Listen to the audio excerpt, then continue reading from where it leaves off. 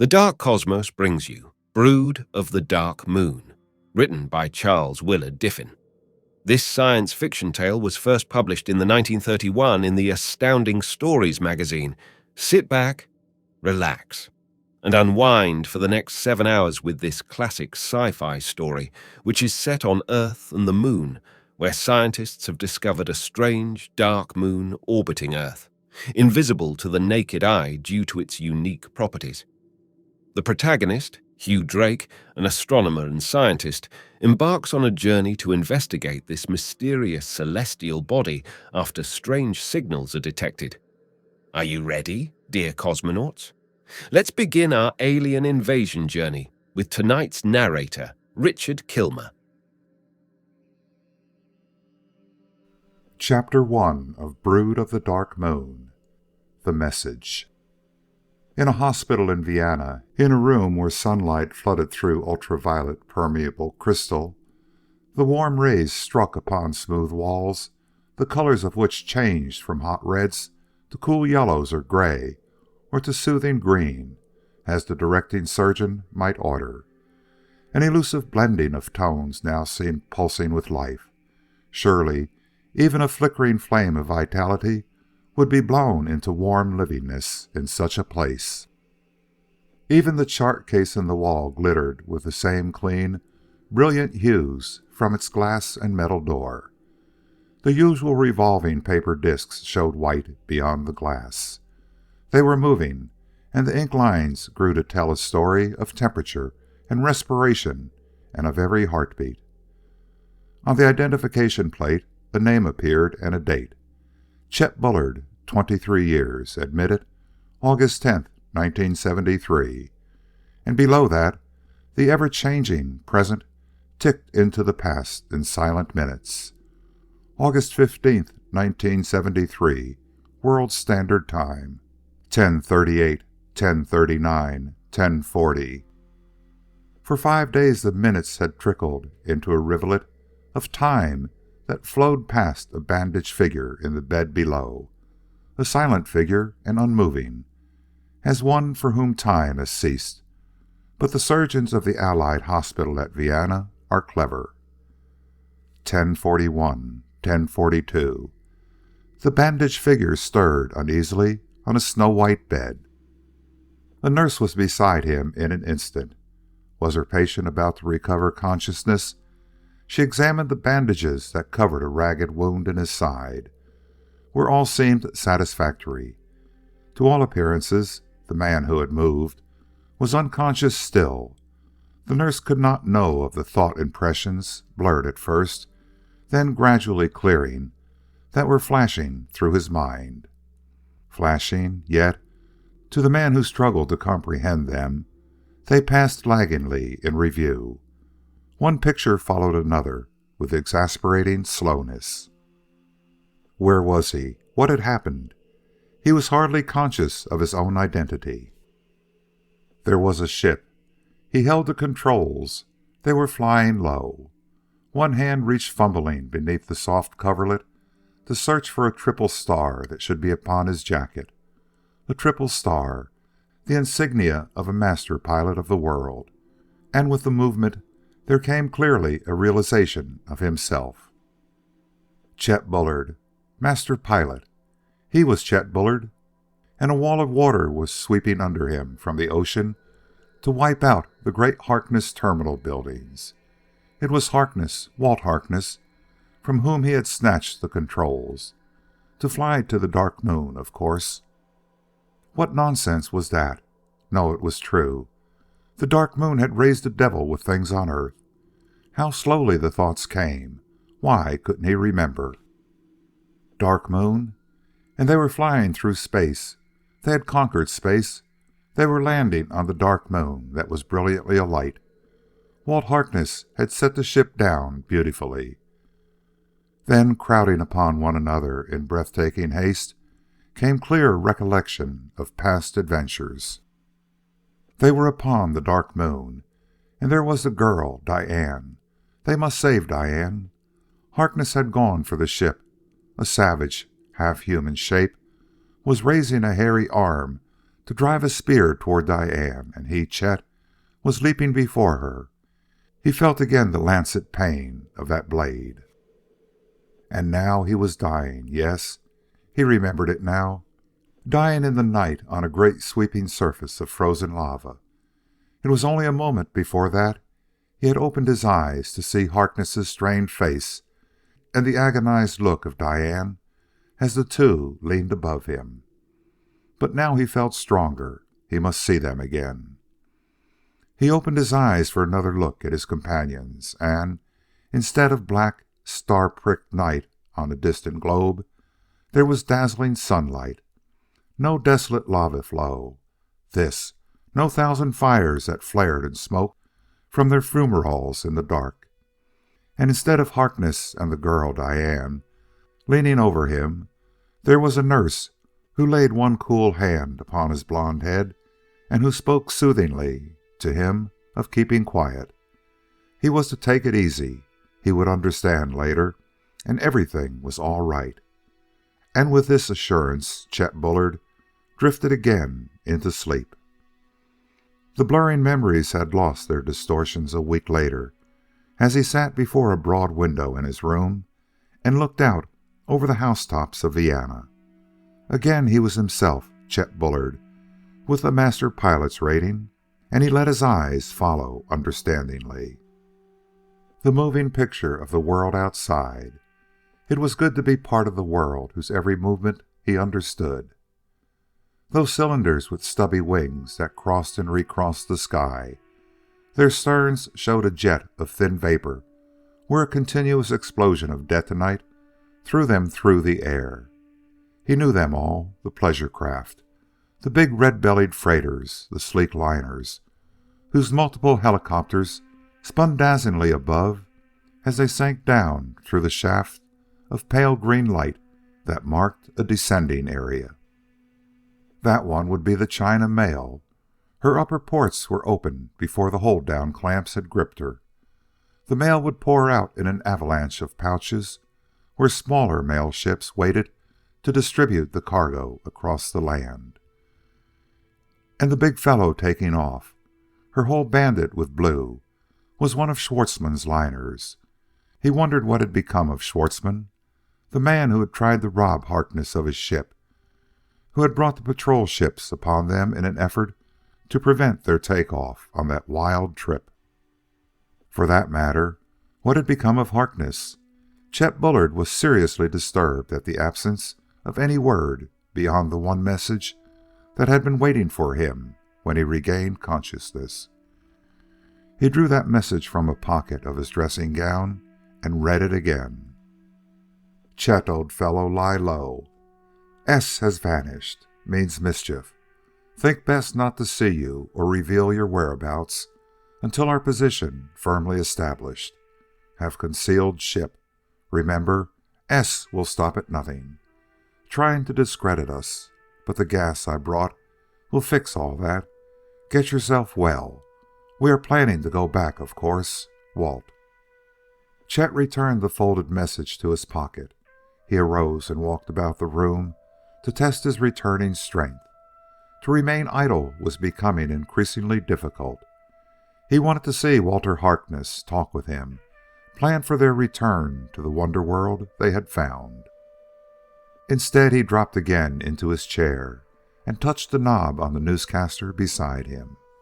A voice, hushed to the requirements of these hospital precincts, spoke softly of market quotations in the far corners of the earth. He turned the dial irritably and set it on World News General. The name of Harkness came from the instrument to focus Chet's attention. Harkness makes broad claims, the voice was saying. Vienna physicists ridicule his pretensions. Walter Harkness, formerly of New York, proprietor of Harkness Terminals, whose great buildings near New York were destroyed in the Dark Moon wave, claimed to have reached and returned from the Dark Moon. Nearly 2 months have passed since the new satellite crashed into the gravitational field of Earth, its coming manifested by earth shocks and a great tidal wave. The globe, as we know, was invisible.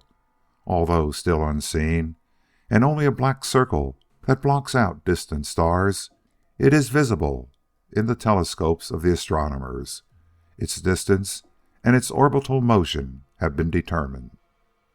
And now this New Yorker claims to have penetrated space, to have landed on the dark moon, and to have returned to Earth. Broad claims indeed, especially so in view of the fact that Harkness refuses to submit his ship for examination by the Stratosphere Control Board. He has filed notice of ownership, thus introducing some novel legal technicalities. But since space travel is still a dream of the future, there will be none to dispute his claims. Of immediate interest is Harkness's claim to have discovered a gas that is fatal to the serpents of space. The monsters that appeared when the dark moon came and that attacked ships above the repelling area are still there. All flying is confined to the lower levels. Fast world routes are disorganized. Whether or not this gas of which Harkness has a sample came from the dark moon or from some laboratory on Earth is of no particular importance. Will it destroy the space serpents? If it does this, our hats are off to Mr. Walter Harkness. Almost will we be inclined to believe the rest of his story, or to laugh with him over one of the greatest hoaxes ever attempted. Chet had been too intent upon the newscast to heed an opening door at his back. "How about it, Chet?" a voice was asking. "Would you call it a hoax or the real thing?" And a girl's voice chimed in with exclamations of delight at sight of the patient so evidently recovering. "Diane!" Chet exulted. "And Walt, you old son of a gun!" He found himself clinging to a girl's soft hand with one of his, while with the other he reached for that of her companion. But Walter Harkness's arm went about his shoulders instead. "I'd like to hammer you plenty," Harkness was saying, "and I don't even dare give you a friendly slam on the back. How's the side where they got you with the spear? And how are you? How soon will you be ready to start back? What about—" Diane Delacour raised her one free hand to stop the flood of questions. "My dear," she protested, "give Chet a chance. He must be dying for information." "I was dying for another reason the last time I saw you," Chet reminded her, "up on the dark moon. But it seems that you got me back here in time for repairs. And now what?" His nurse came into the room with extra chairs. Chet waited till she was gone before he repeated, "Now what? When do we go back?" Harkness did not answer at once. Instead, he crossed to the newscaster in its compact metal case. The voice was still speaking softly. At a touch of a switch, it ceased, and in the silence came the soft rush of sound that meant the telautotype had taken up its work. Beneath the glass, a paper moved, and words came upon it from a hurricane of type bars underneath. The instrument was printing the news story as rapidly as any voice could speak it. Harkness read the words for an instant, then let the paper pass on to wind itself upon a spool. It had still been telling of the gigantic hoax that this eccentric American had attempted, and Harkness repeated the words. "A hoax!" he exclaimed, and his eyes for a moment flashed angrily beneath the dark hair that one hand had disarranged. "I would like to take that facetious bird out about 1,000 miles and let him play around with the serpents we met. But why get excited?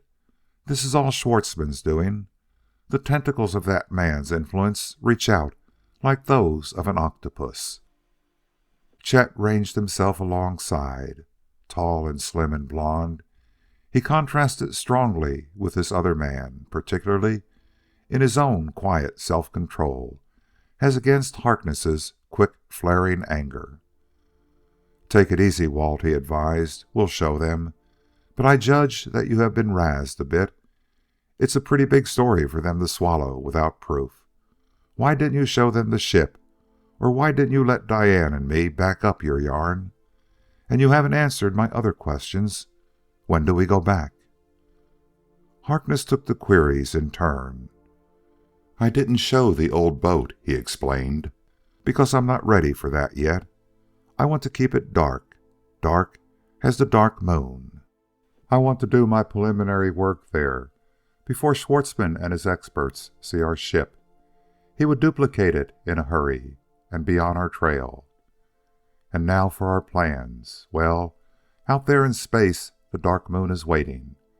Have you realized, Chet, that we own that world? You and Diane and I. Small, only half the size of our old moon, but what a place. And it's ours. Back in history, you remember, an ambitious lad named Alexander sighed for more worlds to conquer. Well, we're going Alexander one better. We found the world. We're the first ever to go out into space and return again. We'll go back there, the three of us. We will take no others along, not yet. We will explore and make our plans for development, and we will keep it to ourselves until we are ready to hold it against any opposition. And now, how soon can you go? Your injury, how soon will you be well enough?" "Right now," Chet told him laconically. "Today, if you say the word. They've got me welded together, so I'll hold, I reckon. But where's the ship? What have you done?" He broke off abruptly to listen. To all three came a muffled, booming roar. The windows beside them shivered with the thud of the distant explosion. They had not ceased their trembling before Harkness had switched on the news broadcast, and it was a minute only until the news-gathering system was on the air. "Explosion at the Institute of Physical Science," it stated. "This is Vienna broadcasting. An explosion has just occurred. We are giving a preliminary announcement only. The laboratories of the Scientific Institute of this city are destroyed. A number of lives have been lost. The cause has not been determined. It is reported that the laboratories were beginning analytical work on the so-called Harkness Dark Moon gas. Confirmation has just been radioed to this station. Dark Moon gas exploded on contact with air. The American Harkness is either a criminal or a madman. He will be apprehended at once. This confirmation comes from Herr Schwartzmann of Vienna, who left the Institute only a few minutes before the explosion occurred." And in the quiet of a hospital room, Walter Harkness drew a long breath and whispered, "Schwartzmann, his hand is everywhere, and that sample was all I had. I must leave at once, go back to America." He was halfway to the door. He was almost carrying Diane Delacour with him when Chet's quiet tones brought him up short. "I've never seen you afraid," said Chet, and his eyes were regarding the other man curiously. "But you seem to have the wind up, as the old flyers used to say, when it comes to Schwartzmann." Harkness looked at the girl he held so tightly, then grinned boyishly at Chet. "I've someone else to be afraid for now," he said. His smile faded and was replaced by a look of deep concern. "I haven't told you about Schwartzmann," he said. "Haven't had time. But he's poisoned, Chet, and he's after our ship." "Where is the ship? Where have you hidden it? Tell me where." Harkness looked about him before he whispered sharply, "Our old shop up north." He seemed to feel that some explanation was due Chet. In this day it seemed absurd to say such things, he added. But this Schwartzmann is a throwback, a conscienceless scoundrel. He would put all three of us out of the way in a minute if he could get the ship. He knows we have been to the Dark Moon, no question about that. He wants the wealth he can imagine is there. We'll all plan to leave. I'll radio you later. We'll go back to the Dark Moon. He broke off abruptly as the door opened to admit the nurse. "You'll hear from me later," he repeated, and hurried Diane Delacour from the room. But he returned in a moment to stand again at the door. The nurse was still in the room. "In case you feel like going for a hop," he told Chet casually, "Diane's leaving her ship here for you. You'll find it up above, private landing stage on the roof." Chet answered promptly, "Fine. That will go good one of these days." All this for the benefit of listening ears. Yet even Chet would have been astonished to know that he would be using that ship within an hour. He was standing at the window, and his mind was filled, not with thoughts of any complications that had developed for his friend Harkness, but only of the adventures that lay ahead of them both. The Dark Moon. They had reached it, indeed, but they had barely scratched the surface of that world of mystery and adventure. He was wild with eagerness to return, to see again that new world, blazing brightly beneath the sun, to see the Valley of Fires, and he had the score to settle with the tribe of ape-men, unless Harkness had finished them off while he himself lay unconscious. Yet there seemed little doubt of that. Walt would have paid the score for all of them. He seemed actually back in that world to which his thoughts went winging across the depths of space. The buzz of a telephone recalled him. It was the hospital office, he found, when he answered. There was a message. Would Mr. Bullard kindly receive it on the telautotype, lever number 4, and dial 15.2. Thanks. And Chet depressed a key and adjusted the instrument that had been printing the newscast. The paper moved on beneath the glass, and the type bars clicked more slowly now. From some distant station that might be anywhere on or above the earth, there was coming a message. The frequency of that sending current was changed at some central office.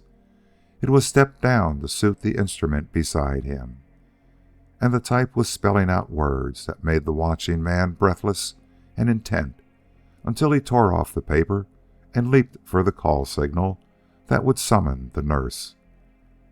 Through her he would get his own clothes, his uniform, the triple star that showed his rating and his authority in every air level of the world. That badge would have got him immediate attention on any landing field. Now on the flat roof, with steady gray eyes and a voice whose very quietness accentuated its imperative commands, Chet had the staff of the hospital hangars as alert as if their alarm had sounded a general ambulance call. Straight into the sky a red beacon made a rigid column of light. A radio sender was crackling a warning and a demand for clear air. From the 40 level, a patrol ship that had caught the signal came corkscrewing down the red shaft to stand by for emergency work. Chet called her commander from the cabin of Diane's ship. A word of thanks, Chet's number, and a dismissal of the craft. Then the white light signaled all clear, and the hold-down levers let go with a soft hiss. The feel of the controls was good to his hands.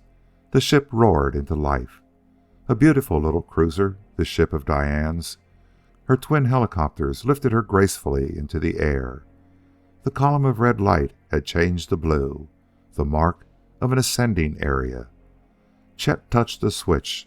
A muffled roar came from the stern, and the blast drove him straight out for a mile. Then he swung and returned. He was nosing up as he touched the blue, straight up. And he held the vertical climb until the altimeter before him registered 60,000. Traffic is northbound only on the 60 level, and Chet set his ship on a course for the frozen wastes of the Arctic. He gave her the gun and nodded in tight-lipped satisfaction at the mounting thunder that answered from the stern. Only then did he read again the message on a torn fragment of telautotype paper. Harkness was the signature, and above, a brief warning and a call. Danger. Must leave at once. You get ship and stand by. I will meet you there. And, for the first time, Chet found time to wonder at this danger that had set the hard-headed, hard-hitting Walt Harkness into a flutter of nerves. What danger could there be in this well-guarded world? A patrol ship passed below him as he asked himself the question. It was symbolic of a world at peace, a world too busy with its own tremendous development to find time for wars or makers of war. What trouble could this man Schwartzmann threaten that a word to the Peace Enforcement Commission would not quell? Where could he go to elude the inescapable patrols? And suddenly, Chet saw the answer to that question, saw plainly where Schwartzmann could go. Those vast reaches of black space. If Schwartzmann had their ship, he could go where they had gone, go out to the dark moon. And Harkness had warned Chet to get their ship and stand by. Had Walt learned of some plan of Schwartzmann's?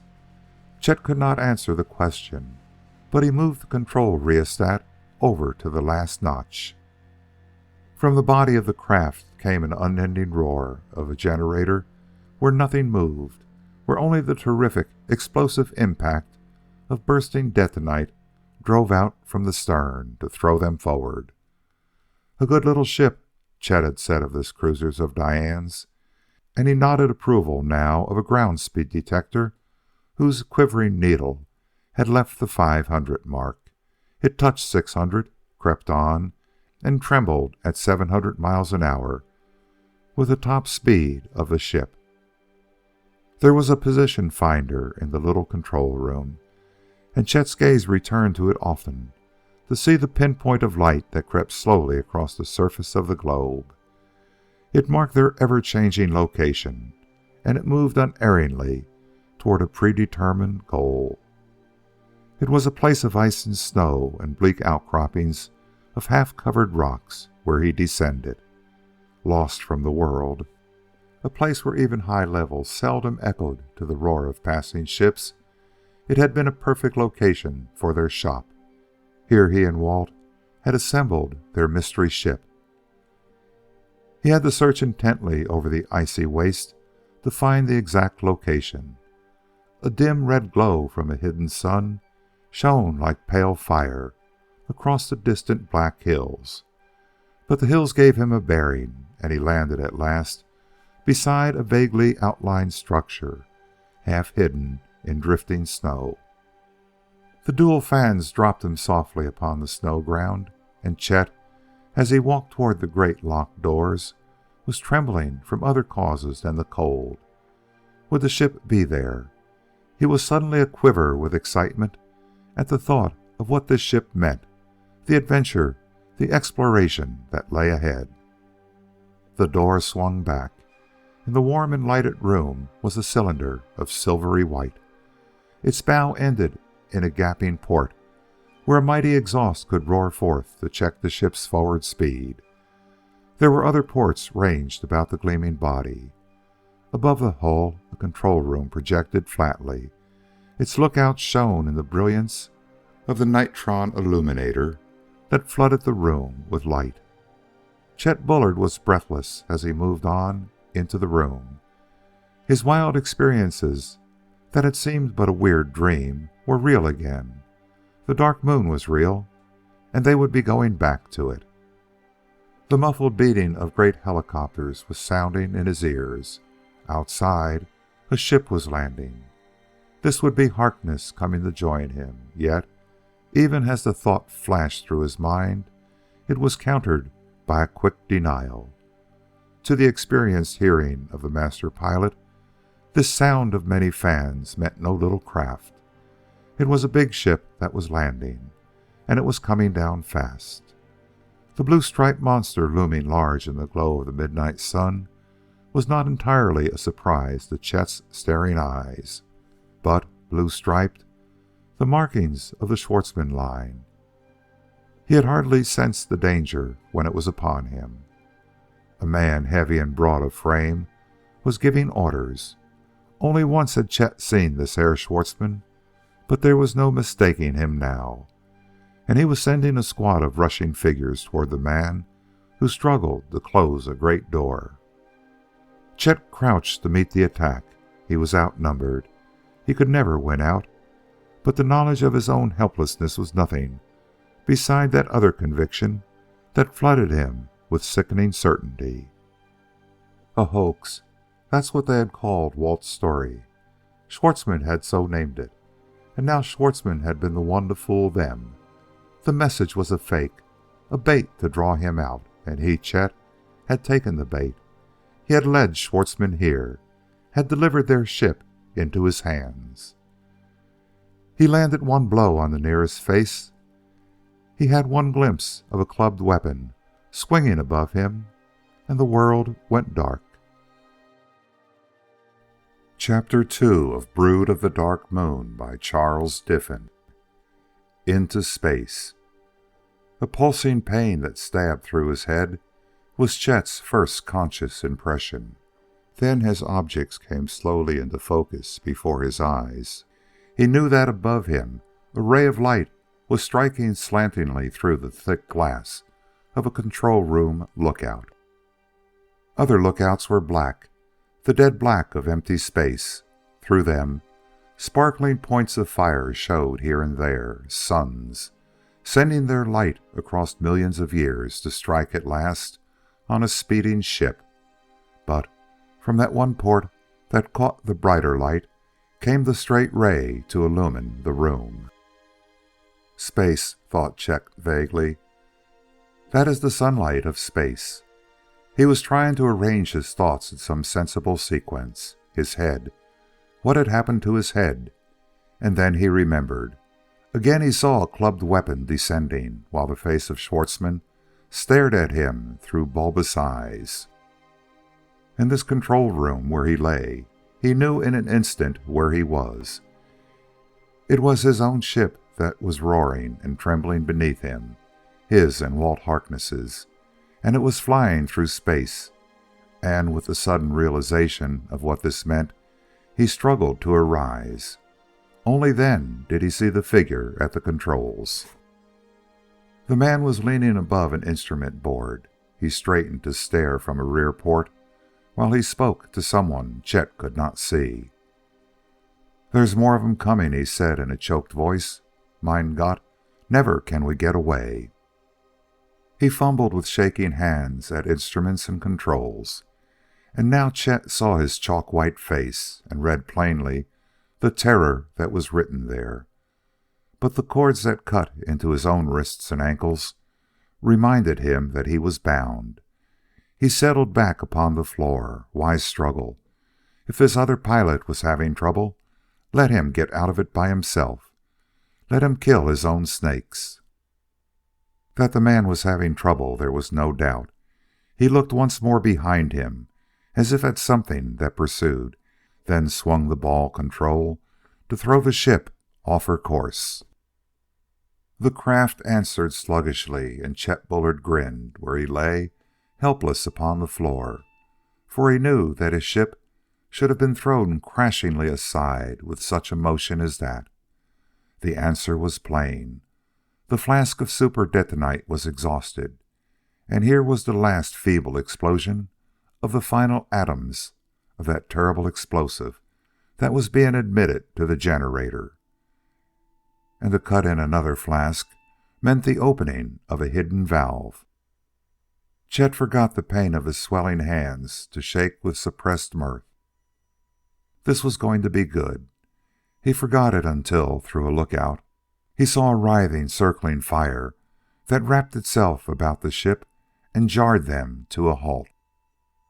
The serpents, those horrors from space that had come with the coming of the Dark Moon.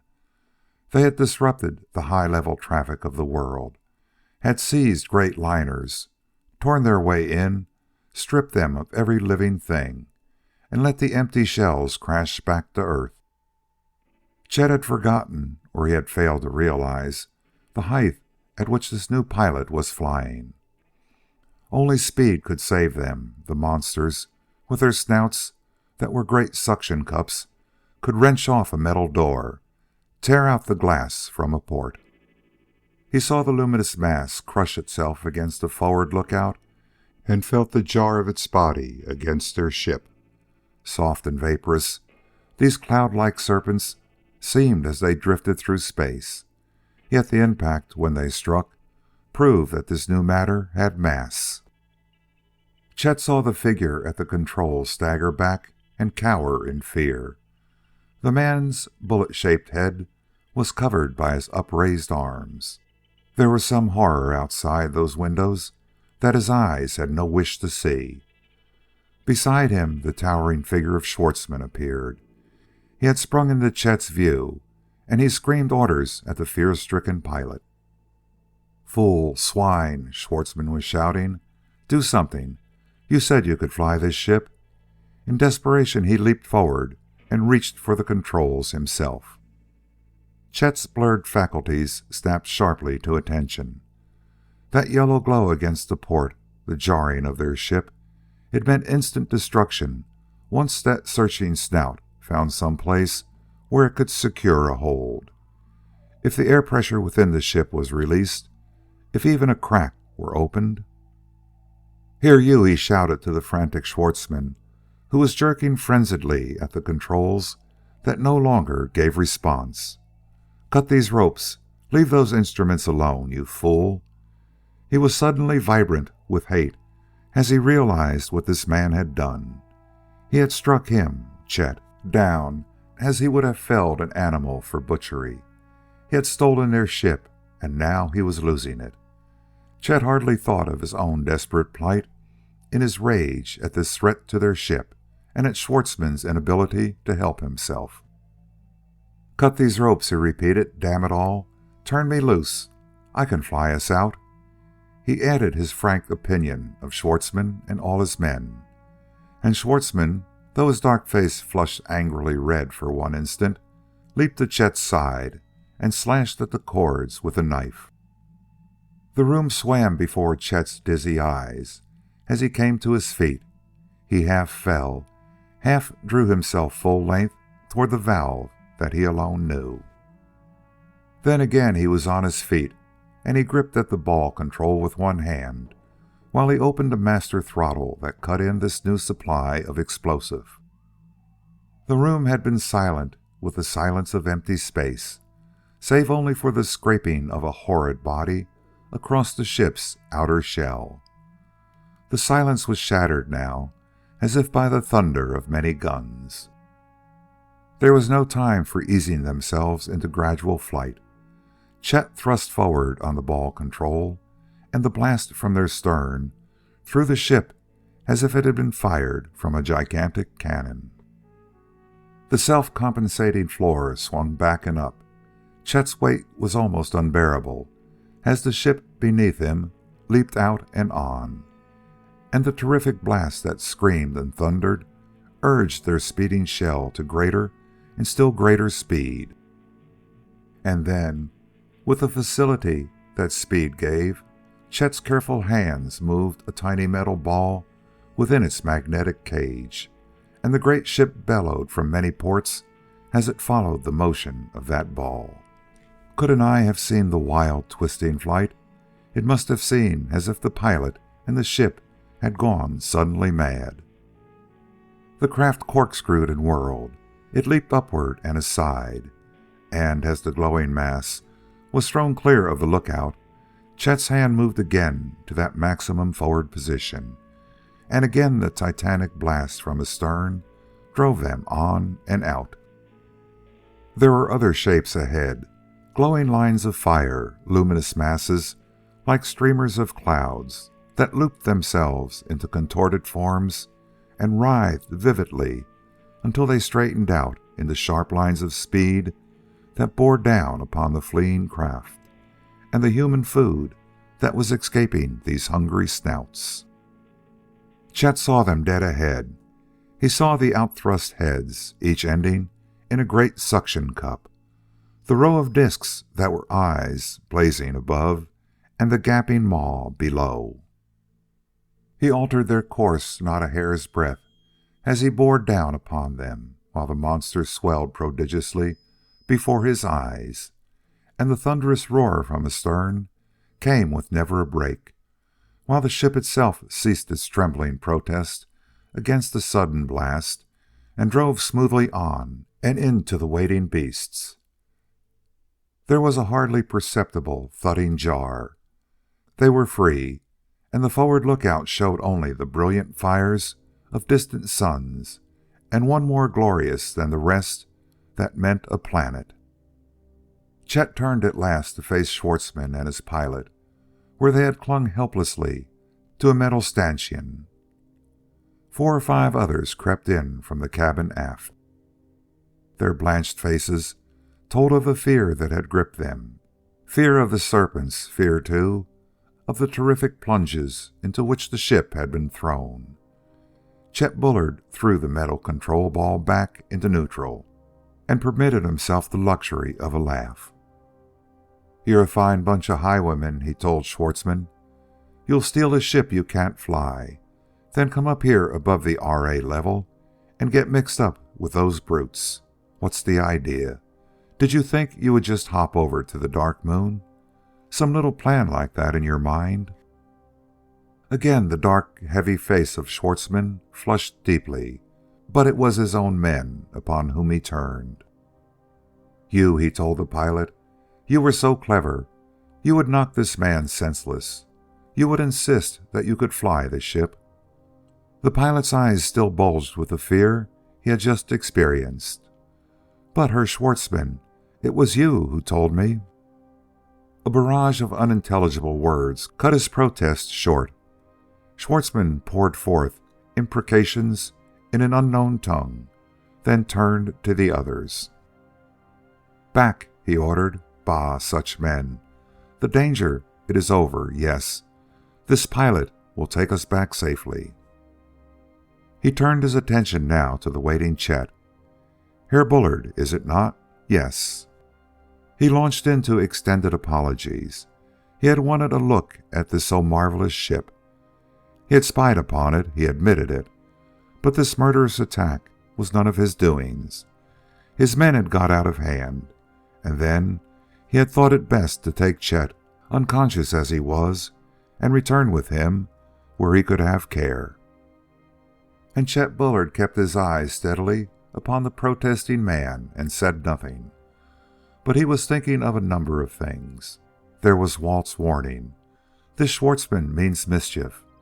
And the fake message that had brought him from the hospital to get the ship from its hiding place. No, it was too much to believe. But Chet's eyes were unchanging, and he nodded shortly in agreement as the other concluded. "You will take us back?" Schwartzmann was asking. "I will repay you well for what inconvenience we have caused. This ship, you will return it safely to the place where it was?" And Chet, after making and discarding a score of plans, knew there was nothing else he could do. He swung the little metal ball into a sharply banked turn. The straight ray of light from an impossibly brilliant sun struck now on the forward lookout. It shone across the shoulder of a great globe to make a white, shining crescent as of a giant moon. It was Earth, and Chet brought the bow sights to bear on that far-off target, while again the thunderous blast was built up to drive them back along the trackless path on which they had come. But he wondered, as he pressed forward on the control, what the real plan of this man, Schwartzmann, might be. Less than half an hour brought them to the repelling area, and Chet felt the upward surge as he approached it. Here, above this magnetic field, where gravitation's pull was nullified, had been the air lanes for fast liners. Empty lanes they were now, for the RA, as the flying fraternity knew it, the heaviside layer of an earlier day, marked the danger line above which the mysterious serpents lay in wait. Only the speed of Chet's ship saved them. More than one of the luminous monsters was in sight as he plunged through the invisible RA and threw on their bow blast strongly to check their fall. Then, as he set a course that would take them to that section of the Arctic waste where the ship had been, he pondered once more upon the subject of his Schwartzmann, of the shifty eyes and the glib tongue, and of his men who had got out of hand and had captured this ship. "Why in thunder are we back here?" Chet asked himself in perplexity. "This big boy means to keep the ship, and whatever his plans may have been before, he will never stop short of the Dark Moon now that he has seen the old boat perform.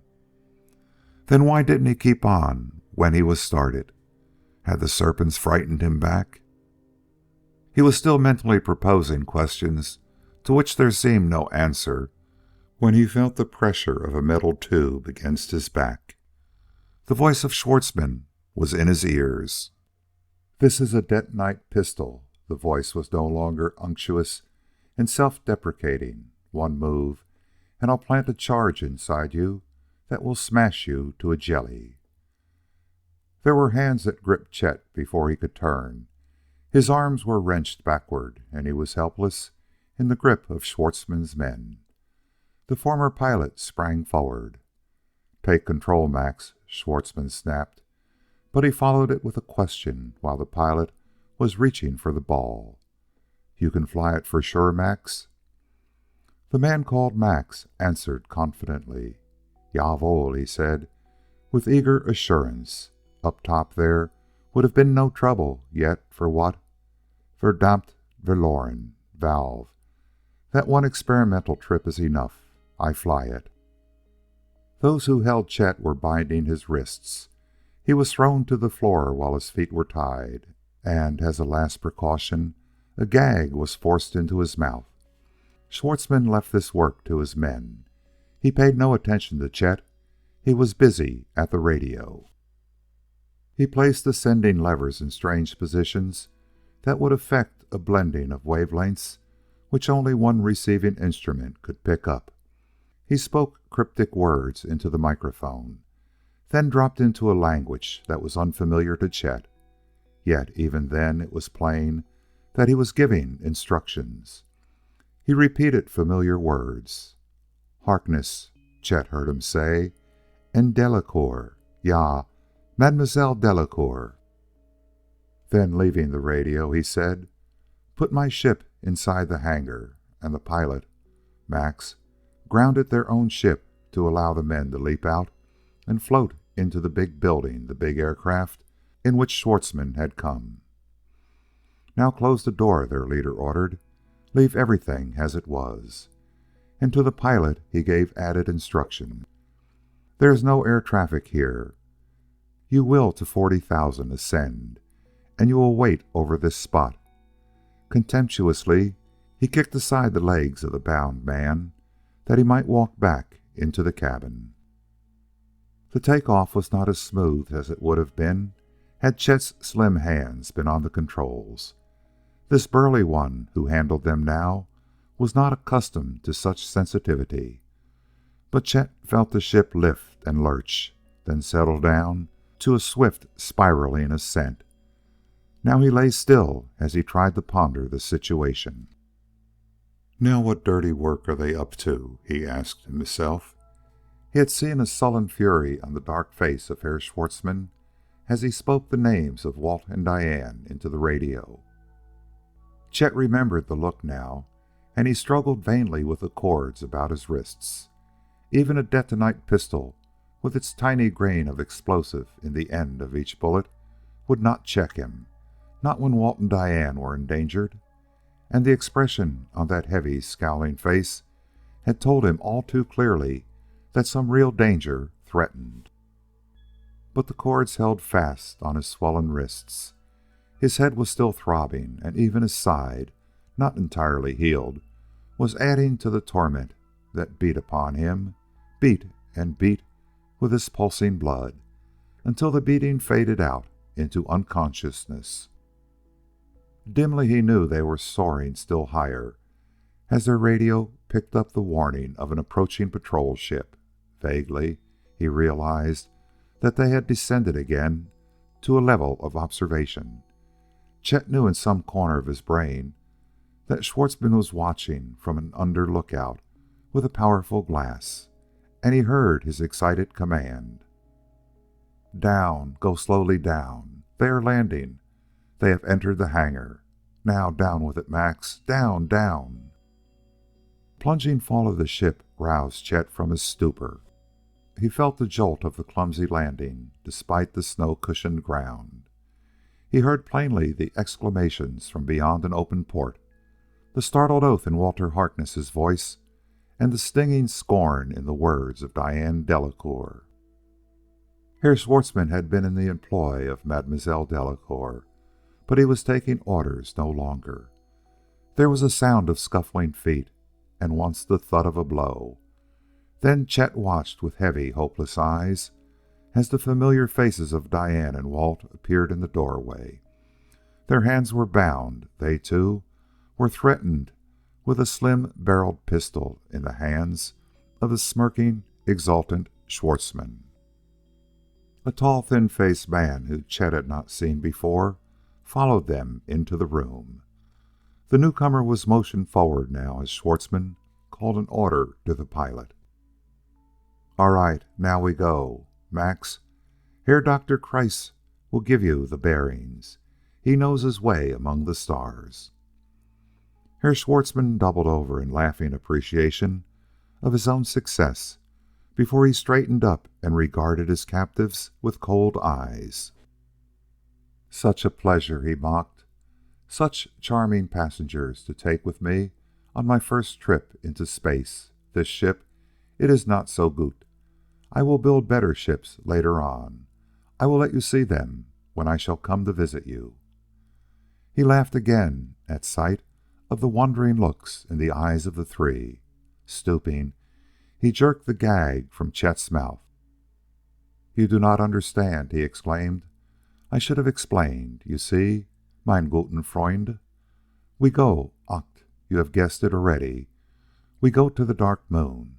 I am pleased to take you with me on the trip out, but coming back, I will have so much to bring, there will be no room for passengers."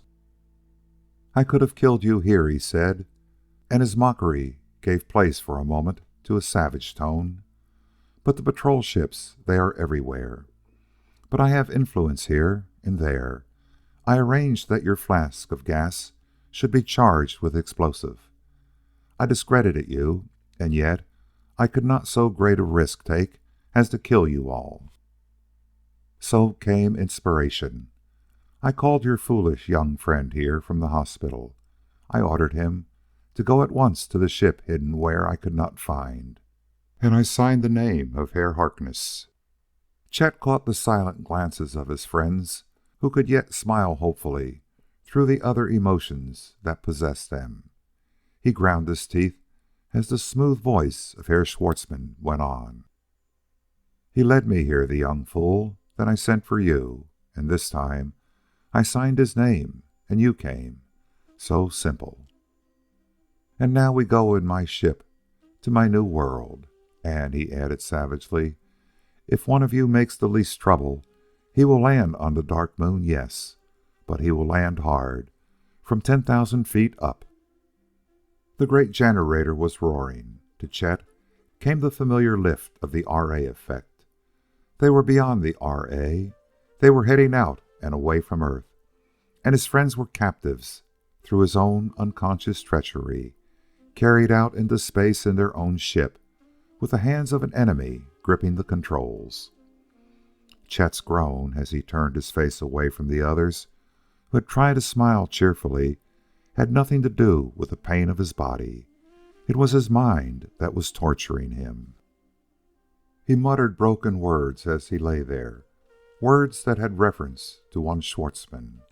"I'll get him, damn him, I'll get him," he was promising himself. Herr Schwartzmann, who was clever, would have proved his cleverness still more by listening. For a master pilot of the world does not get his rating on vain boasts.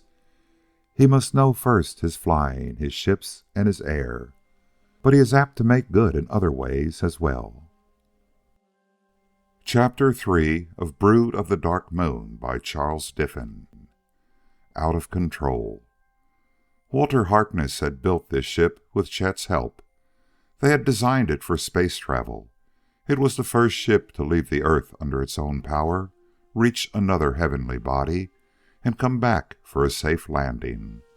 But they had not installed any luxuries for the passengers. In the room where they were confined, there were no self-compensating chairs such as the highliners used, but the acceleration of the speeding ship was constant, and the rear wall became their floor when they sat or paced back and forth. Their bonds had been removed, and one of Harkness's hands was gripping Diane's where they sat side by side. Chet was briskly limbering his cramped muscles. He glanced at the two who sat silent nearby, and he knew what was in their minds, knew that each was thinking of the other, forgetting their own danger, and it was these two who had saved his life on their first adventure out in space. Walt, one man who was never spoiled by his millions, and Diane, straight and true as they make 'em. Some way, somehow, they must be saved. Thus ran his thoughts, but it looked bad for them all. Schwartzmann? No use kidding themselves about that lad. He was one bad hombre. The best they could hope for was to be marooned on the Dark Moon, left there to live or die amid those savage surroundings. And the worst that might happen. But Chet refused to think of what alternatives might occur to the ugly, distorted mind of the man who had them at his mercy. There was no echo of these thoughts when he spoke. The smile that flashed across his lean face brought a brief response from the despondent countenances of his companions. "Well," Chet observed, and ran his hands through a tangle of blonde hair. "I've heard that Schwartzmann's lines give service, and I reckon I heard right. Here we are wanting to go back to the Dark Moon, and..." He paused to point toward a black port light where occasional lights flashed past. "I'll say we're going somewhere at least. All I hope is that Maxie boy doesn't find the Dark Moon at about 10,000 per. He may be a great little skipper on a nice slow 500 maximum freighter, but not on this boat. I don't like his landings." Diane Delacour raised her eyes to smile approvingly upon him. "You're good, Chet," she said. "You are a darn good sport. They knock you down out of control, and you nose right back up for a 40,000-foot zoom. And you try to carry us with you. Well, I guess it's time we got over our gloom. Now, what is going to happen?" "I'll tell you," said Walter Harkness, looking at his watch. "If that fool pilot of Schwartzmann's doesn't cut his stern thrust and build up a bow resistance, we'll overshoot our mark and go tearing on a few 100,000 miles in space." Diane was playing up to Chet's lead. "Bien," she exclaimed. "A few million, perhaps. Then we may see some of those Martians we've been speculating about. I hear they're handsome. My Walter, much better looking than you. Maybe this is all for the best after all." "Say," Harkness protested, "if you two idiots don't know enough to worry as you ought, I don't see any reason why I should do all the heavy worrying for the whole crowd. I guess you've got the right idea at that. Take what comes, when it gets here, or when we get there." Small wonder, thought Chet, that Herr Schwartzmann stared at them in puzzled bewilderment when he flung open the door and took one long stride into the room. Stocky, heavy-muscled, he stood regarding them, a frown of suspicion drawing his face into ugly lines. Plainly, he was disturbed by this laughing good humor where he had expected misery and hopelessness and tears. He moved the muzzle of a detonite pistol back and forth. "You have been drinking," he stated at last. "You were intoxicated, all of you." His eyes darted searching glances about the little room that was too bare to hide any cause for inebriation. It was Mademoiselle Diane who answered him with an emphatic shake of her dark head. An engaging smile tugged at the corners of her lips. "Moi? Non, my dear Herr Schwartzmann," she assured him. "It is joy, just happiness at again approaching our moon, and in such good company, too." "Fortunes of war," Schwartzmann declared Harkness. "We know how to accept them, and we don't hold it against you. We are down now, but your turn will come." The man's reply was a sputtering of rage in words that neither Chet nor Harkness could understand. The latter turned to the girl with a question. "Did you get it, Diane? What did he say?" I think I would not care to translate it literally, said Diane Delacour, twisting her soft mouth into an expression of distaste. But speaking generally, he disagrees with you. Herr Schwartzmann was facing Harkness belligerently. You think you know something. What is it? He demanded. You are under my feet. I kick you as I would meinen Hund, and you can do nothing. He aimed a savage kick into the air to illustrate his meaning, and Harkness's face flushed suddenly scarlet. Whatever retort was on Harkness's tongue was left unspoken. A sharp look from Chet, who brought his fingers swiftly to his lips in a gesture of silence, checked the reply. The action was almost unconscious on Chet's part. It was as unpremeditated as the sudden thought that flashed abruptly into his mind. They were helpless. They were in this brute's power beyond the slightest doubt. Schwartzmann's words, "You know something. What is it?" had fired a swift train of thought. The idea was nebulous as yet, but if they could throw a scare into this man, make him think there was danger ahead. Yes, that was it. Make Schwartzmann think they knew of dangers that he could not avoid. They had been there before. Make this man afraid to kill them. The dreadful alternative that Chet had feared to think of might be averted. All this came in an instantaneous, flashing correlation of his conscious thoughts. "I'll tell you what we mean," he told Schwartzmann. He even leaned forward to shake an impressive finger before the other's startled face. "I'll tell you first of all that it doesn't make a damn bit of difference who is on top, or it won't in a few hours more. We'll all be washed out together. I've landed once on the Dark Moon. I know what will happen. And do you know how fast we are going? Do you know the moon's speed as it approaches? Have you thought what you will look like when that fool pilot rams into it head on? And that isn't all."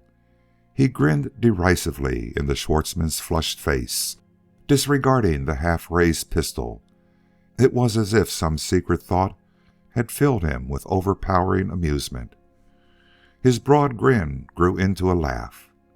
"That isn't all, big boy. What will you do if you do land? What will you do when you open the ports and the—" He cut his words short, and the smile, with all other expression, was carefully erased from his young face. "No, I reckon I won't spoil the surprise. We got through it all right. Maybe you will, too. Maybe." And again it was Diane who played up to Chet's lead without a moment's hesitation. "Chet," she demanded, "aren't you going to warn him? You would not allow him and his men to be—" She stopped in apparent horror of the unsaid words. Chet gave her an approving glance. "We'll see about that when we get there, Diane." He turned abruptly back to Schwartzmann. "I'll forget what a rotten winner you have been. I'll help you out. I'll take the controls if you like. Of course, your man Max may set us down without damage. Then again—" "Take them." Schwartzmann ungraciously made an order of his acceptance. "Take the controls, Herr Bullard. But if you make a single false move—" The menacing pistol completed the threat. But Herr Bullard merely turned to his companion with a level, understanding look. "Come on," he said. "You can both help in working out our location." He stepped before the burly man that Diane might precede them through the door, and he felt the hand of Walt Harkness on his arm in a pressure that told what could not be said aloud. There were pallid-faced men in the cabin through which they passed, men who stared and stared from the window ports into the black immensity of space. Chet, too, stopped to look. There had been no portholes in that inner room where they had been confined. He knew what to expect. He knew how awe-inspiring would be the sight of strange, luminous bodies, great islands of light, masses of animalculae that glowed suddenly, then melted again into black velvet. A whirl of violet grew almost golden in sudden motion. Chet knew it for an invisible monster of space, glowing luminous as it threw itself upon a subtle mass of shimmering light. It faded like a flickering flame and went dark as its motion ceased. Life, life, everywhere in this ocean of space, and on every hand was death. Not surprising, Chet realized, that these other Earthmen are awed and trembling. The sun was above them. Its light struck squarely down through the upper ports. This was polarized light. There was nothing outside to reflect or refract it, and coming as a straight beam from above, it made a brilliant circle upon the floor, from which it was diffused throughout the room. It was as if the floor itself was the illuminating agent. No eye could bear to look into the glare from above, nor was there need, for the other ports drew the eyes with their black depths of unplumbed space. Black, so velvet as to seem almost tangible. Could one have reached out a hand, that blackness, it seemed, must be a curtain that the hand could draw aside. Where unflickering points of light pricked through the dark to give promise of some radiant glory beyond.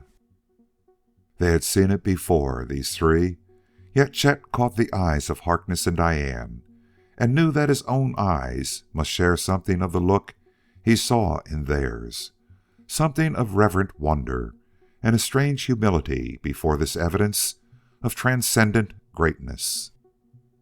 Their own immediate problem seemed gone. The tyranny of this glowering human and his men, the effort of the whole world and its struggling millions, how absurdly unimportant it all was, how it faded to insignificance. And yet Chet came from the reverie that held him. There was one man by whom this beauty was unseen. Herr Schwartzmann was angrily ordering them on, and surprisingly, Chet laughed aloud. This problem, he realized, was his problem, his to solve with the help of the other two, and it was not insignificant. He knew with some sudden wordless knowledge that there was nothing in all the great scheme but that it had its importance. This vastness that was beyond the power of human mind to grasp ceased to be formidable. He was part of it. He felt buoyed up, and he led the way confidently toward the control room door where Schwartzmann stood. The scientist, who Schwartzmann had called Herr Dr. Kreiss, was beside the pilot. He was leaning forward to search the stars in the blackness ahead, but the pilot turned often to stare through the rear lookouts, as if drawn in fearful fascination by what was there. Chet took the controls at Schwartzmann's orders. The pilot saluted with a trembling hand and vanished into the cabin at the rear. "Ready for flying orders, Doctor," the new pilot told Herr Kreiss. "I'll put her where you say, within reason." Behind him he heard the choked voice of Mademoiselle Diane. "Regarde, ah mon Dieu, the beauty of it, this loveliness, it hurts." One hand was pressed to her throat. Her face was turned as the pilot's had been, that she might stare and stare at the quite impossible moon, a great half disk of light in the velvet dark. "This loveliness, it hurts." Chet looked, too, and knew what Diane was feeling. There was a catch of emotion in his own throat, a feeling that was almost fear. A giant half moon, and he knew it was the earth.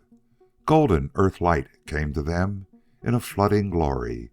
The blazing sun struck on it from above to bring out half the globe in brilliant gold that melted to softest, iridescent rainbow tints about its edge.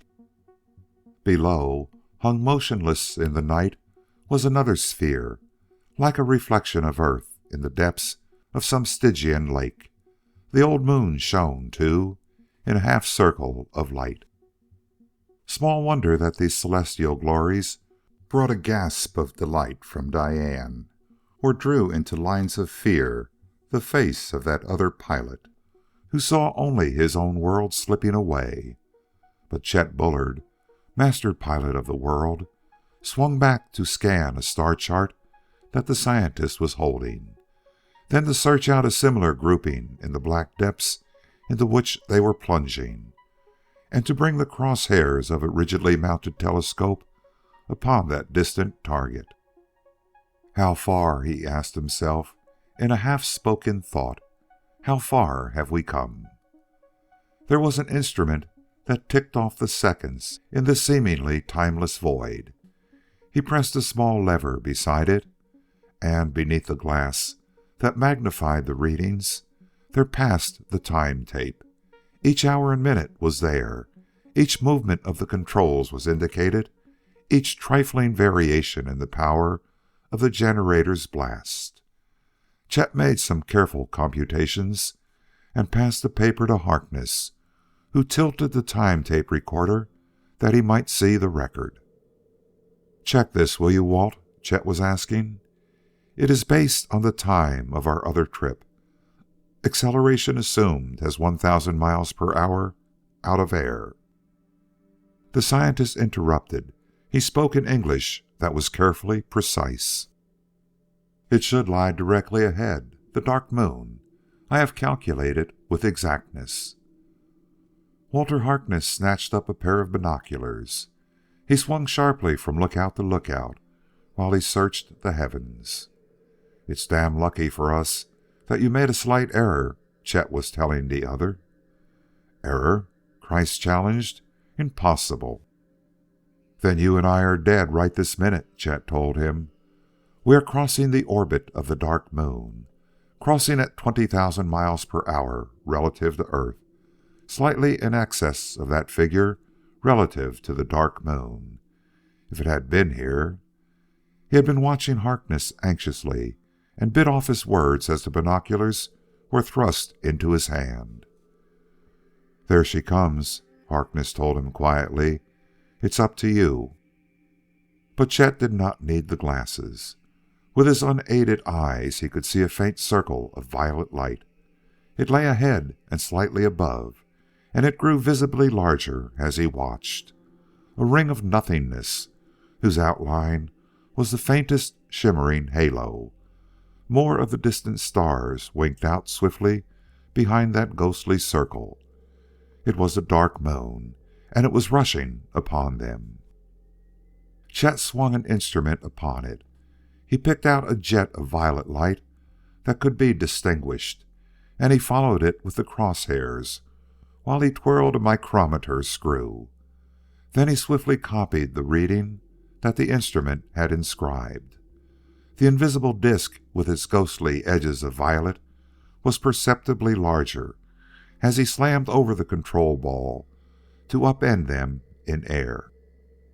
Under the control room's nitrogen illuminator, the cheeks of Herr Dr. Kreiss were pale and bloodless, as if his heart had ceased to function. Harkness had moved quietly back to the side of Diane Delacoeur and was holding her two hands firmly in his. The very air seemed charged with the quick tenseness of emotions. Schwartzmann must have sensed it even before he saw the onrushing death. Then he leaped to a lookout, and an instant later sprang at Chet, calmly fingering the control. "Fool!" he screamed. "You would kill us all. Turn away from it, away from it." He threw himself in a frenzy upon the pilot. The detonite pistol was still in his hand. "Quick!" he shouted. "Turn us!" Harkness moved swiftly, but the scientist, Kreiss, was nearer. It was he who smashed the gun hand down with a quick blow and snatched at the weapon. Schwartzmann was beside himself with rage. "You too?" he demanded. "Give it to me, traitor!" But the tall man stood uncompromisingly erect. "Never," he said, "have I seen a ship large enough to hold two commanding pilots. I take your orders in all things, Herr Schwartzmann, all but this. If we die, we die." Schwartzmann sputtered. "We should have turned away. Even yet we might. It will..." "Perhaps," agreed Kreiss, still in that precise classroom voice. Perhaps it will. But this I know. With an acceleration of 1,000 miles per hour, as this young man with the badge of a master pilot says, we cannot hope in the time remaining to overcome our present velocity. We can never check our speed and build up a relatively opposite motion before that globe would overwhelm us.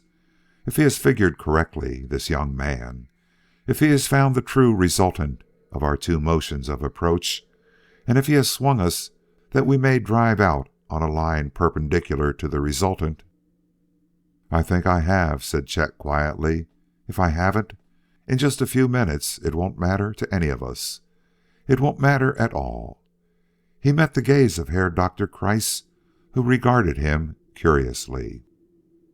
If we escape, the scientist told him, you will understand that I am under Herr Schwartzmann's command. I will be compelled to shoot you if he so orders.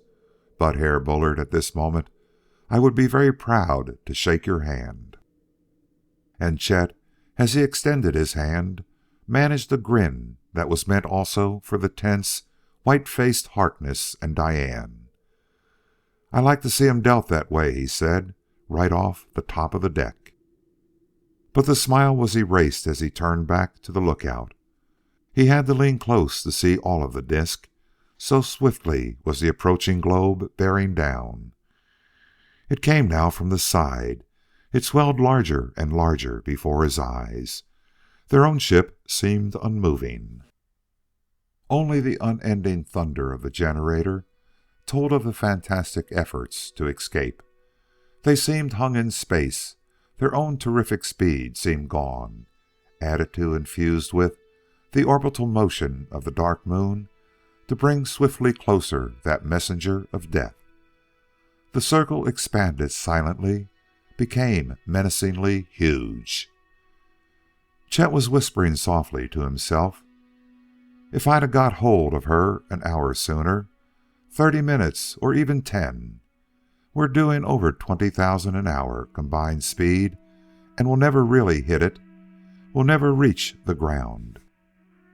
He turned this over in his mind, and he nodded gravely in confirmation of his own conclusion. It seemed somehow of tremendous importance that he get this clearly thought out, this experience that was close ahead. Skin friction, he added. It will burn us up. He had a sudden vision of a flaming star blazing a hot trail through the atmosphere of this globe.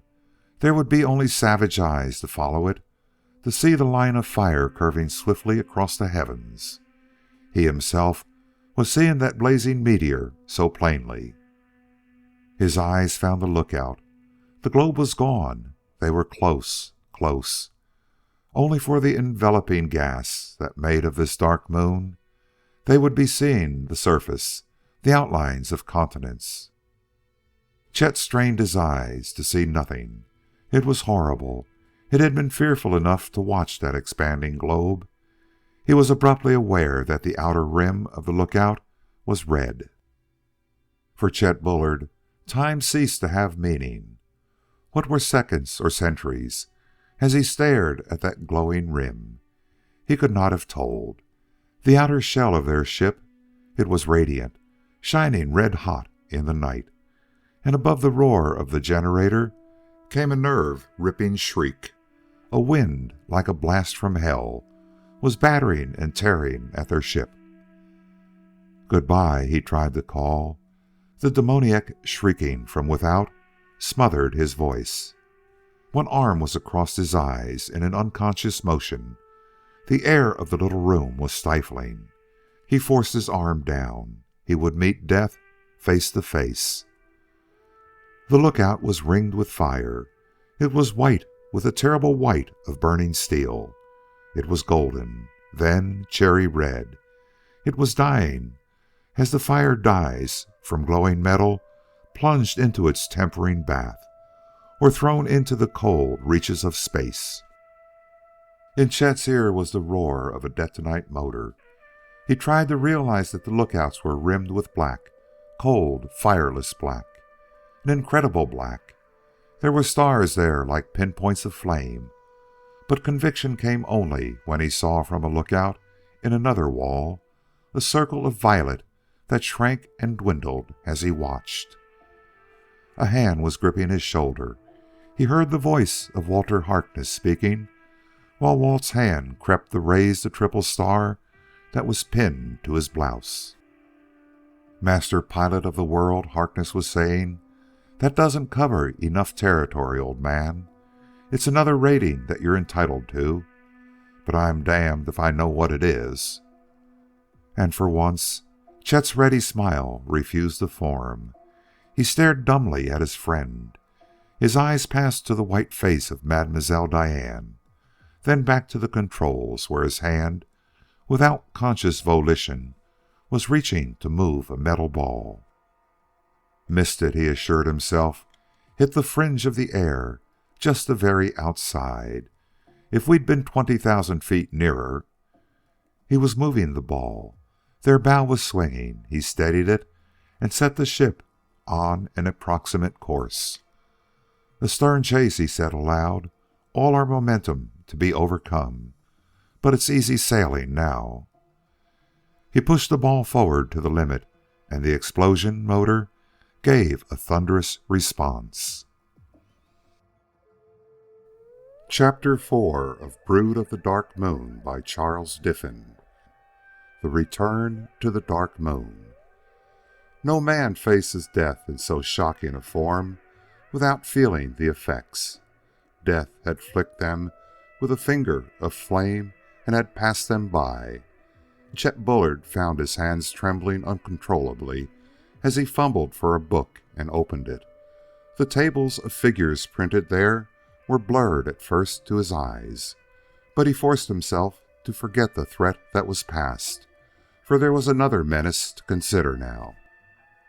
And uppermost in his mind, when his thoughts came back into some approximate order, was condemnation of himself for an opportunity that was gone.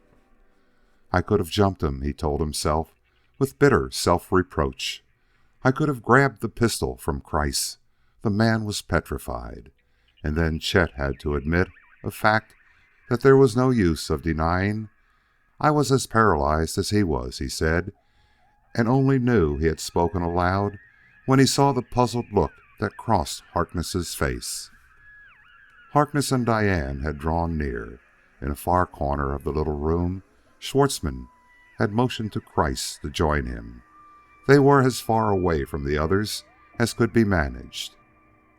Schwartzmann, Chet judged, needed some scientific explanation of these disturbing events. Also, he needed to take the detonite pistol from Kreiss's hand and jam it into his own hand.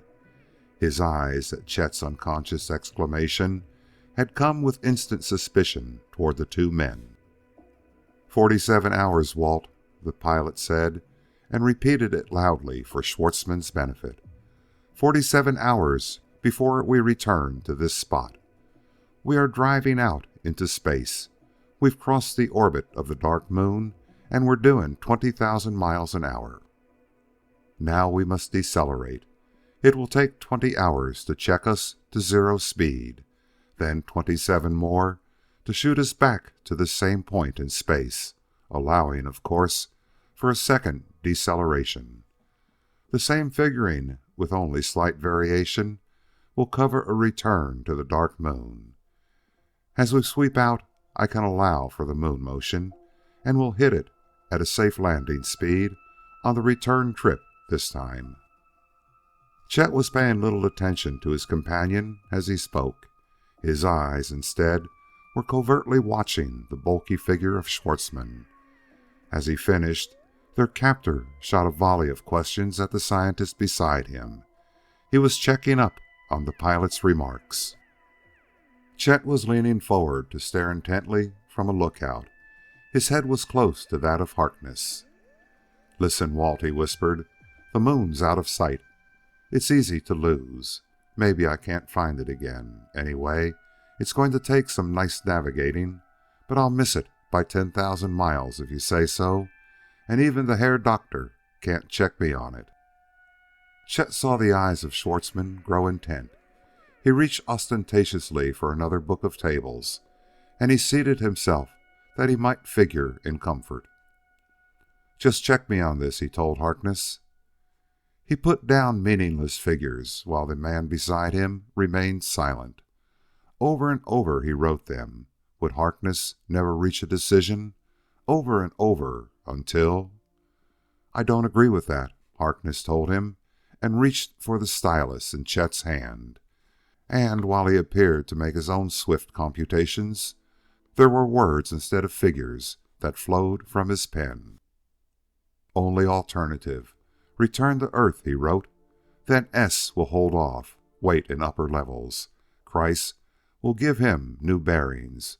We'll shoot out again and do it better next time. Kreiss is nobody's fool. S means to maroon us on Moon. Kill us, perhaps. He'll get us there, sure. We might as well go now." Chet had seen a movement across the room. "Let's start all over again," he broke in abruptly. He covered the writing with a clean sheet of paper, where he set down more figures. He was well under way when Schwartzmann's quick strides brought him towering above them. Again the detonite pistol was in evidence. Its small black muzzle moved steadily from Harkness to Chet. "For your life, such as is left of it, you may thank Herr Dr. Kreiss," he told Chet. "I thought at first you would have attempted to kill us." His smile, as he regarded them, seemed to Chet to be entirely evil. "You were near death twice, my dear Herr Bullard, and the danger is not entirely removed. 47 hours, you have said.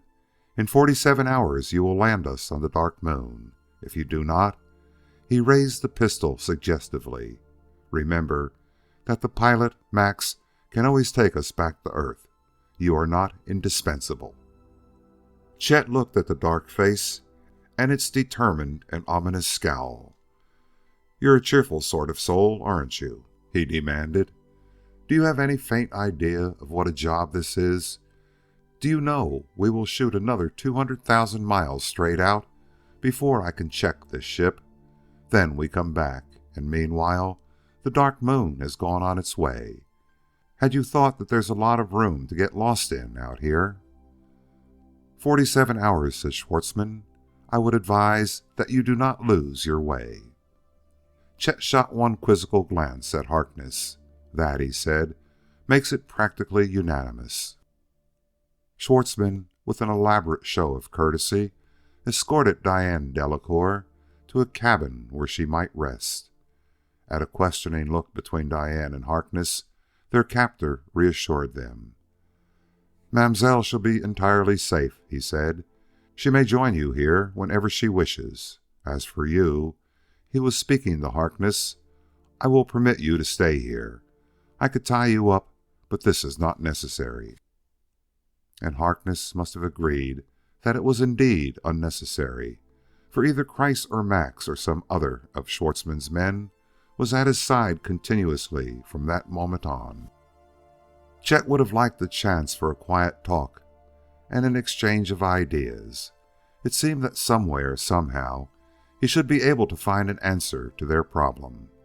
He stared moodily out into the blackness ahead, where a distant star was seemingly their goal. Harkness stood at his side or paced back and forth in the little room until he threw himself at last upon a cot. And always the great stern blast roared, muffled by the insulated walls. Its unceasing thunder came at last to be unheard. To the pilot, there was neither sound nor motion. His directional sights were unswervingly upon that distant star ahead. Seemingly, they were suspended, helpless and inert, in a black void, but for the occasional glowing masses of strange living substance that flashed past in this ocean of space. He must almost have believed that they were motionless, a dead ship in a dead black night. But the luminous things flashed and were gone, and their coming, strangely, was from astern. They flicked past and vanished up ahead, and by this Chet knew that their tremendous momentum was unchecked. Though he was using the great stern blast to slow the ship, It was driving the stern first into outer space. Nor, for 20 hours, was there a change, more than a slackening of the breathless speed with which the lights went past. 20 hours, and then Chet knew that they were in all truth hung motionless. And he prayed that his figures that told him this was correct. More timeless minutes, an agony of waiting. A dimly glowing mass that was ahead approached their bow, swung off, and vanished far astern. And with its going, Chet knew that the return trip was begun. He gave Harkness the celestial bearing marks and relinquished the helm. "Full speed ahead as you are," he ordered. "Then at 1940 on WS time, we'll cut it and ease on bow repulsion to the limit." And despite the strangeness of their surroundings, the ceaseless murmuring roar of the exhaust, the weird world outside where endless space was waiting for man's exploration, despite the deadly menace that threatened, Chet dropped his head upon his outflung arms and slept. To his sleep-drugged brain, it was scarcely a moment until a hand was dragging at his shoulder. 47 hours, the voice of Schwartzmann was saying. And "Some navigating!" Harkness was exclaiming in flattering amazement. "Wake up, Chet, wake up. The Dark Moon's in sight. You've hit it on the nose, old man. She isn't 3 points off the sights." The bow blast was roaring full on. Ahead of them, Chet's sleepy eyes found a circle of violet, and he rubbed his eyes savagely that he might take his bearings on sun and earth. As it had been before, the earth was a giant half-moon. Like a mirror sphere, it shot to them across the vast distance the reflected glory of the sun. But the globe ahead was a ghostly world. Its black disk was lost in the utter blackness of space. It was a circle, marked only by the absence of star points and by the halo of violet glow that edged it about. Chet cut down the repelling blast. He let the circle enlarge, then swung the ship end for end in mid-space that the more powerful stern exhaust might be ready to counteract the gravitational pull of the new world. Again those impalpable clouds surrounded them. Here was the enveloping gas that made this a dark moon, the gas, if Harkness's theory was correct, that let the sun's rays pass unaltered, that took the light through freely to illumine this globe, but that barred its return passage as reflected light. Black, dead black, was the void into which they were plunging, until the darkness gave way before a gentle glow that enfolded their ship. The golden light enveloped them in growing splendor. Through every lookout it was flooding the cabin with brilliant rays until from below them, directly astern of the ship, where the thundering blasts checked their speed of descent, emerged a world. And to Chet Bullard, softly fingering the controls of the first ship of space, to Chet Bullard, whose uncanny skill had brought the tiny speck that was their ship safely back from the dark recesses of the unknown, there came a thrill that transcended any joy of the first exploration. Here was water in great seas of unreal hue, and those seas were his, vast continents, ripe for adventure and heavy with treasure, and they too were his own world, his and Diane's and Walt's. Who was this man, Schwartzmann, that dared dream of violating their possessions? A slender tube pressed firmly, uncompromisingly into his back to give the answer to his question. "Almost, I wish you had missed it," Herr Schwartzmann was saying. "But now you will land. You will set us down in some place that you know. No tricks, Herr Bullard. You are clever, but not clever enough for that. We will land, yes, where you know it is safe." From the lookout, the man stared for a moment with greedy eyes, then brought his gaze back to the three. His men, besides Harkness and Diane, were alert. The scientist, Kreiss, stood close to Chet. A nice little world, Schwartzman told them. Herr Harkness, you have filed claims on it. Who am I to dispute with the great Herr Harkness? Without question, it is yours. He laughed loudly while his eyes narrowed between creasing wrinkles of flesh. You shall enjoy it, he told them, all your life. And Chet, as he caught the gaze of Harkness and Diane, wondered how long this enjoyment would last. All your life. But this was rather indefinite as a measure of time. Chapter 5 of Brood of the Dark Moon by Charles Diffin. A desperate act. The ship that Chet Bullard and Harkness had designed had none of the instruments for space navigation that the ensuing years were to bring. Chet's accuracy was more the result of that flyer's sixth sense, that same uncanny power that served aviators so well in an earlier day. But Chet was glad to see his instruments registering once more as he approached a new world. Even the sonoflector was recording. Its invisible rays were darting downward to be reflected back again from the surface below.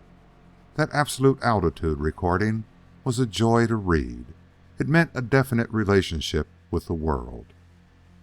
I'll hold her at 50,000, he told Harkness. Watch for some outline that you can remember from last time. There was an irregular area of continental size. Only when they had crossed it did Harkness point toward an outflung projection of land. That peninsula, he exclaimed. We saw that before. Swing south and inland. Now down 40, and east of south. This ought to be the spot. Perhaps Harkness, too, had the flyer's indefinable power of orientation. He guided Chet in the downward flight, and his pointing finger aimed at last at a cluster of shadows where a setting sun brought mountain ranges into strong relief. Chet held the ship steady, hung high in the air, while the quick spreading mantle of night swept across the world below. And at last, when the little world was deep buried in shadow, they saw the red glow of fires from a hidden valley in the south. Fire Valley, said Chet. Don't say anything about me being a navigator. Walt, you've brought us home, sure enough. Home? He could not overcome the strange excitement of a homecoming to their own world. Even the man who stood pistol in hand behind him was for the moment forgotten. Valley of 1,000 fires, scene of his former adventures. Each fumarole was adding its smoky red to the fiery glow that illumined the place. There were ragged mountains hemming it in. Chet's gaze passed on to the valley's end. Down there, where the fires ceased, there would be water. He would land there. And the ship from Earth slipped down in a long slanting line to cushion against its under exhausts, whose soft thunder echoed back from a bare expanse of frozen lava. Then its roaring faded. The silvery shape sank softly to its rocky bed as Chet cut the motor that had sung its song of power since the moment when Schwartzman had carried him off, taken him from that frozen, forgotten corner of an incredibly distant Earth. Is there air? Schwartzman demanded. Chet came to himself again with a start. He saw the man peering from that lookout to the right and to the left as if he would see all that there was in the last light of day. Strange, he was grumbling to himself. A strange place. But those hills, I saw their markings. There will be metals there. I will explore. Later, I return. I will mine them. Many ships I must build to establish a line. The first transportation line of space. Me, Jacob Schwartzman. I will do it. I will have more than anyone else on Earth. I will make them all come to me, crawling on their bellies. Chet saw the hard shine of the narrowed eyes. For an instant only, he dared to consider the chance of leaping upon the big, gloating figure. One blow and a quick snatch for the pistol. Then he knew the folly of such a plan. Schwartzman's men were armed, and he would be downed in another second, his body a shattered, jellied mass. Schwartzmann's thoughts had come back to the matter of air. He motioned Chet and Harkness toward the port. Diane Delacour had joined them, and she thrust herself quickly between the two men. And though Schwartzmann made a movement as if he would snatch her back, he thought better of it and motioned for the portal to be swung. Chet felt him close behind as he followed the others out into the gathering dark. The air was heavy with the fragrance of night-blooming trees. They were close to the edge of the lava flow. The rock was black in the light of a starry sky. It dropped away abruptly to a lower glade. A stream made silvery sparklings in the night, while beyond it were waving shadows of strange trees whose trunks were ghostly white. It was all so familiar. Chet smiled understandingly as he saw Walt Harkness's arm go about the trim figure of Diane Delacour. No mannish attire could disguise Diane's charms, nor could nerve and cold courage that any man might envy detract from her femininity. Her dark curling hair was blowing back from her upraised face as the scented breezes played about her, and the soft beauty of that face was enhanced by the very starlight that revealed it. It was here that Walt and Diane had learned to love. What wonder that the fragrant night brought only remembrance and forgetfulness of their present plight. But Chet Bullard, while he saw them and smiled in sympathy, knew suddenly that other eyes were watching, too. He felt the bulky figure of Herr Schwartzmann beside him grow tense and rigid. But Schwartzmann's voice, when he spoke, was controlled.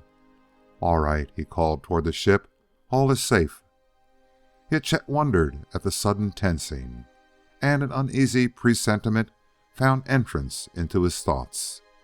He must keep an eye on Schwartzmann even more than he had supposed. Their captor had threatened to maroon them on the Dark Moon. Chet did not question his intent. Schwartzmann would have nothing to gain by killing them now.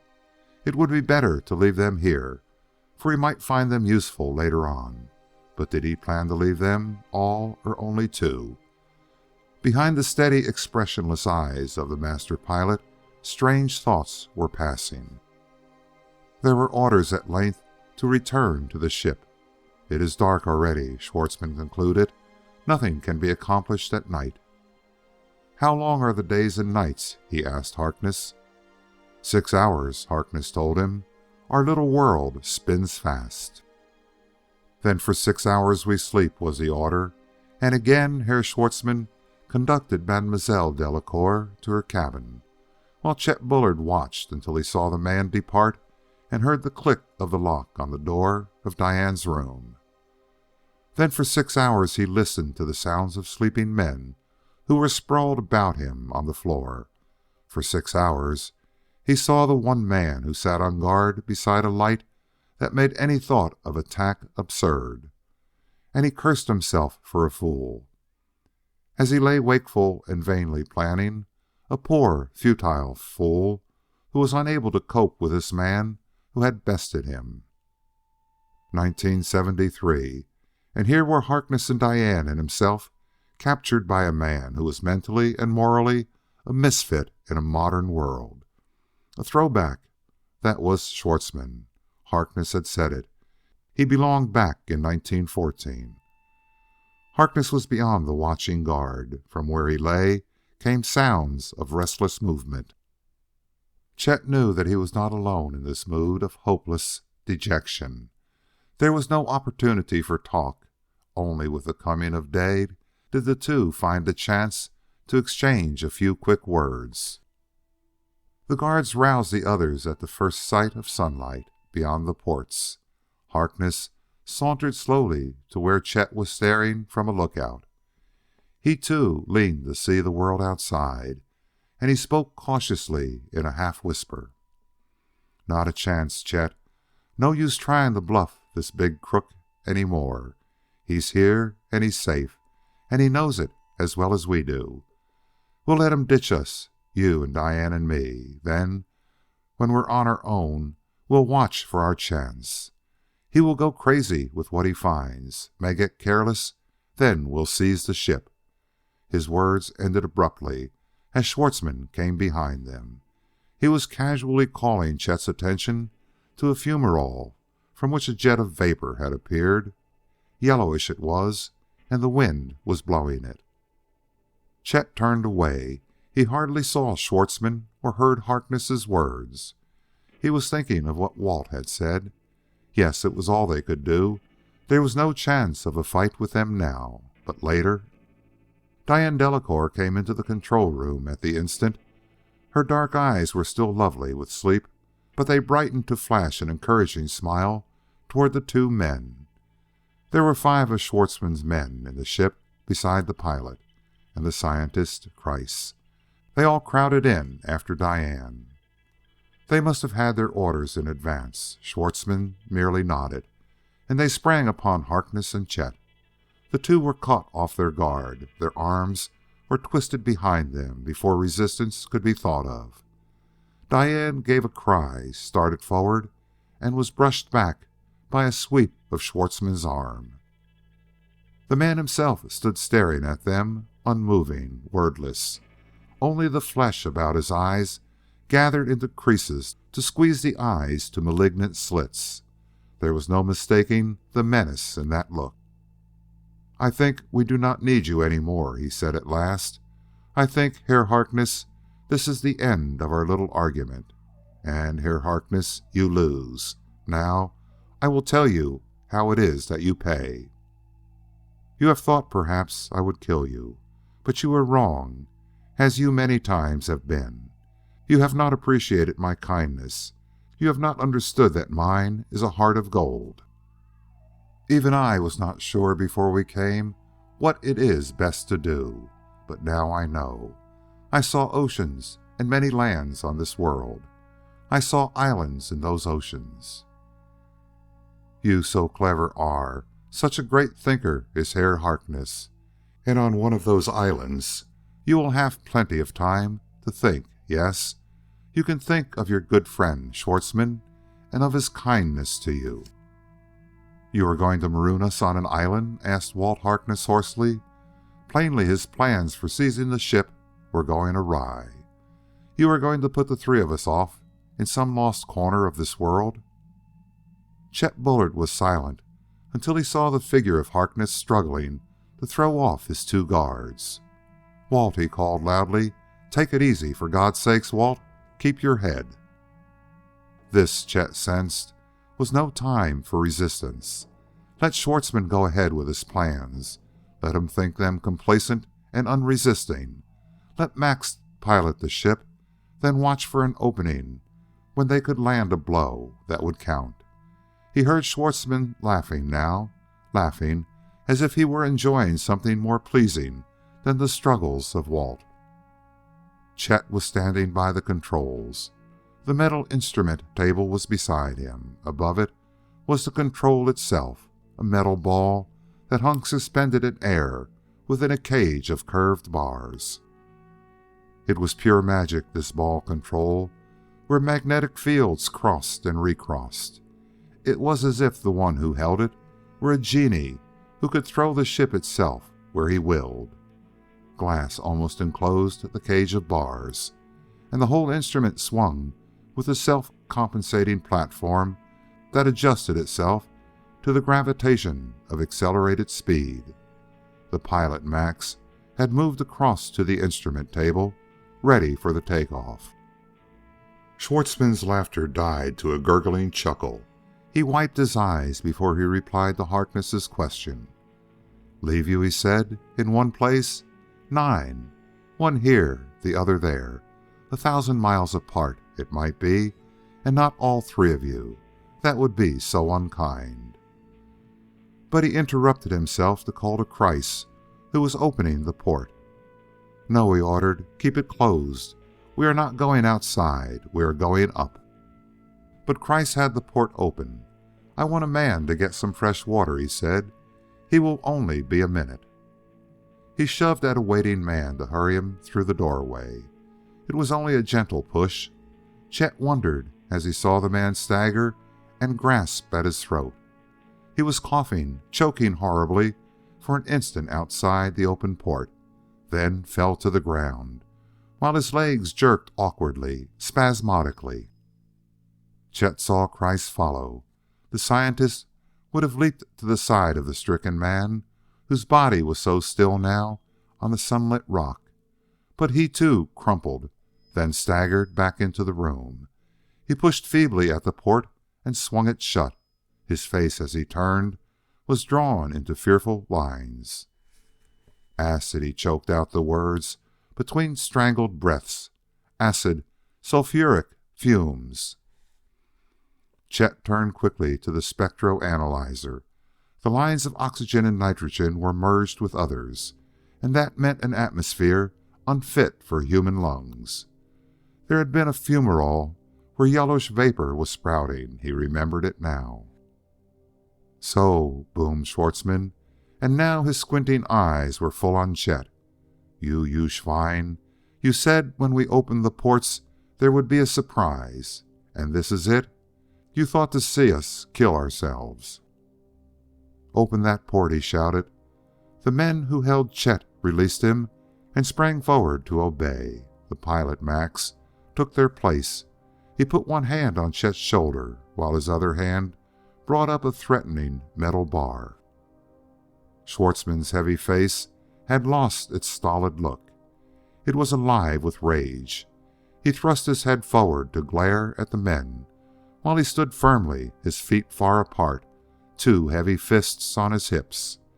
He whirled abruptly and caught Diane by one arm.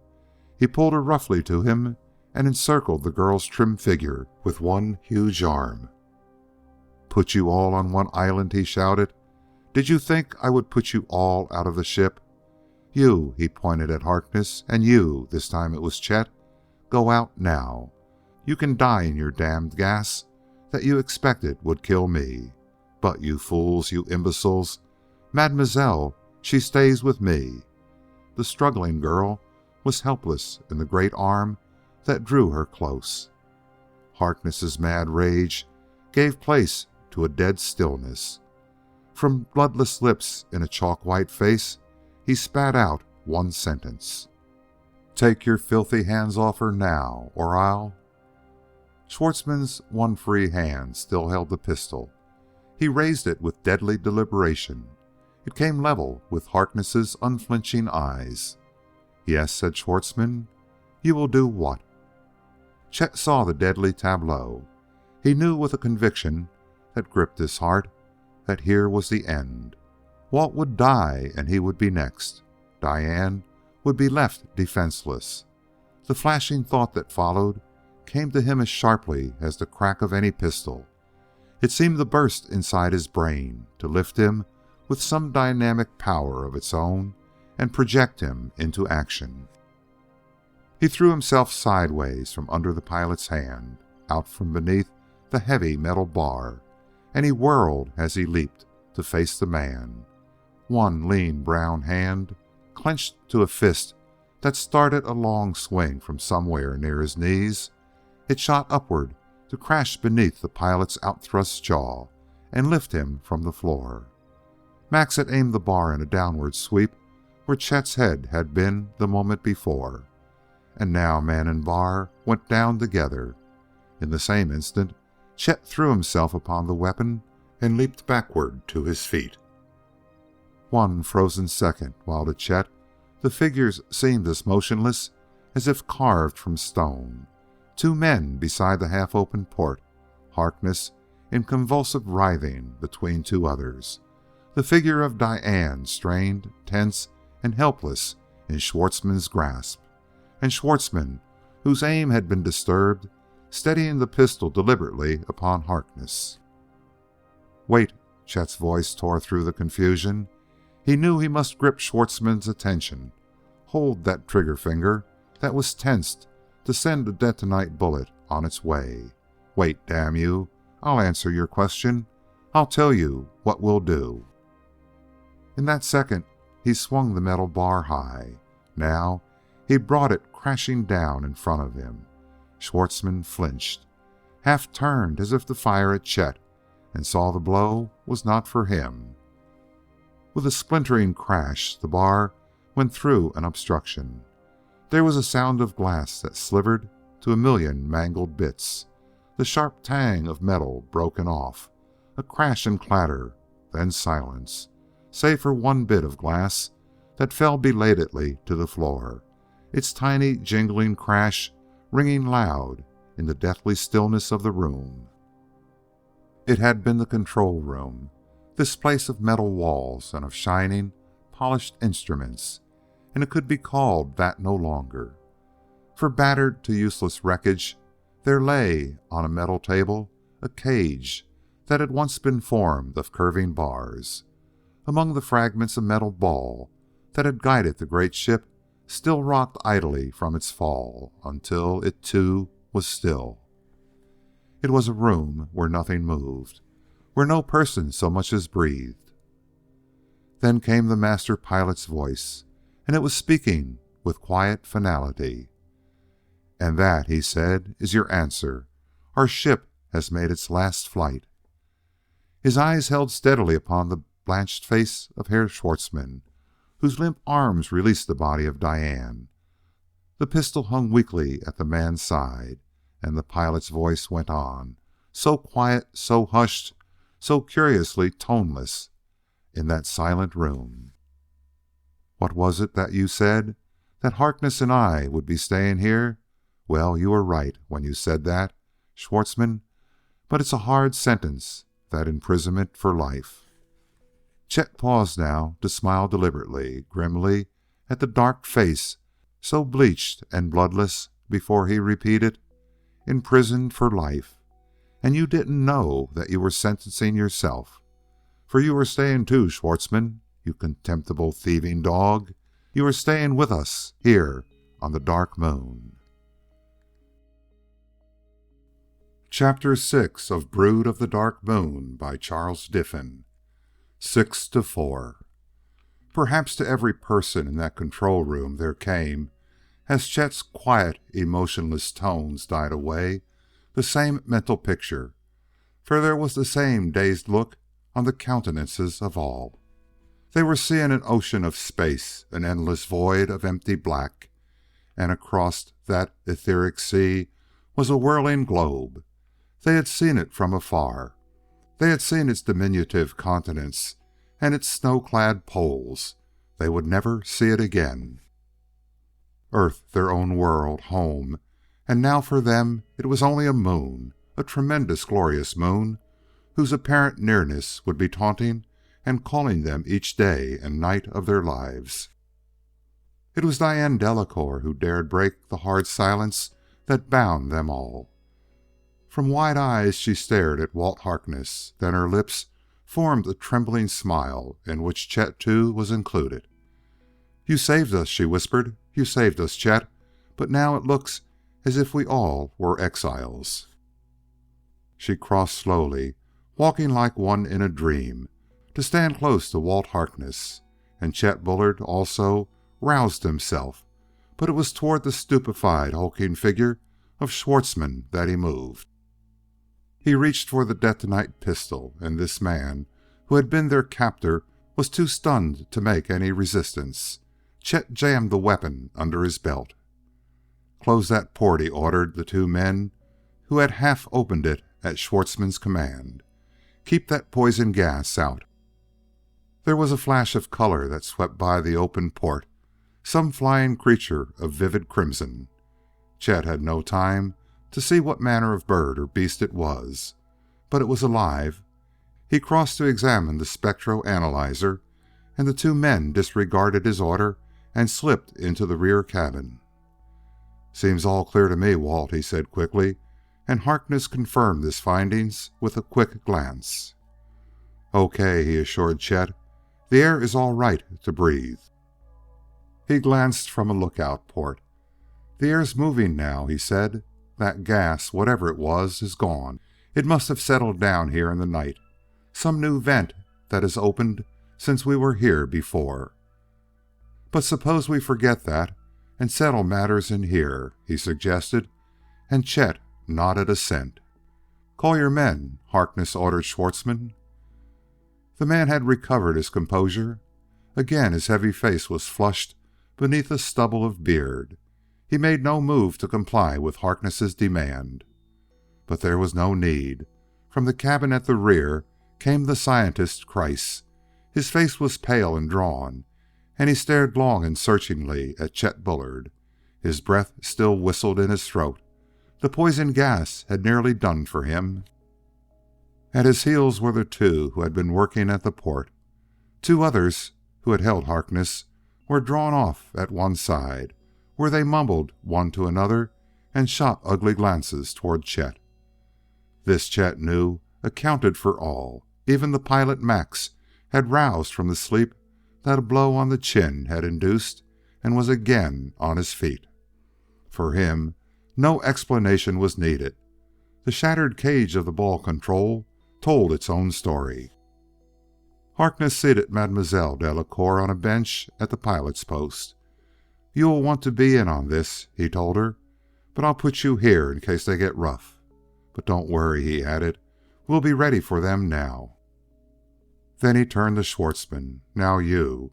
Oh, there are plenty of things I could call you, and you would understand them perfectly, though they are all words that no gentleman would use." At Schwartzmann's outburst of profane rejoinder, Harkness broke in with no uncertain tones. "Shut up, Schwartzmann, and stay that way. I'm giving the orders now, and we'll just cut out all the pleasantries.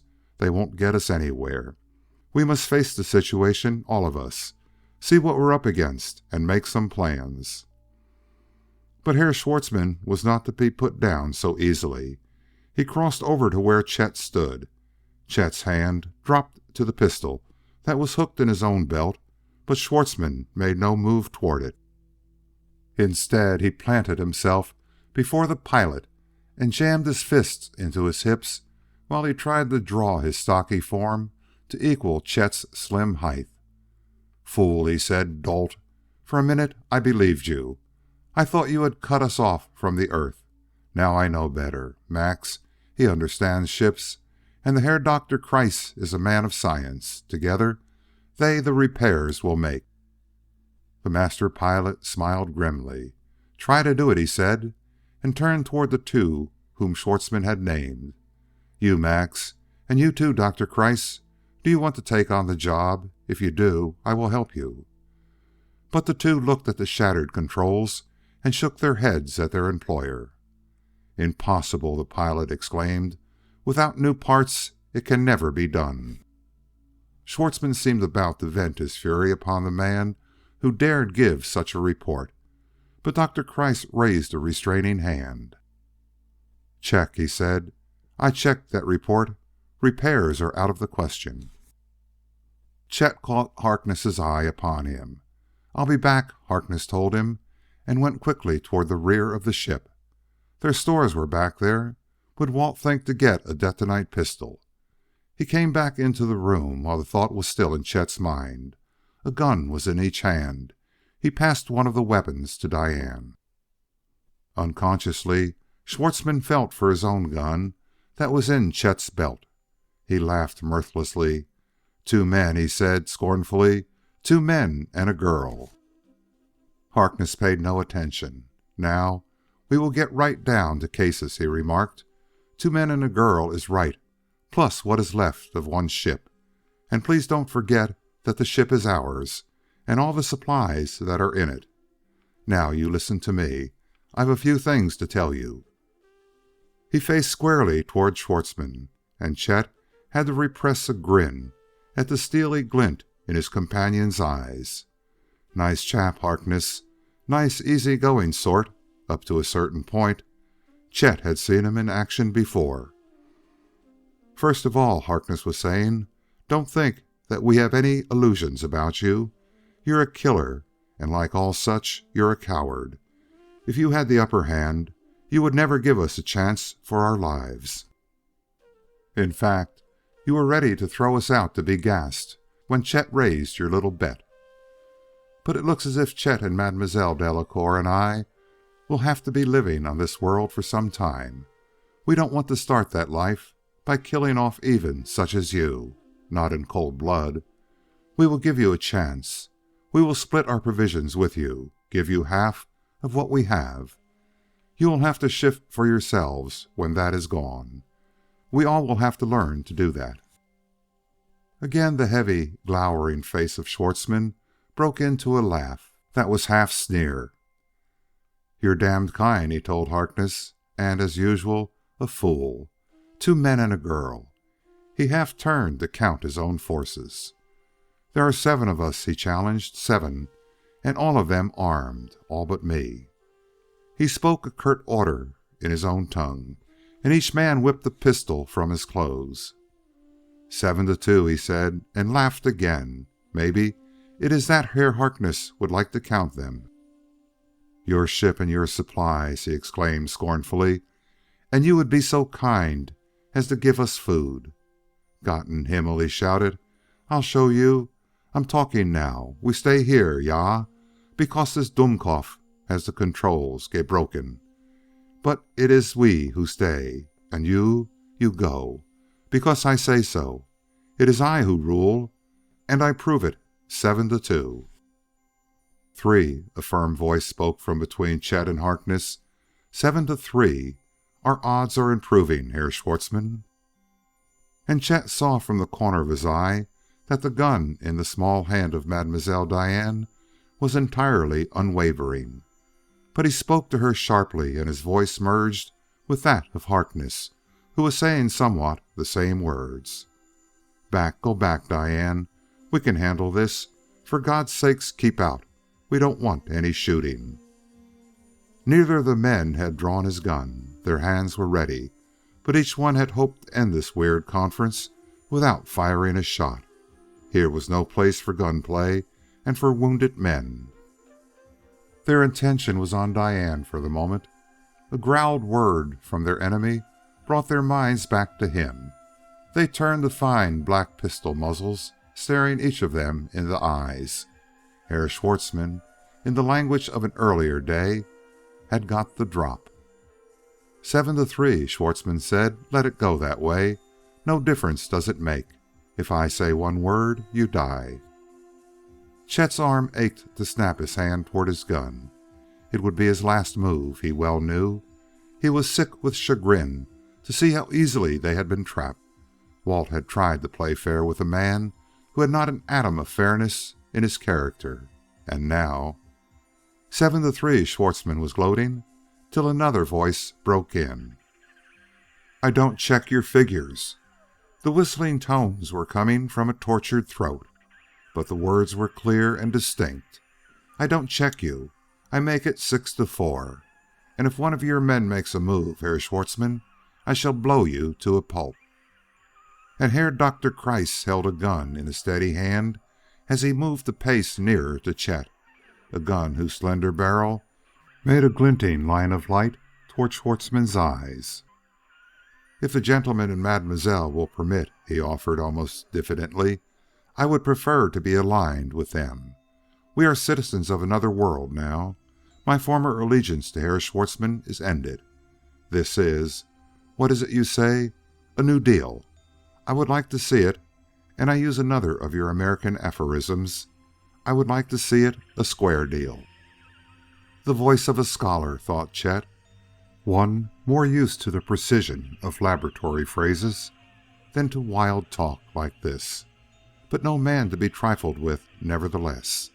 Chet did not hesitate to turn despite the pistols that were still aimed at him. But Herr Kreis was not looking in his direction. His eyes were trained steadily in the same line as his gun. This little experiment he was conducting seemed to require his undivided attention until the end. To Schwartzmann he said sharply, "Your men, order them to drop their weapons, quick." As they clattered upon the floor, the scientist turned and extended his hand to Chet. "And still speaking not too technically," he continued, "this is one hell of a fix that you have got us into. Even in desperate straits it took nerve to do that." He pointed to the shattered remains of the multiple bars that had been the control mechanism, and added, "I admire that kind of nerve, and if you don't mind, since we are exiles together..." His throat seemed choking him again. There were weapons in the hands of Chet and Harkness. They were not making the same mistake twice. Chet shifted his gun to his left hand that he might reach toward the scientist with his right. "I knew you were white all the time," Chet told him. "I'll say you belong." Chapter 7 of Brood of the Dark Moon by Charles Diffin. The Red Swarm. It was a matter of a half-hour later when Harkness ordered them all outside. He had accepted Kreiss as an addition to their ranks and had made himself plain to Schwartzmann. To the scientist he said, "You remarked that no ship could hold 2 command pilots. That goes for an expedition like this, too. I am in command. If you will take orders, we will be mighty glad to have you with us." And to Schwartzmann, in a different tone, "I am sparing you and your men. I ought to shoot you down, but I won't. And I don't expect you to understand why. Any decency such as that would be beyond you. But I am letting you live. This world is big enough to hold us both, and pretty soon I will tell you what part of it you can live in. And then remember this one thing, Schwartzmann. Get this straight.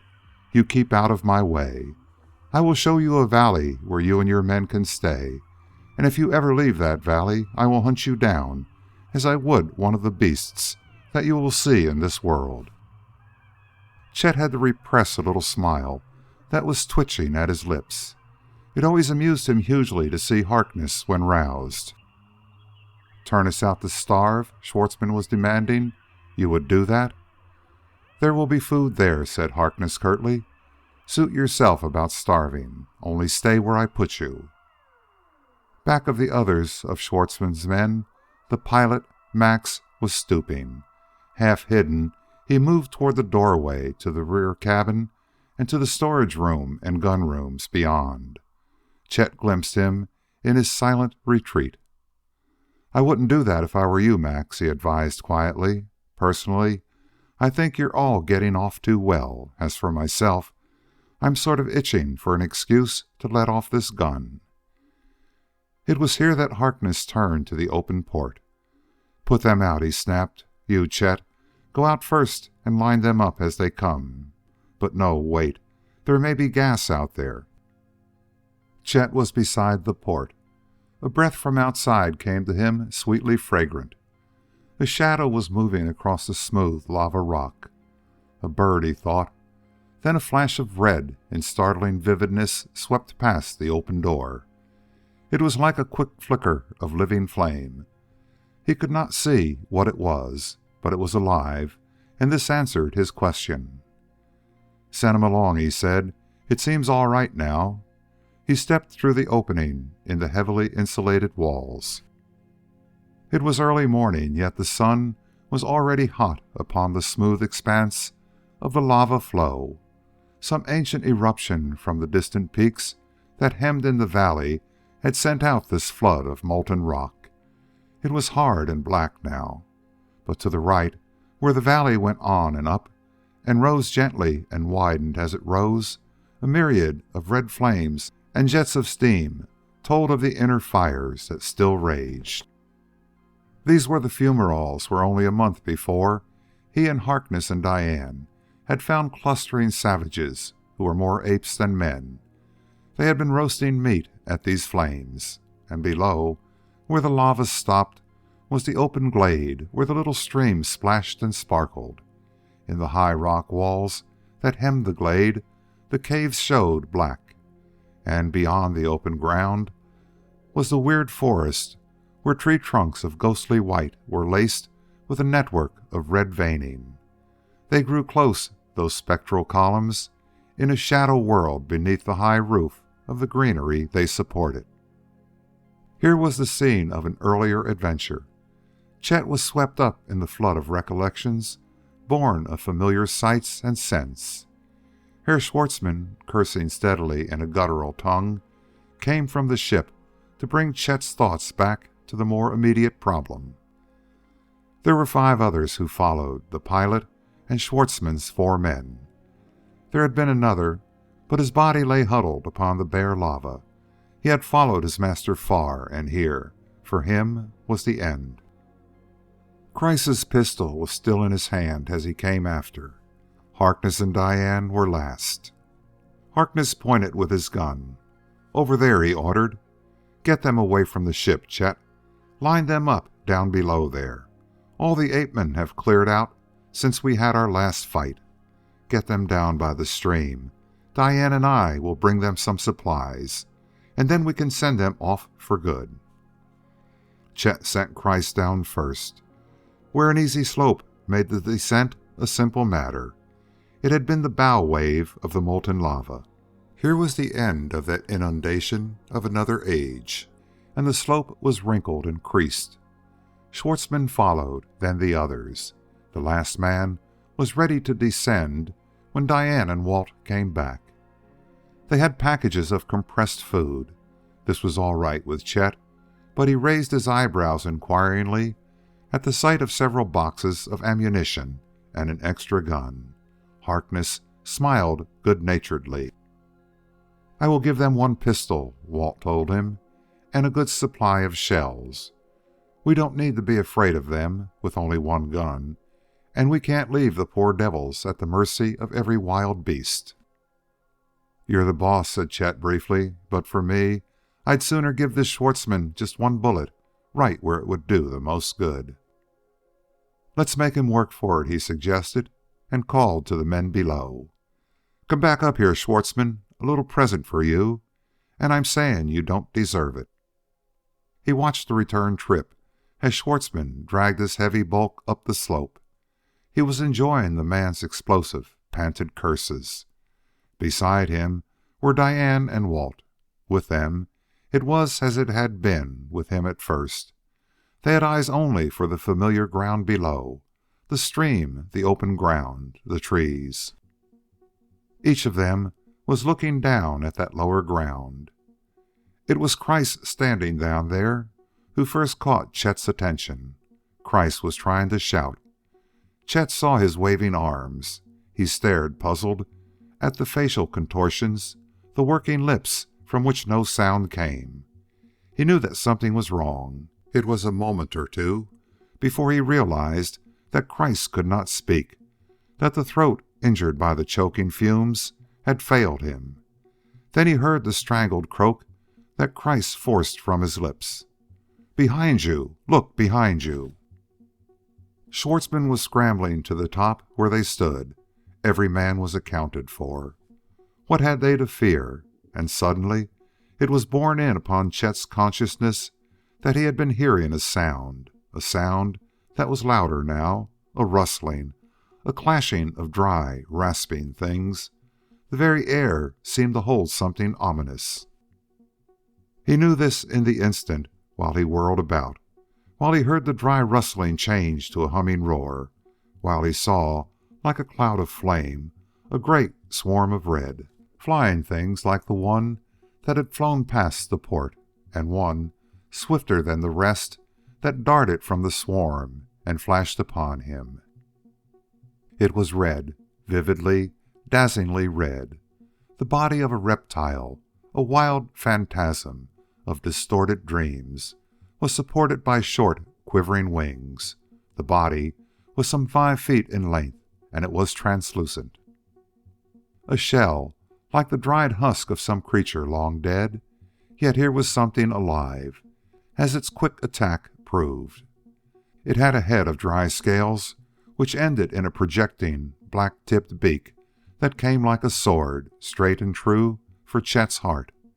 It seemed an age before he could bring his pistol up and fire.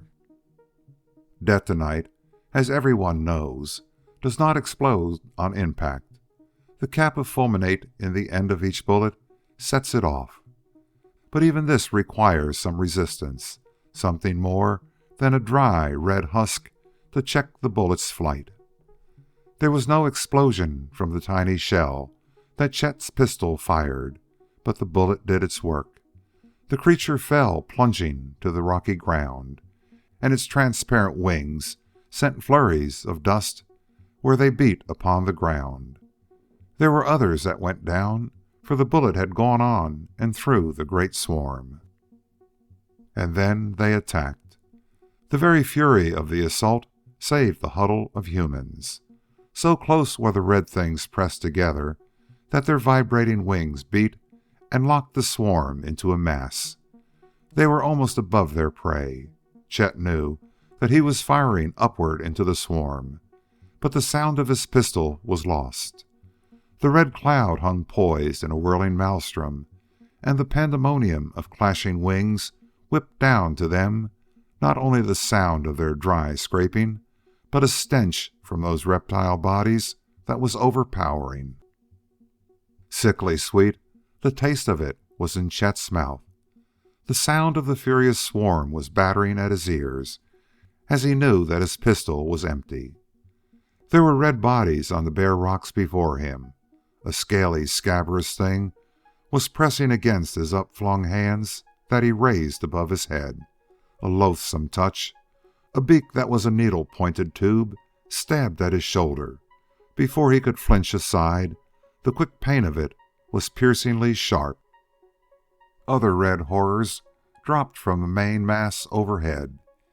He saw Harkness beating at them wildly while he made a shelter of his body above the crouched figure of Diane. Two of them, two incredible, beastly flying things. He saw them so plainly where they hovered, and Harkness striking at them with a useless empty gun while they waited to drive home their lance-like beaks. The picture was so plain. His brain was a photographic plate, supersensitized by the utter horror of the moment. While the red monster stabbed its beak into his shoulder, while he drove home one blow against its parchment body with his empty pistol, while the wild, beating wings lifted the creature again into the air, he saw it all. Here were Diane and Harkness. Nearby, Schwartzmann was on the ground. His man, the one who had not yet descended with the others, was running stumblingly forward. He was wounded, and the blood was streaming from his back. Chet saw the two monsters hovering above Harkness's head. He saw their thick-lidded eyes, and he saw those eyes as they detected an easier prey. The fleeing man was half stooped in a shambling run. The winged reptile Chet had beaten off joined the other two, and they were upon the wounded man in a flurry of red. Chet saw him go down and took one involuntary step forward to give him aid, then stopped, transfixed by what he beheld. The man was crouching down in terror. Above him, the three monstrous things beat each other with their wings. Then their long beaks stabbed downward. The man's body was hidden, but through those transparent beaks there mounted swiftly a red stream. Plainly visible, Chet saw that vital current, that living lifeblood of a living man drawn into those beastly bodies. He saw it spread through a network of canals, and he was held rigid with horror until a harsh scream from Harkness reached his brain. "The trees!" Harkness was shouting. "The trees! Down, Chet! For God's sakes, you can't save him!" Walt was half carrying Diane. Even then, Chet was vaguely thankful that their bodies were between the girl and this gruesome sight, and Walt was leaping madly down the lava slope. Beyond him, already on the lower level, was the racing figure of Schwartzmann. A whirling flash of red pursued him. Another made a crimson streak through the air toward Walt's back. Chet came with startling abruptness from the frozen rigidity that held him, and he crashed his empty pistol in a well-directed aim through the body of the beast. Then he, too, threw himself in great leaps down the slope. Kreiss was firing from below. Chet knew dimly that this was checking the attack of the swarm. He saw Walt stagger, saw blood flowing from a slash on the back of his head, and knew that Kreiss had got the monster just in time. He sprang toward the stumbling man and got his arms under the unconscious figure of the girl to help carry the load. And now it was Kreiss who was shouting, "The trees! We'll be safe in the trees!" He saw Kreiss drop his pistol and dash headlong for the white trunks of ghostly trees. His arm was pierced by a stinging pain. Cold eyes with thick leathery lids were staring into Chet's as he cast one horrified glance over his shoulder. Then he crashed against the white trunk of a tree and helped Harkness drag the body of the girl between the two twin trunks. He pulled himself to safety in the shelter of the protecting trees and held weakly to one of them. And the crimson lacework of the sapwood that showed through the white bark was no brighter red than the mark of his blood-stained hands where they clung for support. Chapter 8 of Brood of the Dark Moon by Charles Diffin. Doomed. The sun was high when they ventured forth. Diane would have come, but the two men would have none of it. They remembered the sight they had seen.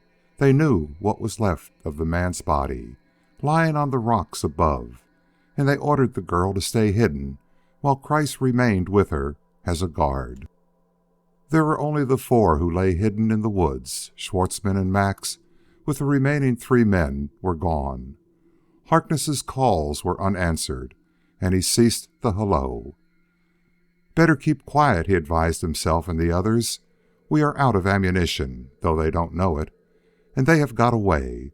They will keep on going, too. I am not any too well pleased with that. I wanted to put Schwartzmann where I could keep an eye on him. Oh, well, he isn't very dangerous.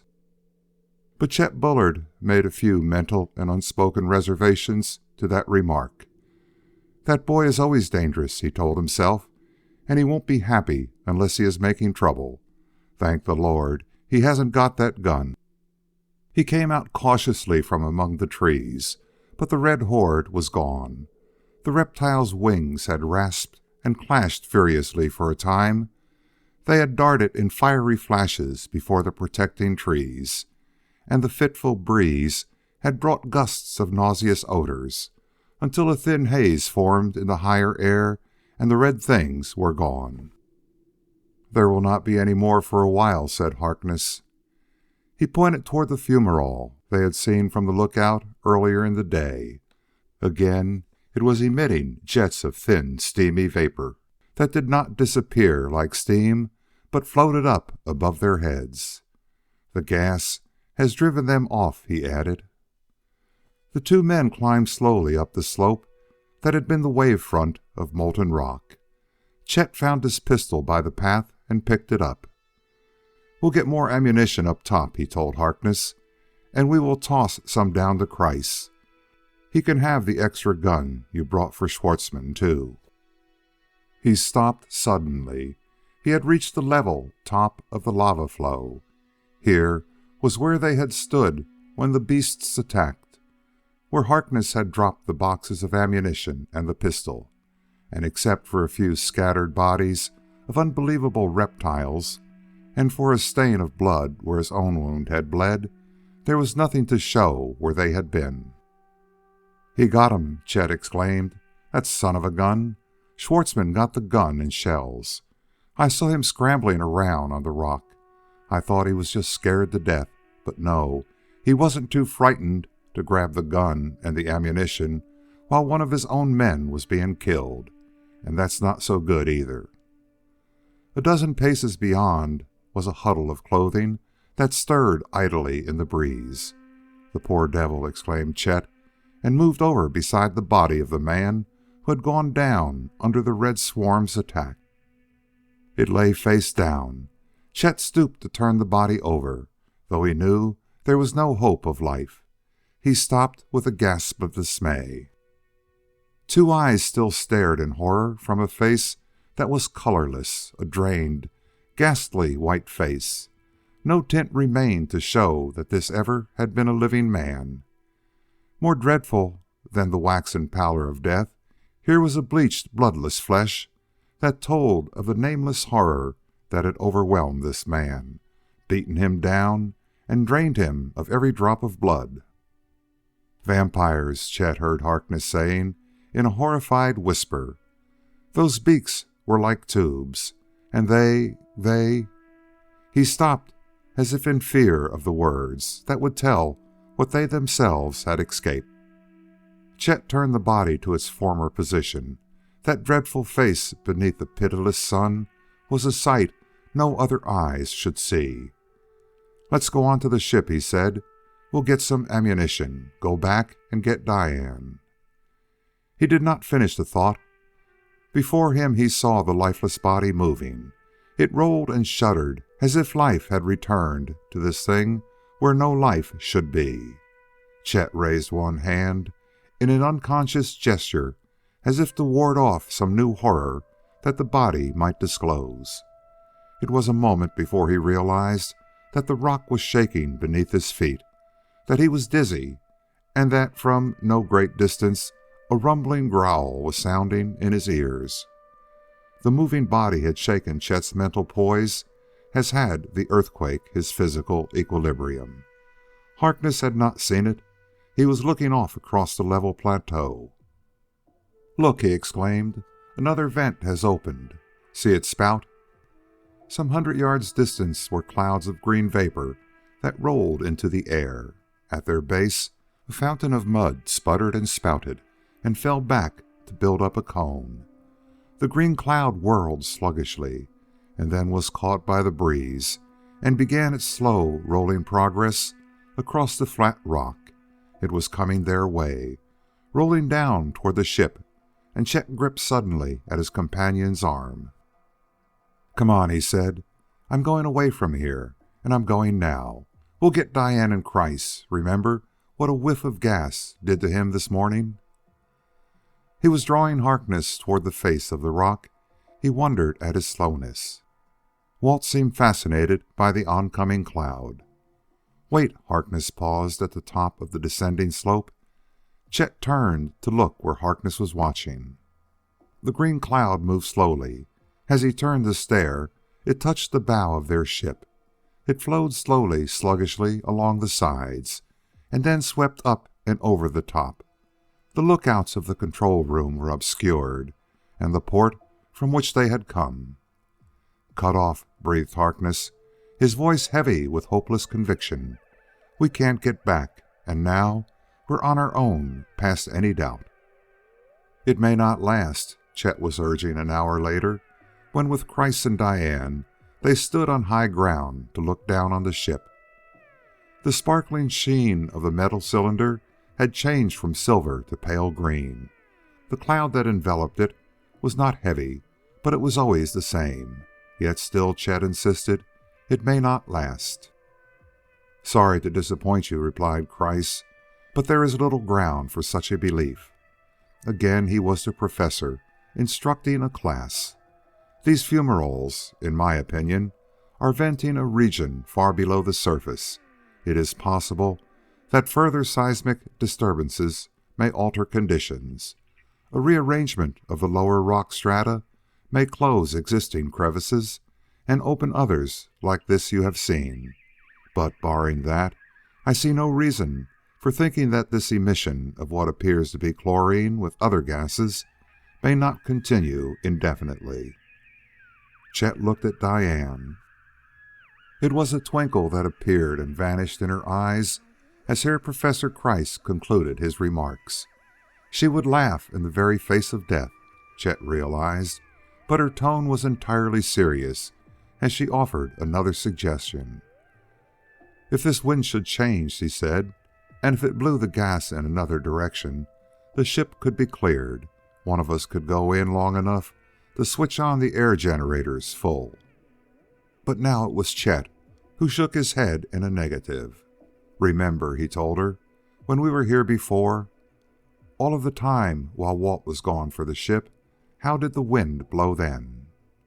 "The same as now," she admitted. "And it never changed?" "No." Slowly, "it never changed." Chet turned to Walt and Kreiss. "That's that," he said shortly. "Any other good ideas in the crowd? Can anyone go through that gas and get to the ship?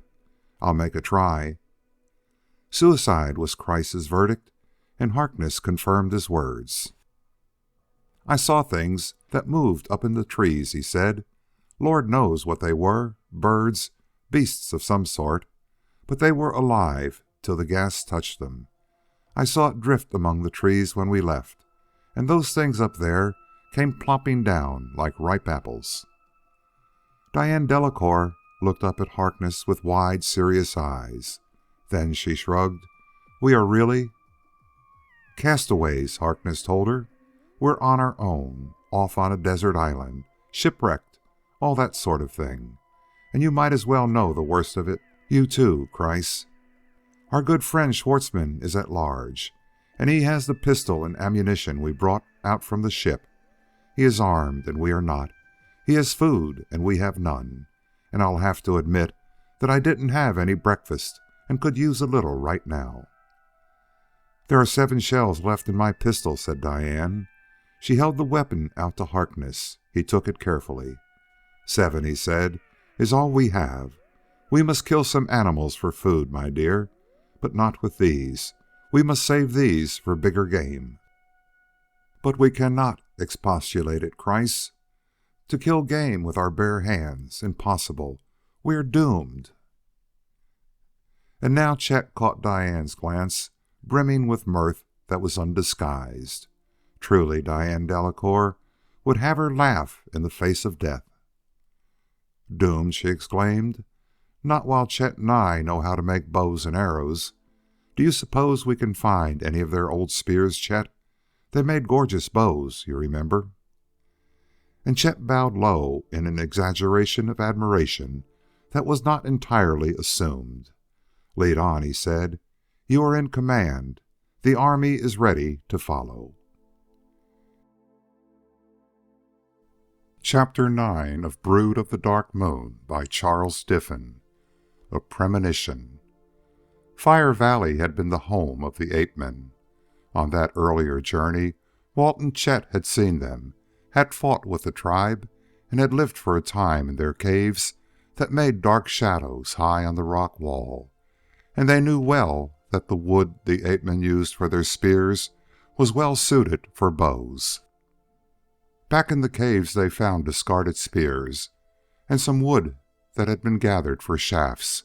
Tough, springy, flexible, it was a simple matter for the men to convert these into serviceable weapons. Sinews that the ape-men had torn from great beasts made the bowstrings, and there were other slim shafts that they notched, then sharpened in the fire. Yet to Chet as he worked came an overwhelming feeling of despondency. To be fashioning crude weapons like these, preparing to defend themselves as best they could from the dangers of this new, raw world? No, it could not be true, and he knew while he protested that it was all in vain. He asked himself a score of times if his impulsive, desperate act had not been a horrible mistake, and he found the same answer always. It was all he could have done. Had he attacked Schwartzmann, he would have been killed, and Walt too. Schwartzmann would have had Diane. Only some such stupefying shock as the effect of the shattered control could have checked Schwartzmann. No, there had been no alternative, and the thing was done, finally, irrevocably done. Chet walked to the cave mouth to stare down at the ship below him in the valley. From the fumarole's throat came a steady, rolling cloud of shimmering green. The ship was immersed in it. The voice of Herr Kreiss spoke to him. The scientist, too, had come forward for another look. "If it were at the bottom of the sea," he said, "it would be no more inaccessible. It is, in very fact, at the bottom of a sea of gas. We could penetrate an aqueous medium more easily." "And," Chet pondered slowly, "if only I could have returned. With time and metal bars and tools that I could improvise, I might—" His voice trailed off. What use now to speculate on what he might have done? The scientist concluded his thought. "You might have reconstructed the control, yes. I, too, had thought of that. But now the gas. No, we must put that out of our minds, unless we would become insane." Chet turned back into the black and odorous cave. He saw Harkness, who was flexing a bow he was making for Diane. He was showing her how to grip it and let the arrow run free. Towahg was the last one I instructed, Walt was saying, and Chet knew from the deep lines in his face that his attempt at casual talk was for Diane's benefit. I wonder how long Towahg remembered. He was a grateful little animal. Towahg? Queried Kreiss. Who is Towahg? Ape-man, Harkness told him. Friendly little rascal. He helped us out when we were here before. He saved Diane's life, no question about that. I showed him the use of the bow, jumped him ahead 100 generations in the art of self-defense. And offense, was Kreiss's comment. There are certain drawbacks to arming a potential enemy. Old Towahg is all right, Harkness reassured the scientist, although he may have taught the trick to others of the tribe who are not so friendly. Where are they? In what direction do they live? Kreiss continued. Want to make a social call? Chet inquired. You needn't mind those little formalities up here, Doctor. But in the mental makeup of Herr Dr. Kreiss had been included no trace of humor. He took Chet's remark at face value, and he answered in words that echoed Chet's real thoughts and that took the smile from his lips.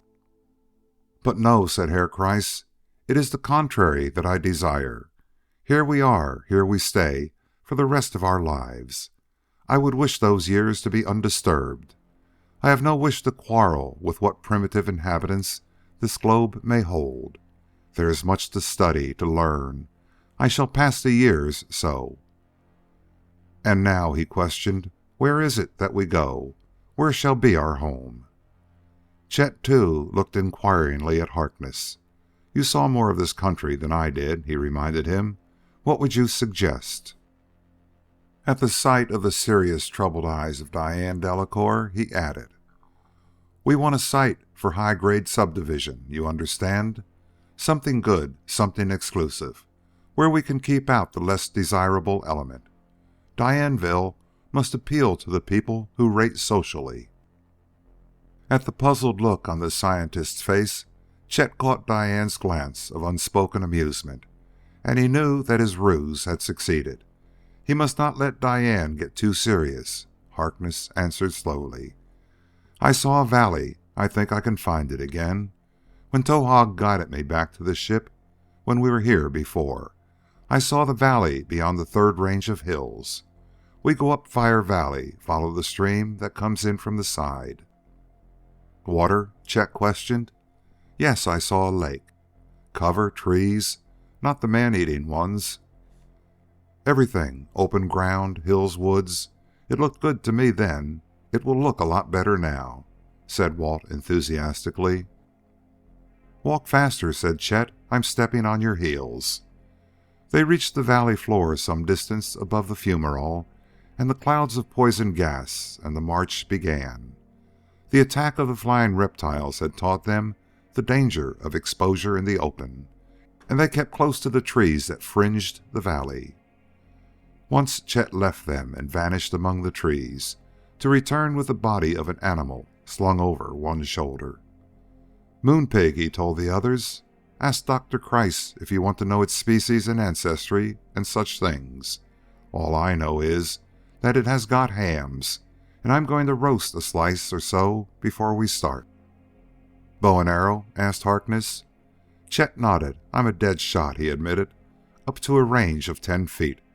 This thing with the funny face stood still for me, so it looks as if we won't starve. The sun had swung rapidly into the sky. It was now overhead. One half of their first short day was gone, and Chet's suggestion of food met with approval. I can't quite get used to it, Diane admitted to the rest. To think that for us, time has turned back.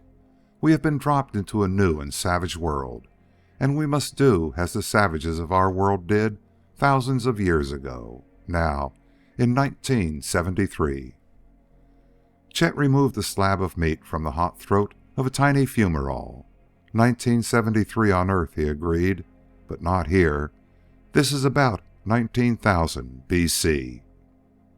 He called to Kreiss, who was digging into a thin stratum of rock.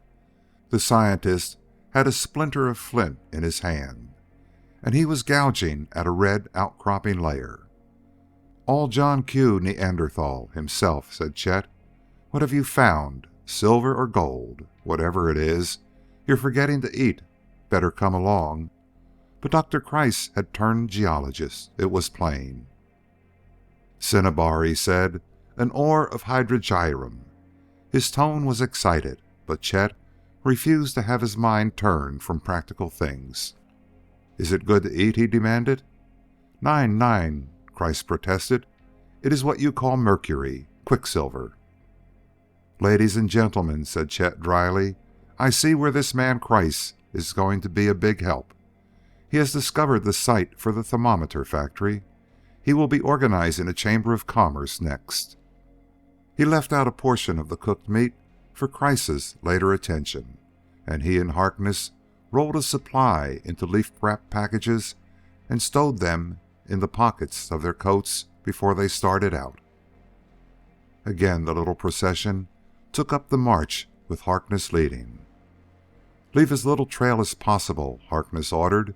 We don't want to shout to Schwartzmann where we have gone. They left the Valley of the Fires to follow the stream bed in another hollow between great hills. Chet found himself looking back at the familiar flares with regret. Here was the only place on this new world which was not utterly strange to his eyes. He continued to glance behind him, long after the smoky fires were lost to sight, but he would not admit even to himself that it was for another reason. 1973, and he was a man of the modern civilization. Yet deep within him there stirred ancient instincts, racial memories perhaps. And as he splashed through the little stream and bent to make his way through strange leafed vines and leprous spotted trees, a warning voice spoke inaudibly within his own mind, spoke as if it might have whispered to some ancestor scores of centuries dead. You are followed, it told him. Listen, there is one who follows on the trail. Chapter 10 of Brood of the Dark Moon by Charles Diffin. The Mysterious Rescuer. Their way led through tangled growths of trees and vines that were like unreal things of a dream. Unreal they were, too, in their strange degree of livingness, for there were snaky tendrils that drew back as if in fear at their approach, and stalks that folded great thorny leaves protectingly about pulpy centers at the first touch of a hand. The world of vegetation seemed strangely sentient and aware of their approach. Only the leprous white trees remained motionless. Their red-veined trunks towered high in air, and the sun of late afternoon shot slantingly through a leafy roof overhead. Twice Chet let the others go on ahead while he slipped silently into some rocky concealment and watched with staring, anxious eyes back along their trail. But the little stream's gurgling whisper was the only voice, and in all the weird jungle there was no movement but for the unfolding of the vegetation where they had passed. Nerves, he reproached himself. You're getting jumpy, and that won't do. But once more he let the others climb on while he stepped quickly behind a projecting rock over which he could look. Again there was silence. Again the leaves unfolded their thorny wrappings while vermiform tendrils crept across the ground or reached tentatively into the air. And then, while the silence was unbroken, while no evidence came through his feeble human senses, something approached. Neither sight nor sound betrayed it, this something that came noiselessly after, but a telltale plant whipped its leaves into their former wrapping. A vine drew its hanging clusters of flowers sharply into the air. The unseeing watchers of the forest had sensed what was unheard and unseen, and Chet knew that his own inner warning had been true.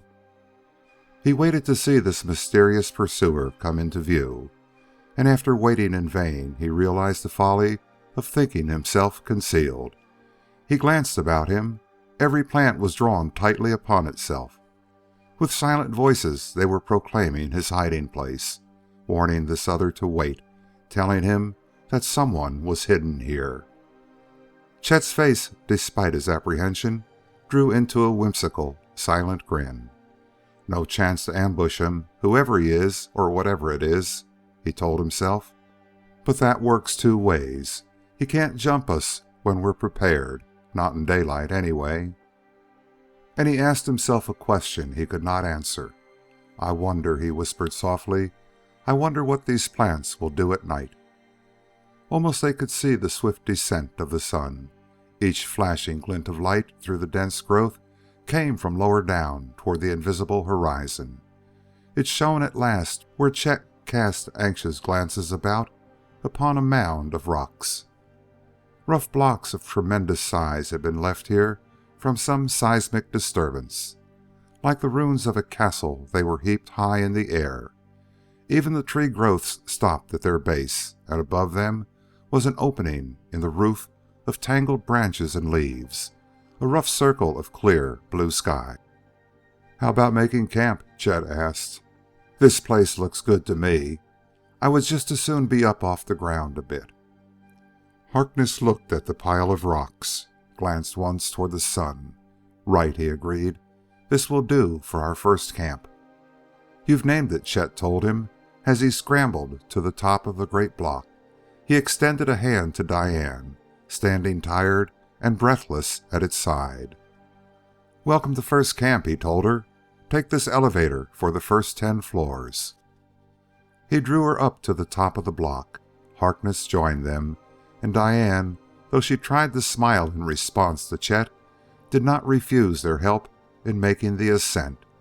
The day's experiences had told on all of them. 30 or 40 feet above the ground was Chet's estimate. From the top of their little fort, they watched the shadows of night sweep swiftly down. Scrub tree growths whose roots had anchored among the rocks gave them shelter, while vines and mosses softened the hard outlines of the labyrinth of stones. Chet undid the package of meat and passed it out freely. There had been scurryings and rustlings in the jungle growth that had reassured him in the matter of food. Darkness fell as they ate, then it gave way to a new flood of light. Golden light from a monstrous moon. It sent searching fingers through the rifts in the leafy roof, then poured itself over the edge of the opening above in a cascade of glory. And though each one of the four raised his eyes toward that distant globe and knew it for the earth, no word was said. They ate their food in silence while the silent night wrapped them about. Still in silence they prepared for the night. Chet and Harkness improvised a bed for Diane in the shelter of a sheer rising rock. They tore off pieces of moss and stripped leaves from the climbing vines to make a mattress for her, then withdrew with Kreiss to a short distance while Chet told them of his suspicions. 6 hours of night, he said at last. That means 2 hours for each of us. We'll take turns standing guard. Harkness insisted on being first. Chet flipped a coin with Kreiss and drew the last turn of guard duty. He stretched himself out on a bit of ground where vegetation had gained a foothold among the rocks. "It's going to take me a while to get used to these short days," he said. 6 hours of daylight, 6 hours of night. This is a funny little world, but it's the only one we've got. The night air was softly warm. The day had been hard on muscles and nerves. Chet stared toward the glorious ball of light that was their moon. There were men and women there who were going about their normal affairs.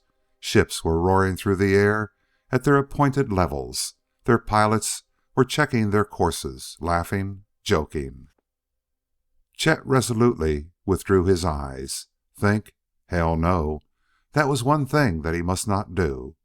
He threw one arm across his eyes to shut out the light that brought visions of a world he would never see again, that emphasized the utter hopelessness of their position. His next conscious sensation was of his shoulder being shaken, while the hushed voice of Dr. Kreiss said, "Your turn now, Herr Bullard. 4 hours have you slept." From Kreiss, Chet took the pistol with its 7 precious shells. All quiet, Kreiss told him, as he prepared to take Chet's place on the soft leaves. Strange flying things have I seen, but they do not come near. And of your mysterious pursuer we have seen nothing. You imagined it, perhaps. I might have imagined it, Chet answered, but don't try to tell me that the plants did.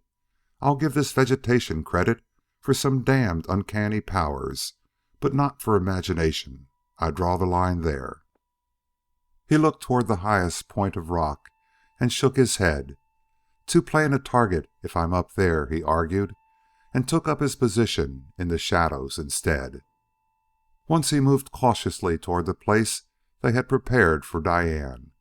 She was breathing softly and regularly, and on the rock at her side, with only his jacket for a bed, lay Harkness. Their hands were clasped, and Chet knew that the girl slept peacefully in the assurance of that touch. They don't make 'em any finer, he was telling himself, and at the same moment he stiffened abruptly to attention. Something was moving. Through and above the hushed noises of the night had come a gliding sound. It was an indescribable sound, too elusive for identification, and Chet, in the next instant, could not be sure of its reality. He did not call, but swung alertly back on guard and slipped from shadow to shadow as he made his way across the welter of rocks.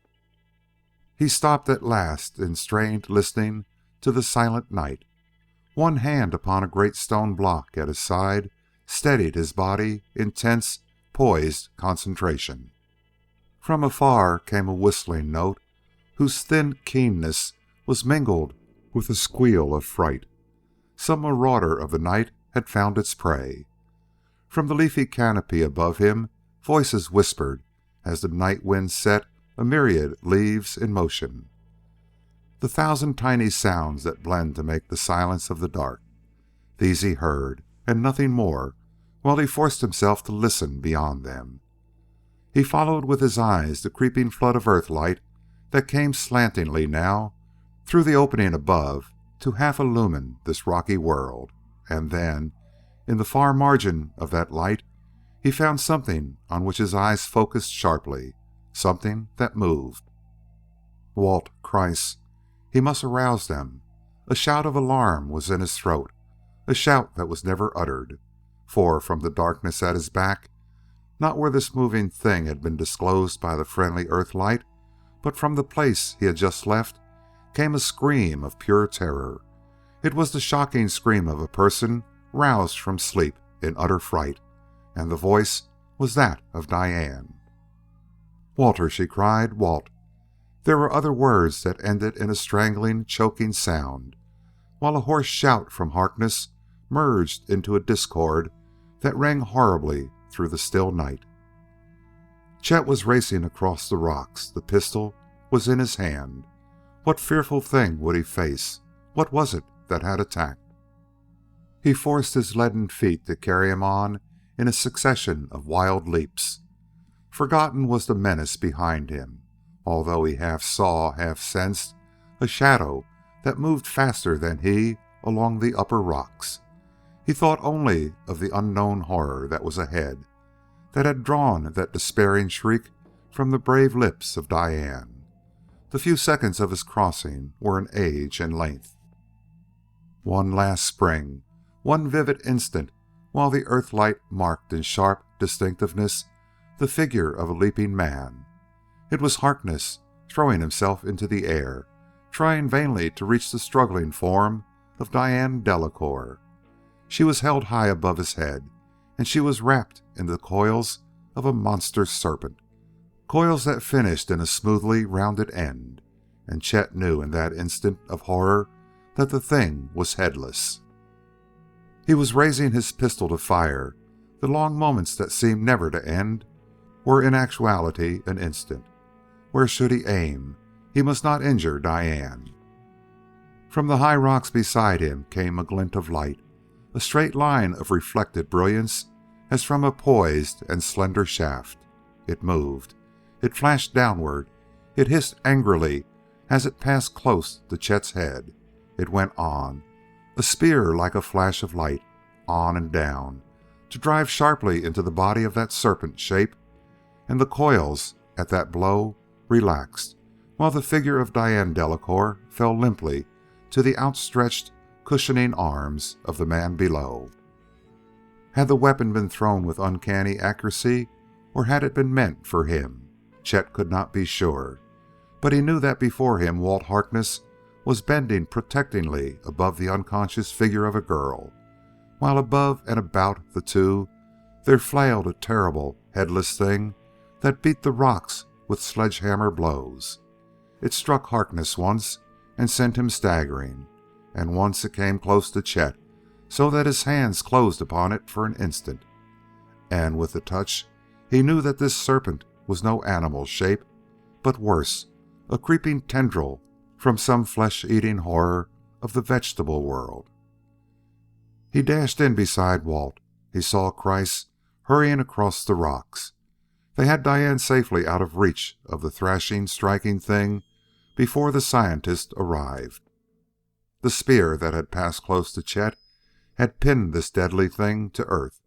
It tore loose as they watched, and the wounded tendril, with the spear still hanging from its side, slid swiftly down the slope and into the darkness at the foot of the rocks. Even the calm preciseness of Herr Kreiss was shattered by the attack. In a confusion of words, he stammered questions that went unanswered.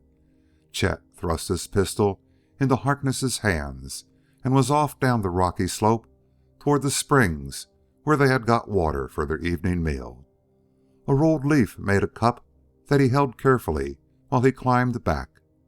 A few minutes later, the pallid face of Diane showed a faint flush while she drew a choking breath. Harkness held the girl's head in his arms. He was uttering words of endearment that were mingled with vicious curses for the thing that had escaped. "Never mind that," argued Chet. "That one won't bother us again, and after this we will be on guard. But here is something to wonder about. What about this spear? Where did it come from?" Harkness had eyes only for Diane's tremulous smile. "I'm all right, truly," she assured him. Only then did he turn in bewilderment to Chet. "I thought you threw it. But of course not. You couldn't. We didn't have any spears." "No," said Chet. "I didn't throw it. I saw something moving across over there." He pointed toward the farther rocks where he had been. "I was going to call when Diane's scream beat me to it. But what I saw wasn't the thing that attacked her. And if it was the same one who threw that spear, he must have come across here in a hurry. And that spear, by the way, came uncomfortably close to my head. I'm not at all sure, but it was meant for me." Harkness released his arm from Diane, for she was now able to sit erect. He picked up the crude bow that had been beside him and fitted an arrow to the string. "I'll go and have a look," he promised grimly, but Chet held him back. "You're not thinking straight. This shock has knocked you out of control. If that little stranger with the spear meant to help us, there's no need of hunting him out. He doesn't seem anxious to show himself. And if he meant it for me, he's still too good a shot to fool with in the dark. You stick here until daylight." "That is good advice," Herr Kreiss agreed.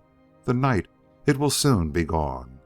He was looking at the leafy opening overhead where the golden light of a distant earth was fading before the glow of approaching day.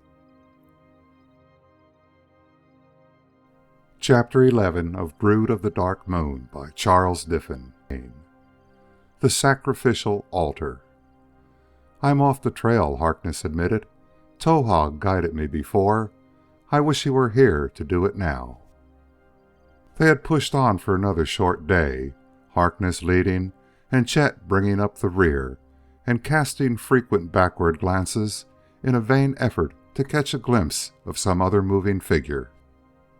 Smothered at times in a dense tangle of vegetation, where they sweated and worked with aching muscles to tear a path, watching always for the flaming crimson buds on grotesque trees whose limbs were waving, undulating arms, and from which came tendrils like the one that had nearly ended Diane's life, they fought their way on.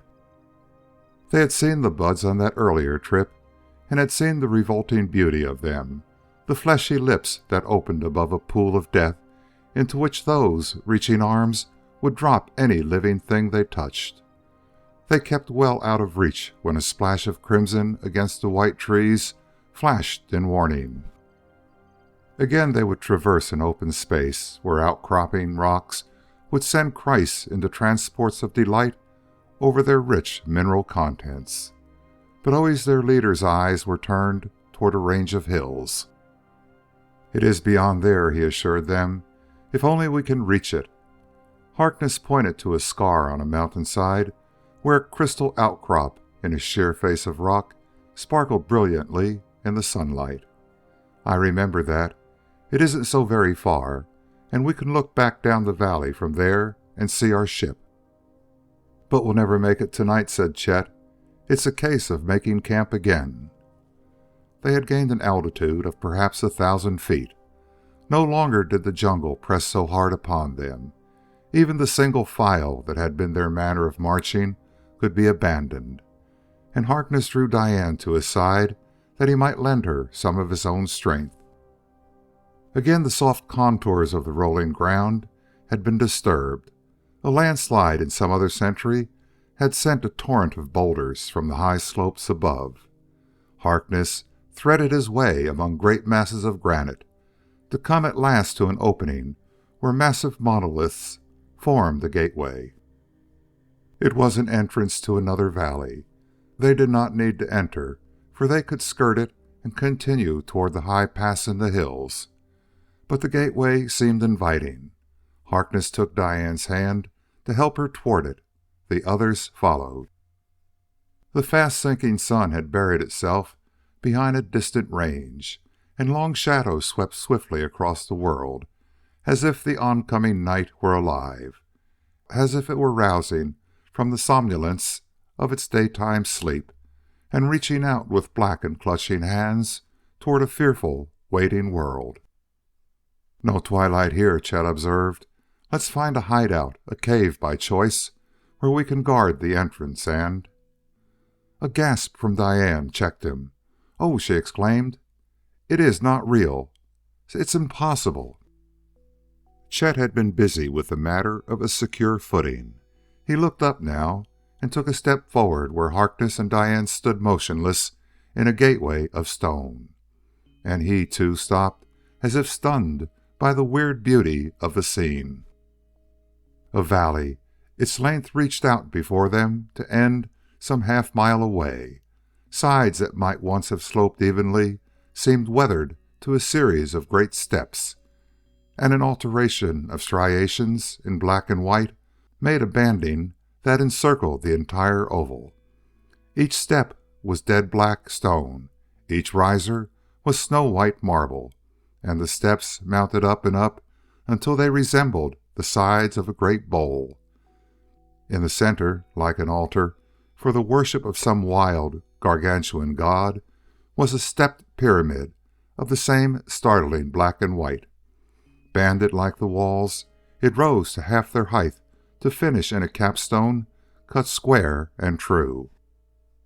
An altar, perhaps an arena, beyond doubt, or so it seemed to Chet. He was first to put the impression in words. A stadium, he marveled, an arena for the games of the gods. The gods, Diane breathed softly, of a wild, lost world. But Chet held to another thought. Who built it, he asked. It's tremendous. There is nothing like it on Earth. Only Christ seemed oblivious to the weird beauty of the spectacle. To Professor Christ, dolomite and black flint rock were dolomite and black flint. Interesting specimens. A peculiar arrangement, but nature must be permitted her little vagaries. Who built it? He repeated Chet's question and gave a short laugh before answering in words. The rains, Herr Bullard, and the winds of ages past. Yes, yes, a most remarkable example of erosion. Most remarkable. I must return this way some time and give it my serious attention. Harkness had not spoken. He was shaking his head doubtfully at Kreiss' words. "I am inclined to agree with Chet," he said slowly. "But who could have built a gigantic work like this? Have there been former civilizations here?" He straightened up and shook himself free from the effects of the wild, barbaric scene. "And you needn't come back," he told Kreiss. "You can have a look now, tonight, by moonlight. We can't go on.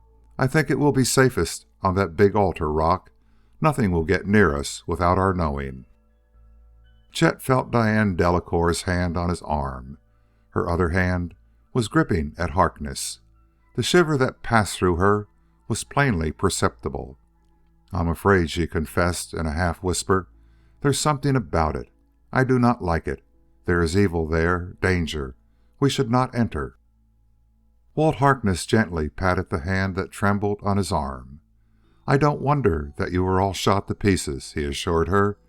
"After last night, you've a right to be. But I really believe this is the safest spot we can find." He stepped forward beyond the great stones that were like a gateway from one wildly impossible world to another. A rock slide, it seemed, had smoothed off the great steps from where they stood, for there was a descending slope that gave easy footing. He took one step and then another to show the girl how foolish were her fears, and then he started back. In the fading light, something had flashed from the jungle they had left. Across the rocky expanse it came, to bury itself in the loose soil and rubble, not 2 paces in advance of the startled man. An arrow, and it stood quivering in silent warning on the path ahead. Chet quietly unsung his bow where he had looped it over one shoulder, but Harkness motioned him back. The pistol was in his hand, but after a moment's hesitation he returned that to his belt. His voice was low and tense. "Listen," he said. "We're no match for them with our bows. They are hidden.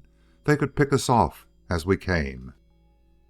And I can't waste a single detonite shell on them while they keep out of sight. We can't go back. We must go ahead. We will all make a break for it and run as fast as we can toward the big altar, the pyramid.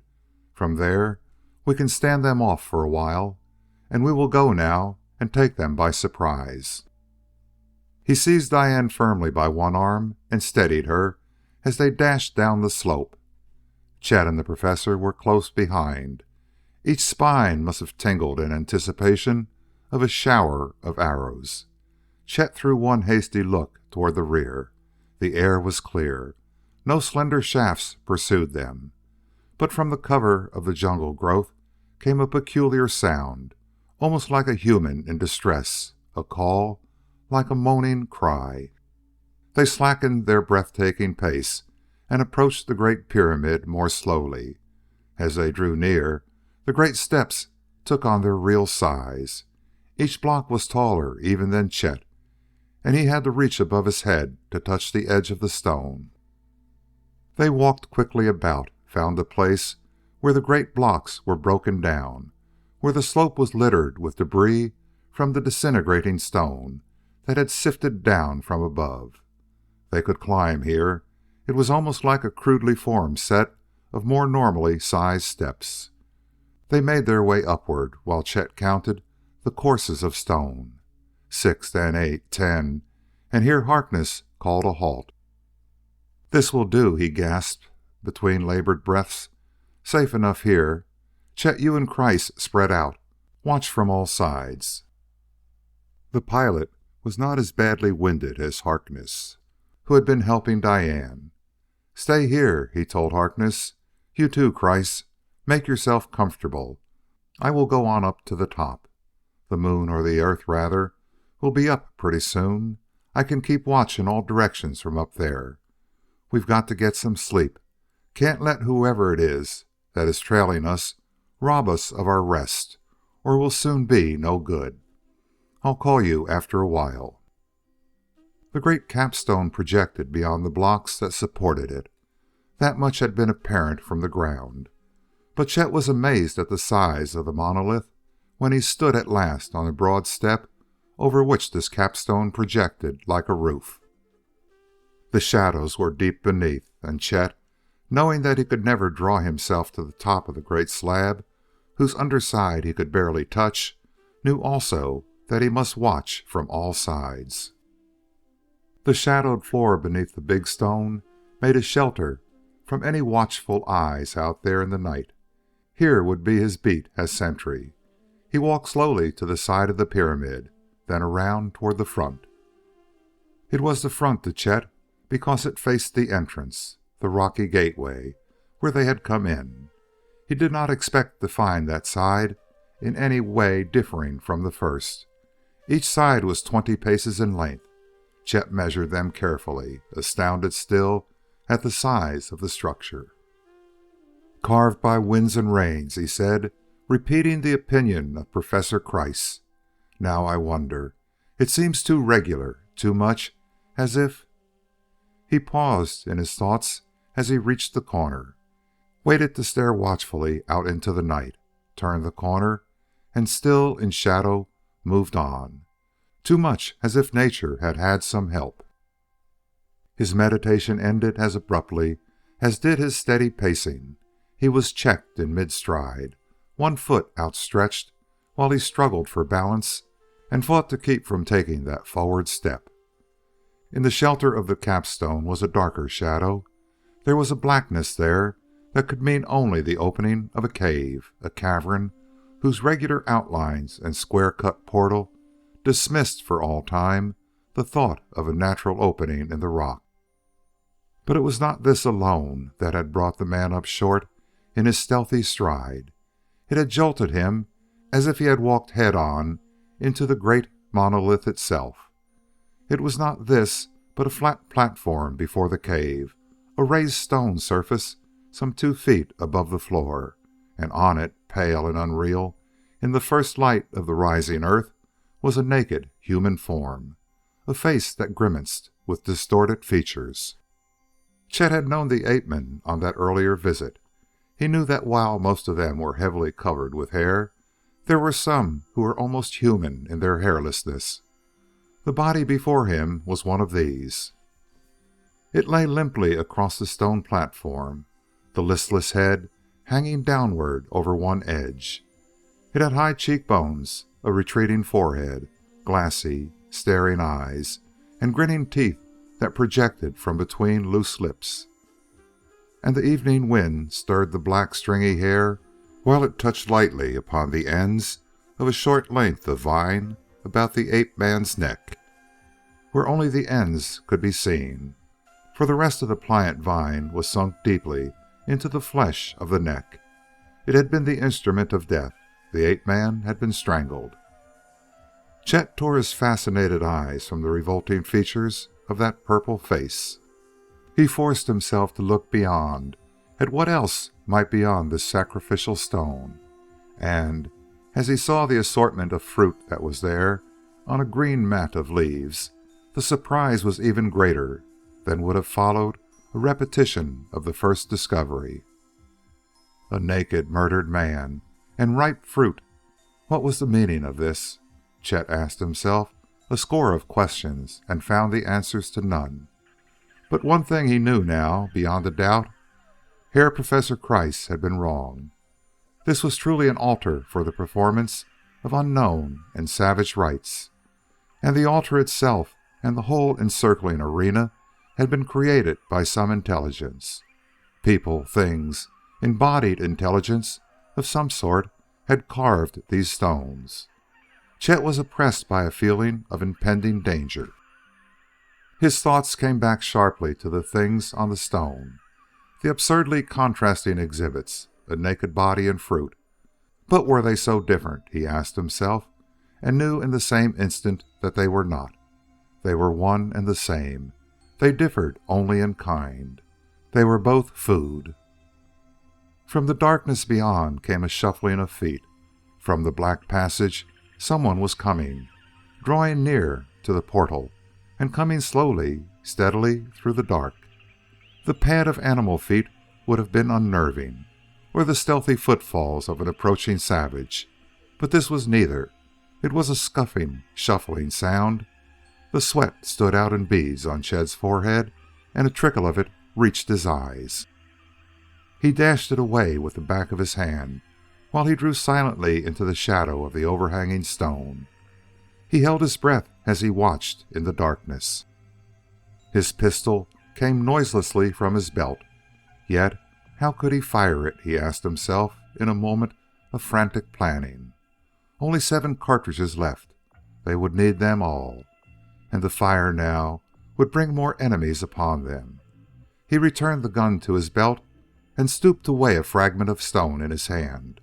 This must serve him as a weapon. The dragging footsteps were near, where the passage mouth loomed black.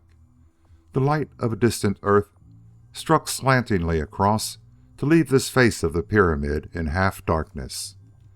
From that far and peaceful world, the light poured floodingly down. It shone in under the projecting capstone. It struck upon the raised altar and revealed in ghastliest detail the gruesome offering there. And surely the strangest sight of all that the earthlight disclosed was when it shone golden upon a black and hairy body of a beast that was half man, half ape. The creature moved slowly forward, walking erect, with its furry arms stretched gropingly ahead. In the full light it went shuffling on, like one who is blind or who walks in the dark, until it stopped before the altar stone and stood rigidly waiting. Waiting for what? Chet was making demands upon his reason that was already taxed beyond its capacity. He heard nothing, and he knew with entire certainty that there was no audible call. Yet he sensed the message at the instant the ape-man moved. "Flesh," said the message. "Bring flesh. Bring it now." And with glazed, wide-open eyes which plainly saw but could not comprehend, the ape-thing stared at the altar stone. It bent forward, took the fresh-killed body by the throat, and slung it across one shoulder as easily as a child might handle a doll. Then it turned and vanished once more into the waiting dark.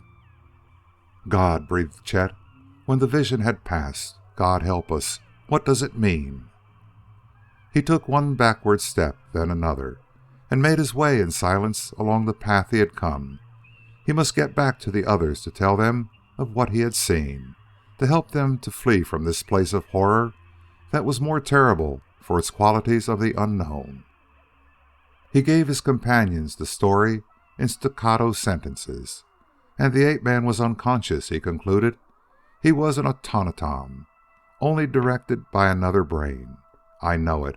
I got that message. I tell you, it was radioed by someone or by something, sent directly to that big ape's brain. Now, let's get out of here. Diane had it right when she said that the place was evil, but she didn't make it strong enough. It's foul with evil. It's damned. Come on, I'm leaving now." Chet's whispered words were uttered with all the emphasis that horror could instill. He knew that he spoke truth, but he could not know how mistaken was his last positive assertion. "I'm leaving now," Chet had said, and how desperately he wanted to put this place behind him only he himself could know.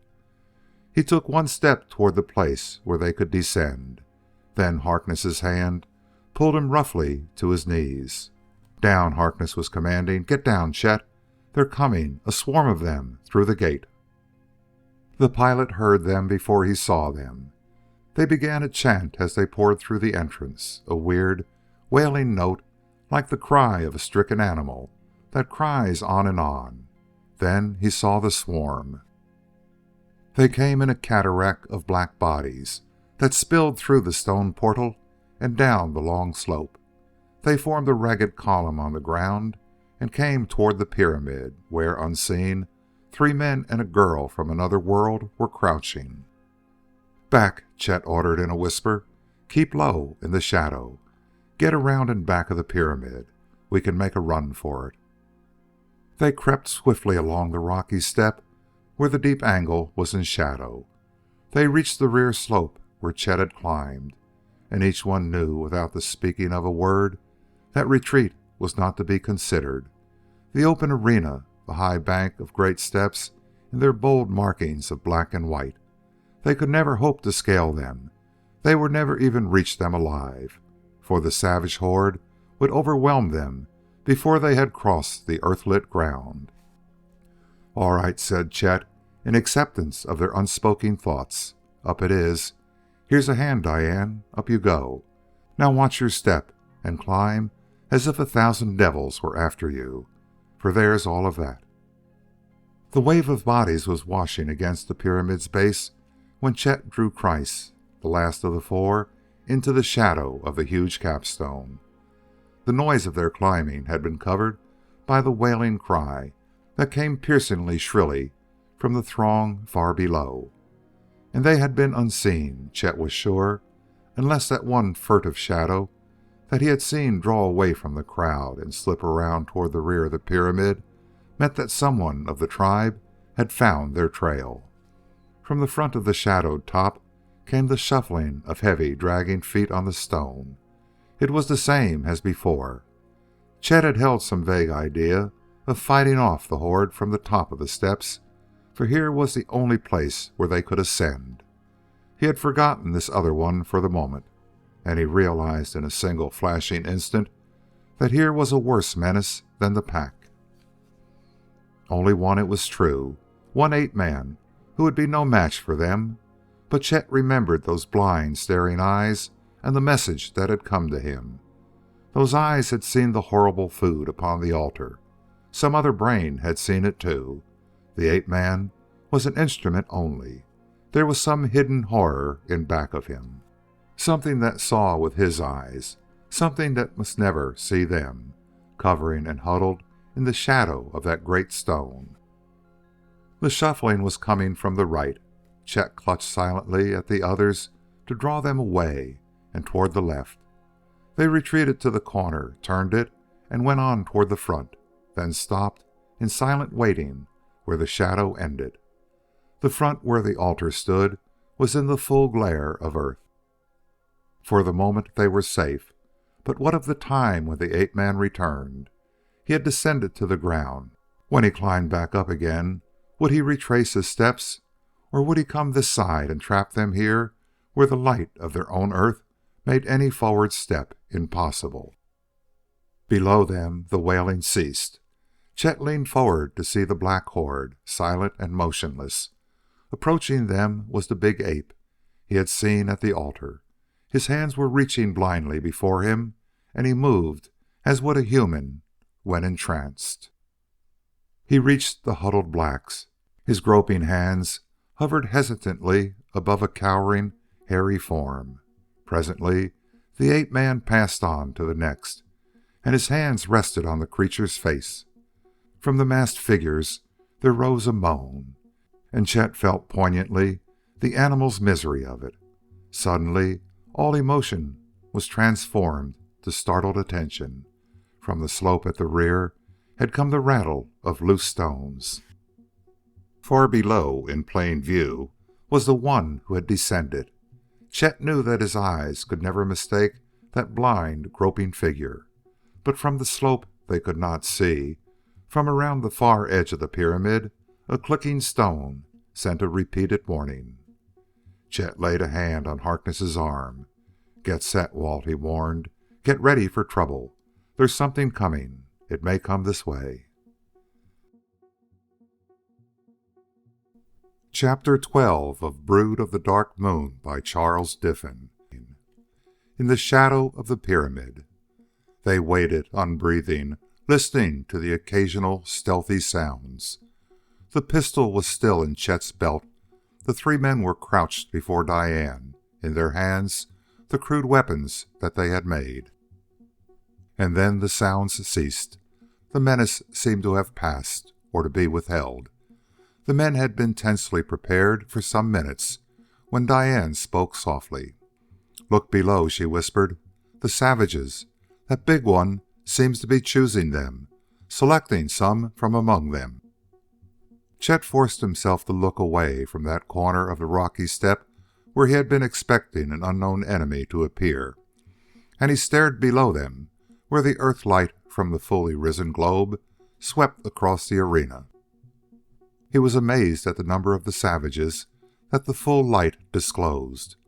There were hundreds, yes, thousands of them, he estimated, and they were standing in black clotted masses, standing awed and silent in a world that was all black and white in a dazzling contrast, while there passed among them one with outstretched arms. The black hairy hands would hover over a cowering head. The eyes, Chet knew, were staring widely, blindly at the shivering creature before him. And if Chet's surmise was correct, there was another, a hidden, mysterious something, who was taking the message of those eyes as the ape-man's brain transmitted it, taking it and sending back instructions as to which victim should be selected. Often the hands passed on, but soon they would descend to touch the savage face of another in the assemblage. At the touch, the selected one jerked sharply erect, then walked stiffly from the ranks to join a group that was waiting. At last there were nearly 100 savage figures in that group, all grown men, young and in the full flood of their savage strength. No women were chosen, nor children, though there were countless little black bodies huddled with the others. A prolific race indeed, Chet thought, and this human automaton down there was leaving the women to produce more victims, leaving the children till they were fully grown, taking only the best and strongest of the pack. For what? His question was answered in part in the next instant. While the wailing cry quivered again upon the air, the chosen 100 took up their somnambulistic walk. The messenger from the pyramid came after like a herdsman driving cattle to the slaughter. They passed from Chet's view as they rounded the rear of the pyramid, and then he heard the scuff and clatter of their ascent. No need to explain to the others. Each of the four saw all too clearly their predicament. From the rear, coming steadily on, was the savage throng. Before them, plainly visible from below, was the lighted edge where the altar rock stood. To step out there in full view would bring the whole pack upon them. To drop down to another level would expose them as plainly. Only in the dark shelter of the projecting capstone were they hidden from the upturned faces now massed solidly about. Their problem was solved for them by the sight of a savage body, black, ragged, with unkempt tufts of hair. Another, a score of them. They were rounding the corner of the pyramid and walking stiffly toward them, pressing upon them. And the arrow on the drawn bow in Chet's hand was never loosed, for each savage face was wide-eyed and devoid of expression. The ape-men neither saw nor felt them. They were hypnotized, as Chet was suddenly aware. They knew only that they must follow the mental instructions that were guiding them on. The black animal bodies were upon them. Chet came from the stupefying wonder that had claimed them all and sprang to shield the group from the steady advance. Harkness was beside him, and an instant later, Kreiss. Diane was at their backs, and the weight of the advancing party swept them irresistibly backward, out into the light, along the wide step toward the passage that yawned darkly under the projecting cap. There was no checking the avalanche of bodies, no resisting them. The men were carried along. It was all they could do to keep their footing. Harkness sprang backward to take Diane in his arms and retreat with her before the advancing horde. Chet was waiting for an outcry from below, for some indication that despite the mass of bodies that smothered them, their presence had been observed. But only the wailing cry persisted. There was another advancing column that had circled the other side, and now both groups were meeting at the passageway. Chet gripped at the figure of Kreiss, who was being swept helpless toward the dark vault, and he dragged him back. The two fought their way out toward the front and saw Harkness doing the same. The altar, gasped Chet. Up on the altar, and he saw Harkness swing Diane up on the stone, then turned and extended a helping hand toward the two men. Safe in the sanctuary of this altar, dedicated to some deity that they could never imagine, they crouched close to its blood-clotted surface, and still there was no change in the cry from below.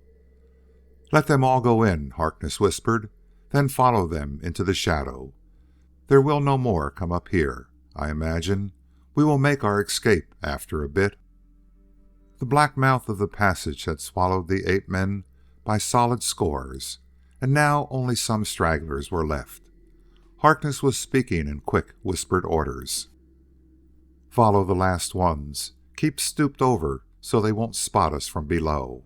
Wait in the darkness of the entrance." Chet saw him crouch low as he crept from the stone. Diane followed, then Kreiss and Chet next, close behind the shambling ape figure that slunk into the darkness of the passageway. That it was a passage, Chet had not the least doubt. It had taken in these scores of savage figures, taken them somewhere, but where it led, or why these poor stunned creatures had been chosen, he could not know. Yet he remembered the one message he had caught. Flesh, bring flesh. It had meant only one thing. It was food that was wanted, human food.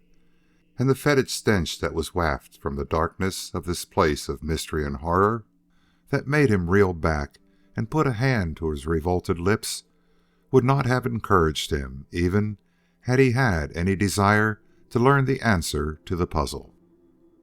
Diane was half crouching. She was choking with the foul air. Harkness spoke gaspingly as he took her by the arm.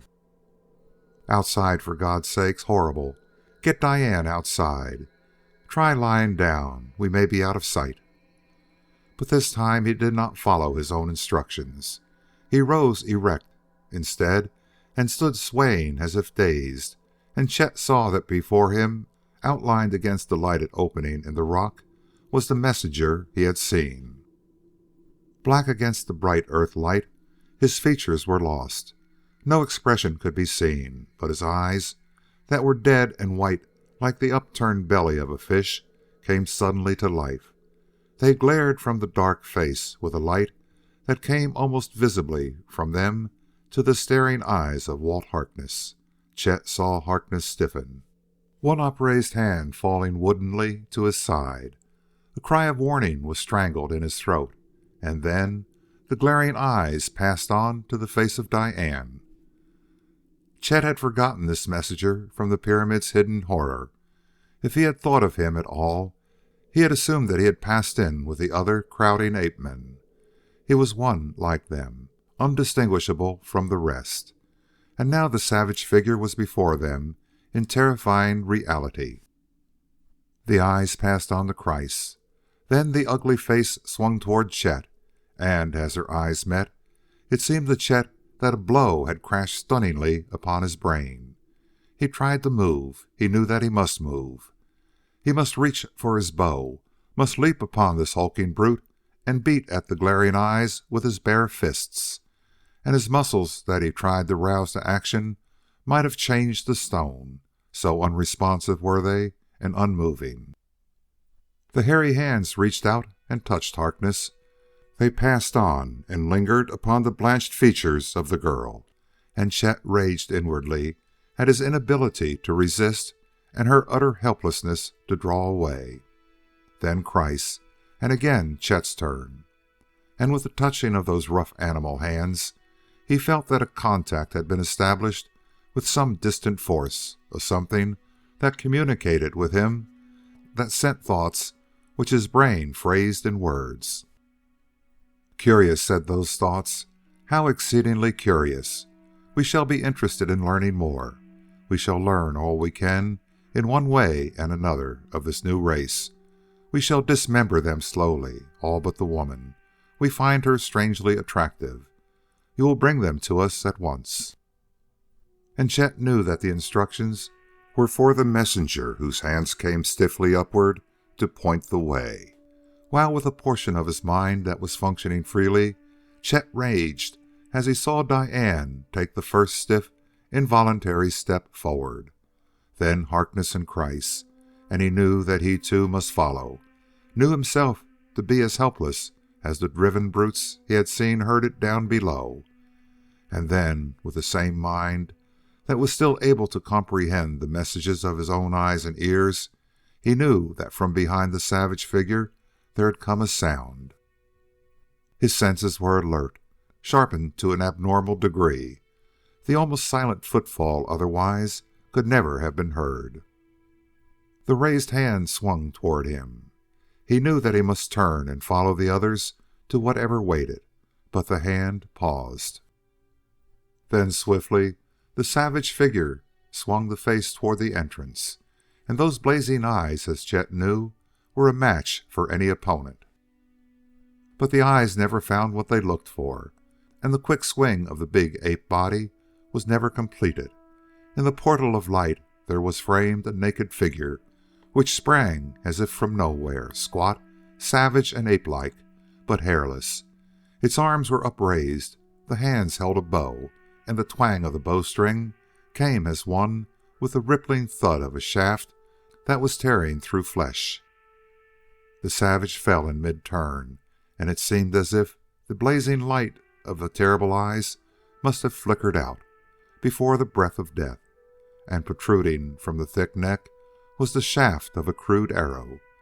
There were others that flashed, thudding and quivering, into the body that jerked with each impact, then lay still, a darker blot on the floor of a dark cave. Chet was breathless. It was an instant before he realized that he was free, that the hypnotic bonds that had bound him were loosed. It was another instant before he sensed that his companions were still marching, trudging stiffly, woodenly, off through the dark. He bounded after, heedless of bruising walls. He followed where the sound of their scuffling feet marked their progress to a sure doom. There were stairs. How he sensed them, Chet could not have told. But he paused, hesitated a moment, then found the first step, and half ran, half fell through the utter darkness of the pit into which they had gone. The odors that had seemed the utmost of vileness now came to him 100 times worse. They tore at his throat with a strangling grip, and he was weak with nausea when he crashed upon a figure that he knew was Christ, then on to grasp at Diane and Harkness, to drag them to a standstill in the darkness that pressed upon them smotheringly, while he shook them, beat at them, shouted their names. Diane, Walt, wake up, I tell you. We're going back. He swung them around, forced them to face about. Walt, for God's sakes, wake up. Diane, Christ. The deep sobbing breath of Diane was the first encouraging response. Then, free, she gasped. I'm free. And Harkness and Christ both mumbled incoherently as they came from their hypnotic stupor. How, began Harkness, how did you? But Chet waited for no explanation of the seeming miracle that had just taken place. Go back, he told them, back up the steps, and a babble of cries that were terrifying in their inhuman savagery welled up from the depths of the pyramid to urge them on. The body of their captor was prone on the floor above. They stepped over it to reach the entrance. No figure showed there now. Chet stooped low and stepped forth cautiously, that the surging horde on the ground might not see him. The others followed. He felt Harkness's hand in a sudden warning grip upon him. Chet, said Harkness, there is something there in the shadow, there. And Chet saw, even before Walt pointed, a wriggling figure that crept toward them. He struck down the bow that Christ had raised, and a ray of light came through a jagged niche in the rock above to fall upon the face of the one who drew near. Abjectly, in almost humility, the naked figure crept toward their feet, and the savage face that was raised to theirs was wreathed in a distorted smile. Beside him, Chet felt Harkness struggling to speak. In wondering tones that were almost unbelieving, Harkness choked out one word. Towahg, he said. Towahg? And the thick lips in that upraised face echoed proudly, Towahg, me come. Chapter 13 of Brood of the Dark Moon by Charles Diffin.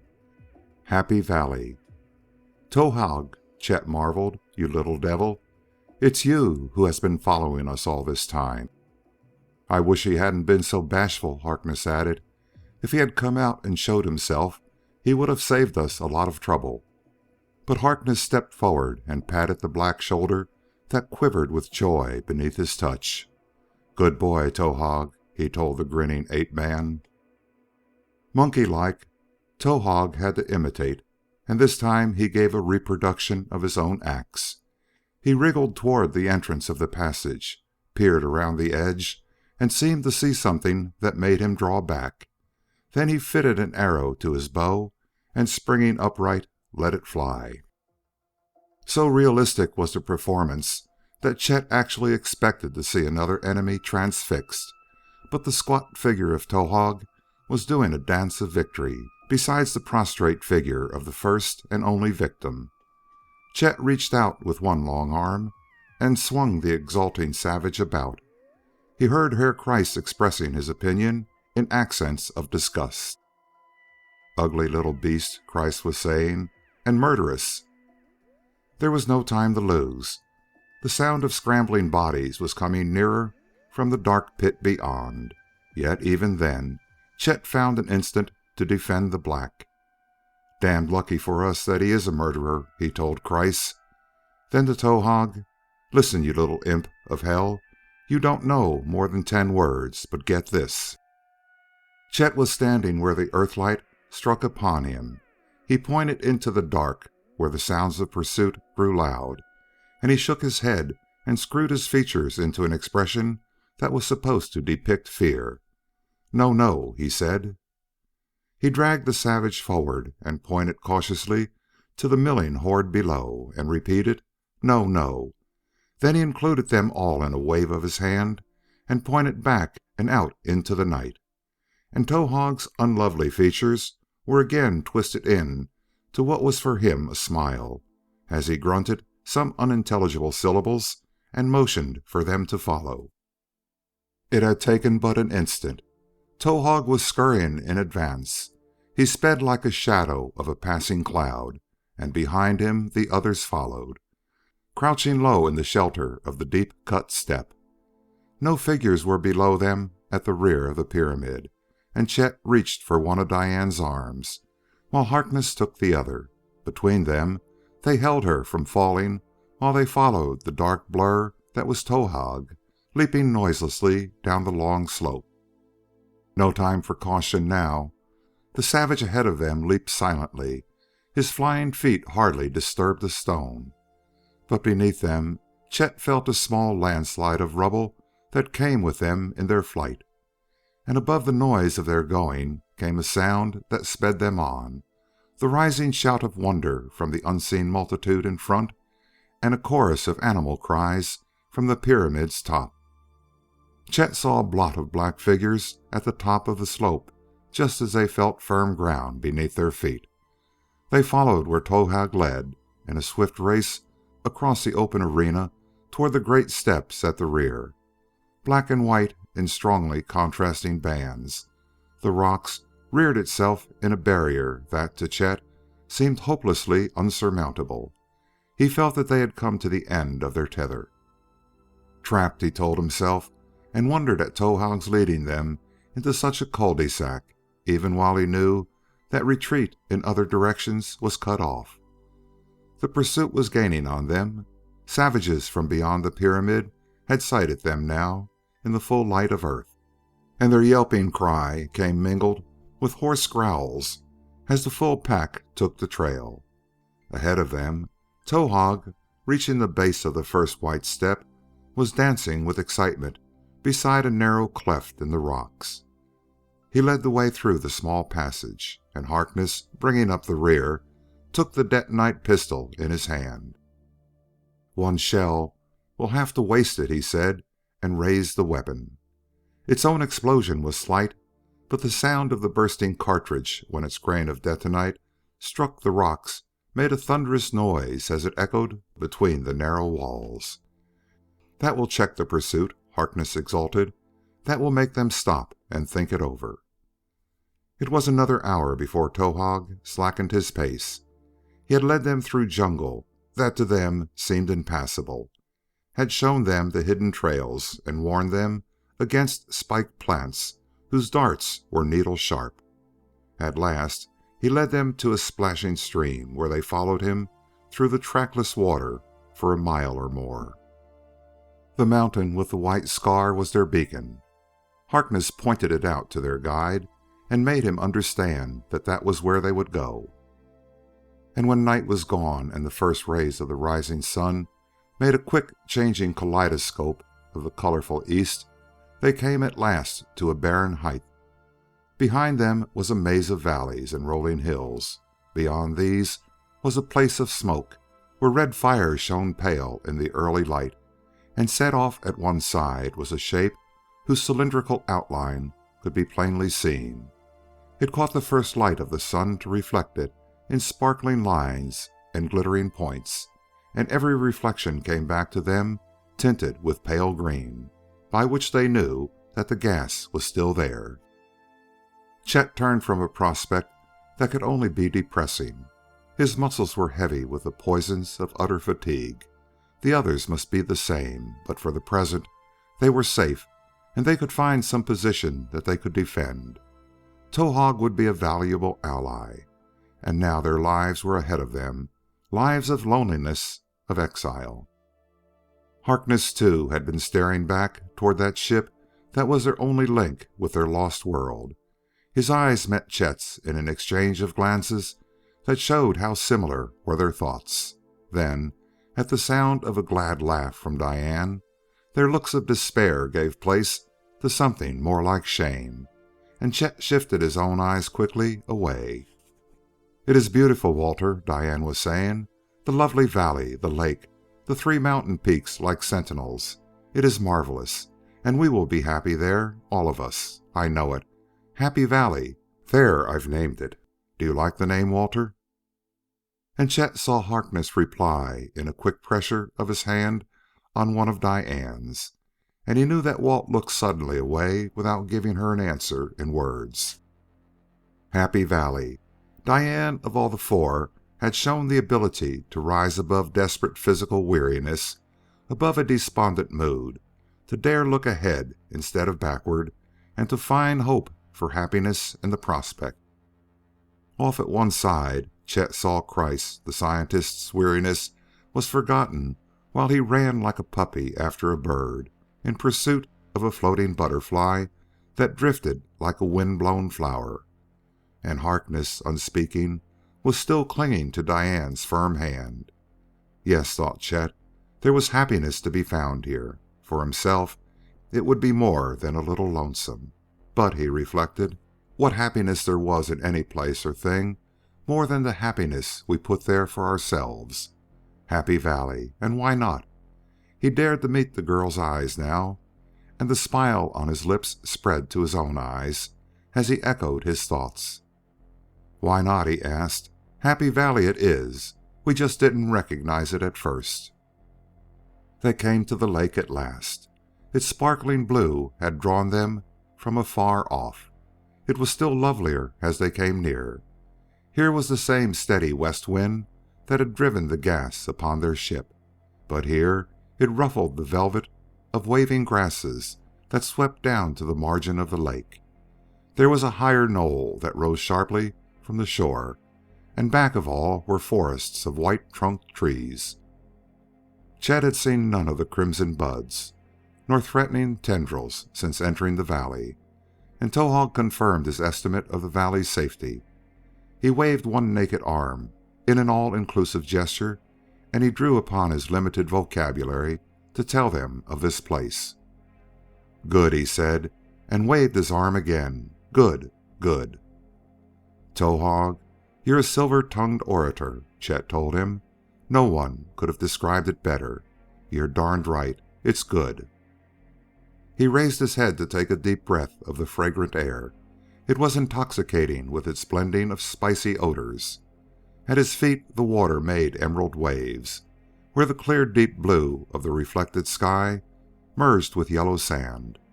Fish darted through the deeper pools where the beach shelved off, and above them the air held flashing colorful things that circled and skimmed above the waves. The rippling grass was so green, the sky and lake so intense a blue, and one mountainous mass of clouds shone in a white too blinding to be borne, and over it all flowed the warm, soft air that seemed vibrant with a life force pulsing strongly through this virgin world.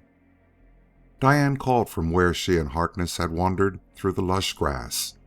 Christ had thrown himself upon a strip of warm sand and was oblivious to the beauties that surrounded him. Towahg was squatted like a half-human frog, binding new heads on his arrows. "Chet," she called, "come over here and help me to exclaim over this beautiful place. Walter talks only of building a house and arranging a place that we can defend. He is so very practical." "Practical?" exclaimed Chet. "Why, Walt's a dreamer and a poet compared to me. I'm thinking of food. Hey, Towahg," he called to the black, "let's eat." He amplified this with unmistakable pointings at his mouth and suggestive rubbings of his stomach, and Towahg started off at a run toward the trees that were heavy with strange fruit. By night there was an unmistakable sign that the hand of man had been at work. A band of savages would have accepted the place as they found it. For them the shelter of a rock would have sufficed. They would have passed on to other hunting grounds, and only a handful of ashes and a broken branch, perhaps, would have marked where they had been. But your civilized man is never satisfied. Along the mile of shore was open ground. Here the trees approached the water. Again, their solid rampart of ghostly trunks was held back some hundreds of yards, and the open ground was vividly green where the soft grass waved, and it was matted, too, with crimson and gold of countless flowers. A beautiful carpet flung down by the edge of a crystal lake, and the flowered covering swept up and over the one high knoll that touched the shore, and on the knoll, near an outcrop of limestone rocks, was a house. "Not exactly pretentious," Chet had admitted, "but we'll do better later on." "It will keep Diane under cover," argued Harkness. "These leaves are like leather." He helped Diane put another strip of leaf in place on the roof. A twist of green vine tied around the stem held it loosely. The leaves were huge, as much as 10 feet in diameter, great circles of leathery green that they cut with a pocket knife and tailored, as Diane called it, to fit the rough framework of the hut. Towahg had found them and had given them a name that they did not trouble to learn. "Towahg's grunts sound so much alike," Diane complained smilingly. "He seems to know his natural history, but he is difficult to understand." But Towahg proved a valuable man. He cracked 2 round stones together and cleaved off one to a rounded edge. He bound this with withes to a short stick, and in a few minutes had a serviceable stone axe that bit into slender saplings that were needed for a framework. Chet nodded his head and called Kreiss' attention to that. "Herr Doctor," he said, "it isn't every scientist who has a chance to see close up of the Stone Age." But Kreiss, as Chet told Harkness later, did not seem to snuggle up nice and friendly to the grinning savage. "He is armed better than we," Kreiss complained. "I do not trust him. It is an impossible situation, this, that civilized man should be dependent upon one so savage. For what is our culture, our great advancement in all lines of mental endeavor, if at last, when tested by nature, we must rely upon such assistance?" Chet saw Herr Dr. Kreiss draw himself aloof with meticulous care as Towahg dashed by, and it occurred to him that perhaps it was as well for Kreiss that the Black One knew so little of what he said. But aloud he merely said, "You'll have lots of chances to use that mental endeavor stuff later on, Doctor.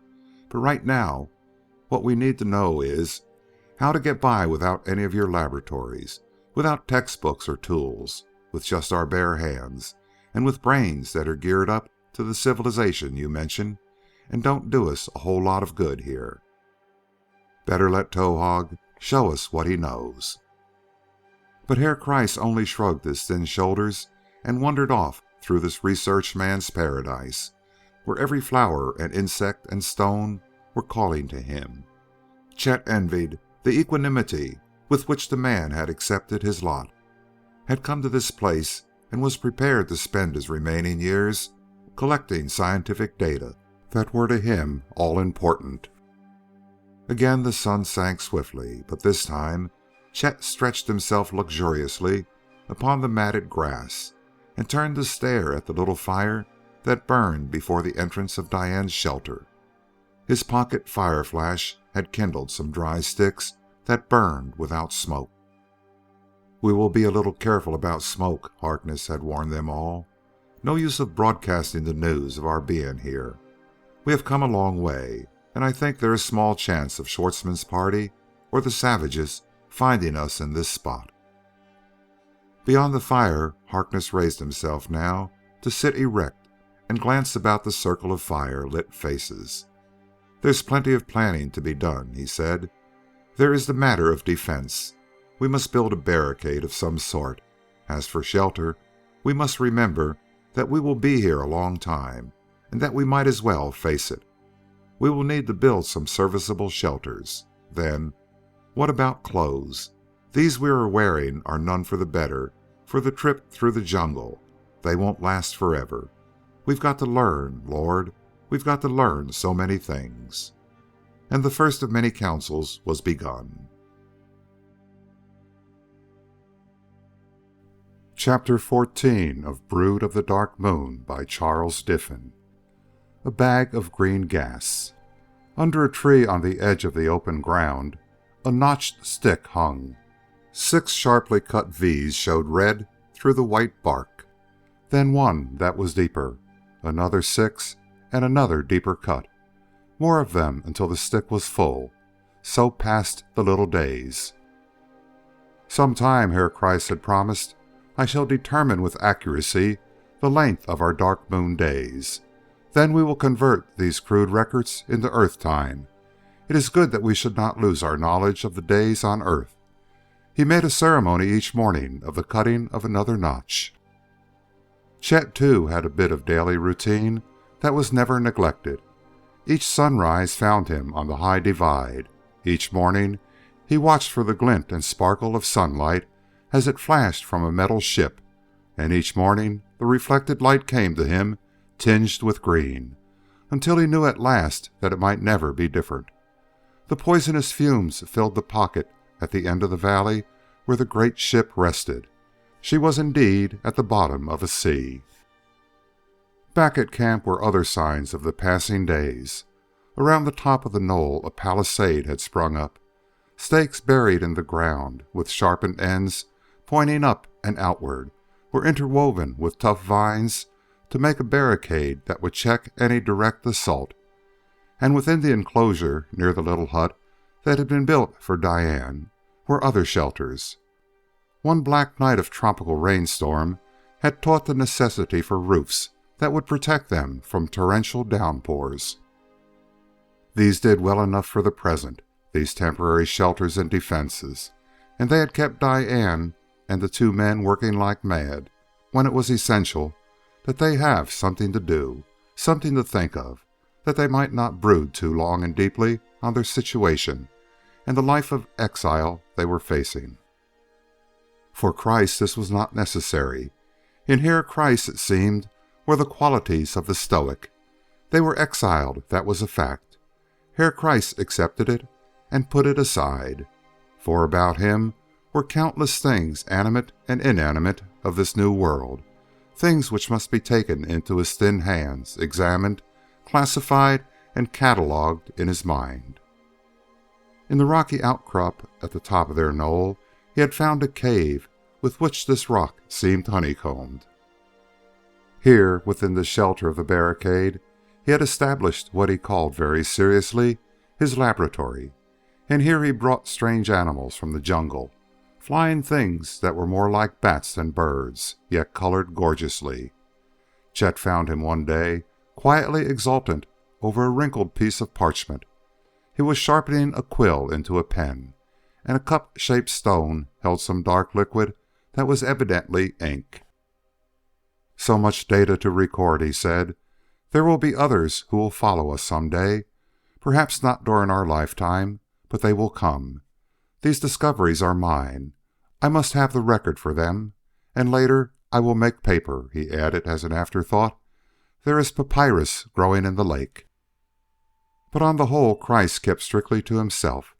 "He's a lone wolf," Chet told the others, "and now that he is bringing in those heavy loads of metals, he is more exclusive than ever. Won't let me into the back end of his cave." "Does he think we'll steal his gold?" Harkness asked moodily. "What good is gold to us here?" "He may have gold," Chet informed him, "but he has something more valuable, too. I saw some chunks that glowed in the dark. Rotten with radium, he told me. But even so, he is welcome to it. We can't use it. No, I don't think he suspects us of wanting his trophies. He's merely the kind that flocks by himself. He's having a wonderful time today, pounding out some of his metals with a stone hammer. I heard him at it all day. He seems to have settled down in that cave for keeps." Harkness threw another stick across the fire. Its warmth was unneeded, but its dancing flames were cheering. "And that is something we must make up our minds about," he said slowly. "Are we to stay here, or should we move on?" He dropped to the ground near where Diane was sitting and took one of her hands in his. "Diane and I plan to set up housekeeping," he told Chet, and Chet saw him smile whimsically at the words. Housekeeping on the Dark Moon would be primitive indeed. "We are lacking in some of the customary features of a wedding. We seem to be just out of ministers or civil officials to tie the knot."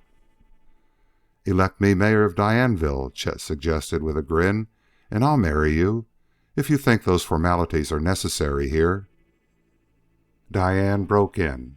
"It's foolish of me, Chet. I know it. But don't laugh at me." He saw her lips tremble for an instant. "You see, we're so far away from everything, and it seems that if Walter and I could just start our lives with a really and truly marriage—" "Oh, I know it is foolish." This time Chet interrupted. "After all you have been through, and after the bravery you have shown, I think you are entitled to a little foolishness. And you shall be married with as good a knot as any minister could tie.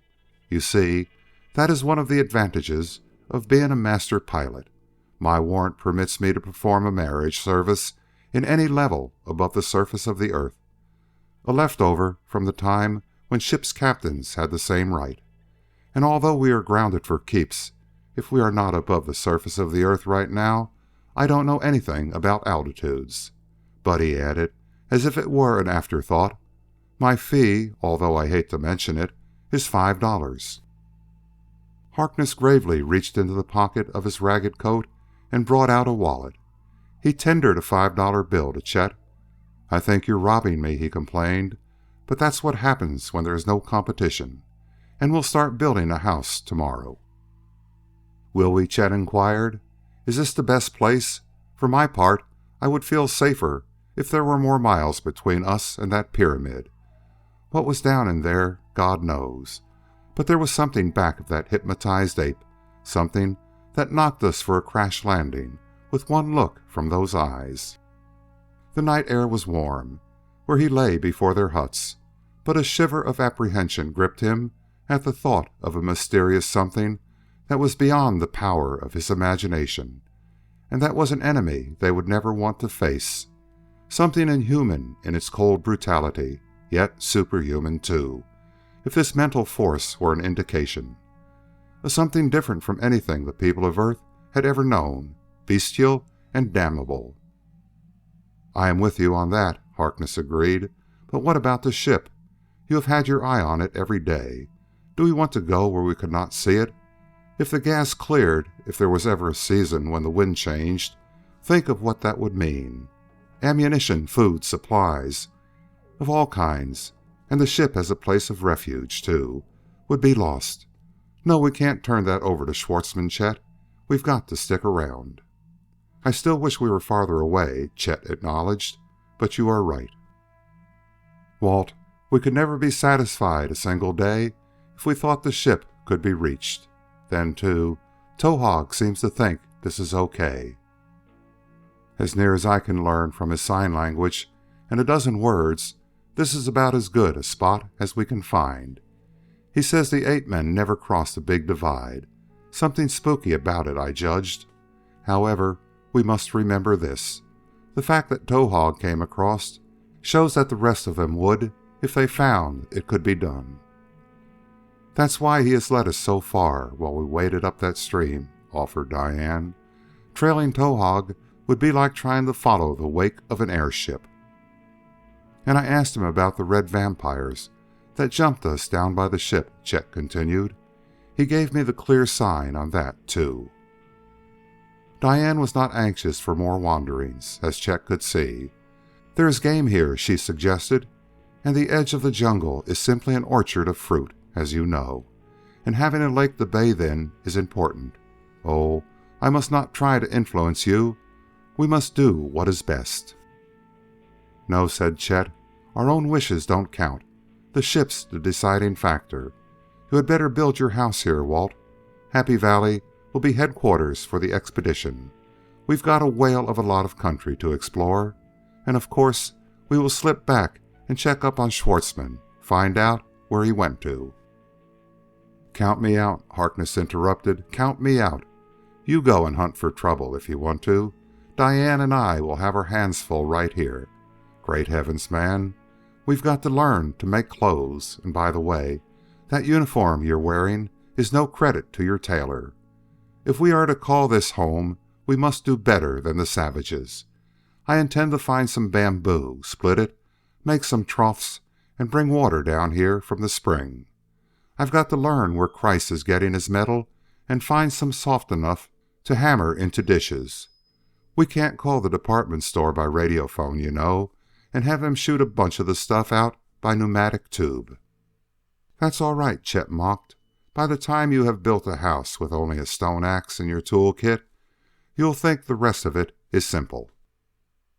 The barricade, or cheval de frise, as Chet insisted on calling it, to show his deep study of the wars of earlier days, was built in the form of a U. The knoll itself sloped on one side directly to the water's edge. They had left that side open and carried their line of sharp stakes down to the water, that in the event of a siege they would not be conquered by thirst. On the highest point of the knoll, some weeks later, a house was being built, a more pretentious structure this time than the other little huts. The aerial roots that the white trees dropped from their high-flung branches were not impossible to cut with their crude implements. They made good building material for a house whose framework must be tied together with vines and tough roots. This would be the home of Harkness and Diane. The two had been insistent that this structure would be incomplete without a room for Chet, but the pilot only laughed at that suggestion. It's an old saying, he told them, that one house isn't big enough for two families.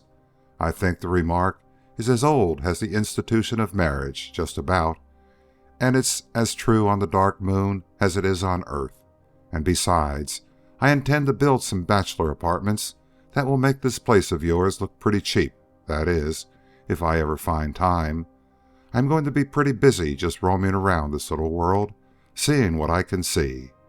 Even Herr Kreis has got the wanderlust, you will notice. He has been gone 4 days, said Diane.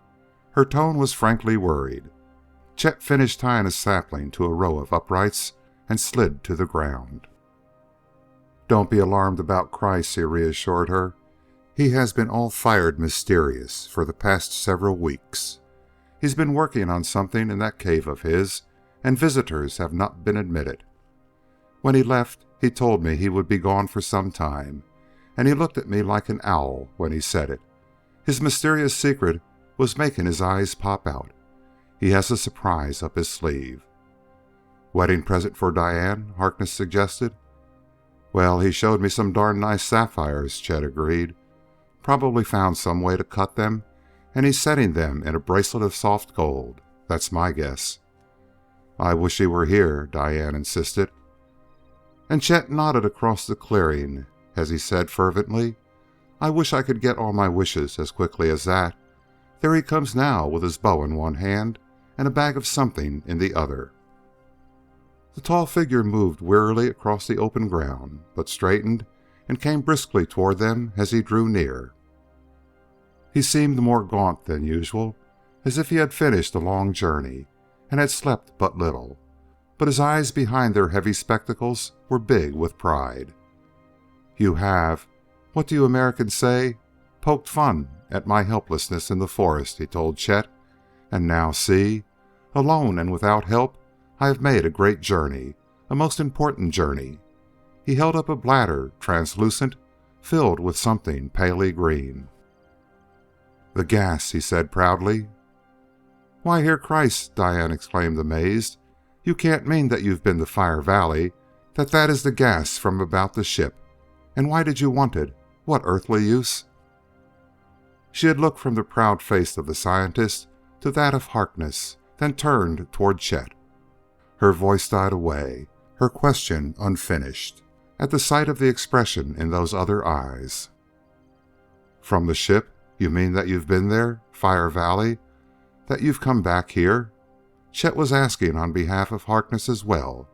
His companion added nothing to the words of the pilot, words spoken in a curiously quiet, strained tone. "But yes," Herr Christ assured him. His gaze was still proudly fixed upon the bladder of green gas. "I needed some for an experiment, a most important experiment." And not till then did he glance up and let his thin face wrinkle in amazed wonder at the look on the pilot's face. Chet raised one end of another stick as Christ approached. He had intended to place it against the frame they were building, but it fell heavily to the ground instead. He regarded Harkness with eyes that were somber with hopeless despair, yet that somehow crinkled with a whimsical smile. "Well, I said he had a surprise up his sleeve," he reminded them. "It's nearly night. I can't do anything now. I'll go tomorrow, take Towahg. I don't know that there's anything we can do, but we'll try." "You will stay here with Diane," he told Harkness, and Harkness accepted the order as he would from one who was in command. "It's up to you now," he told Chet. "I'll stay here and hold the fort. You're running the job from now on." But the pilot only nodded. Herr Christ was sputtering a barrage of hows and whys. He demanded to know why his success in so hazardous a trip should have this result. But Chet Bullard did not answer. He walked slowly away, his eyes on the ground, as one who is trying to plan, driving his thoughts in an effort to find some escape from a danger that seemed to hover threateningly. Chapter 15 of Brood of the Dark Moon by Charles Diffin. Terrors of the Jungle. Towahg had learned the names of these white-skinned ones who came down from whatever heaven was pictured in his rudimentary mind. His pronunciation of them was peculiar. It had not been helped any by reason of Diane's having been his teacher. Her French accent was delightful to hear, but not helpful to a Dark Moon ape-man who was grappling with English. But he knew them by name, using always the French monsieur, and when Chet repeated Monsieur Christ, he go, pointing through the jungle, and following this with the command, Towahg go, me go, the ape-man's unlovely face drew into its hideous grin, and he nodded his head violently to show that he understood. Chet gripped a hand each of Harkness and Diane and clung to them for a moment. Below their knoll, the white morning mist drifted eerily toward the lake. The knoll was an island, and they three the only living creatures in a living world. It was the first division of their little force, the first parting where any such farewell might be the last. The silence hung heavily about them. "Au revoir," Diane said softly, "and take no chances. Come back here, and we'll win or lose together." "Blue skies," was Walt Harkness's goodbye in the language of the flyer. "Blue skies and happy landings." And Chet, before the shrouding mist swallowed him up, replied in kind. "Lifting off," he announced. as if his ship were rising beneath him. "And the air is cleared. I'll drop back in 4 days if I'm lucky." Towahg was waiting, curled up for warmth in the hollow of a great tree's roots. Like all the ape-men, he was sullen and taciturn in the chill of the morning. Not until the sun warmed him would he become his customary self. But he grunted when Chet repeated his instructions. "Monsieur Christ, he go. Now Towahg go, too. Go where Monsieur Christ go." And he led the way into the jungle where the scientist had emerged. Chet followed close through the wraith-like, drifting mist. They were ascending a gentle slope. Among the trees and tangled giant vines, the mist grew thin. Then they were above it, and occasional shafts of golden light shot flatly in to mark the ascending sun. They were climbing toward the big divide, that much Chet knew. White, ghostly trees gave place to the darker, gloomier growth of the uplands. Strange monstrosities they had been to Chet when first he had seen them, but he was accustomed to them now and passed unnoticing among their rubbery trunks, so black and shining with morning dew. Far above, a wind moved among the pliant branches that whipped and whirled their elastic lengths into strange, curled forms. Then the miracle of the daily growth of leaves took place, and the rubbery limbs were clothed in green, where golden flowers budded prodigiously before they flashed open and filled the wet air with their fragrance. They were following the path that Chet had traveled on his morning trips to the divide for a view of the ship. Christ would have gone this way, of course, although to Chet there was no sign of his having passed.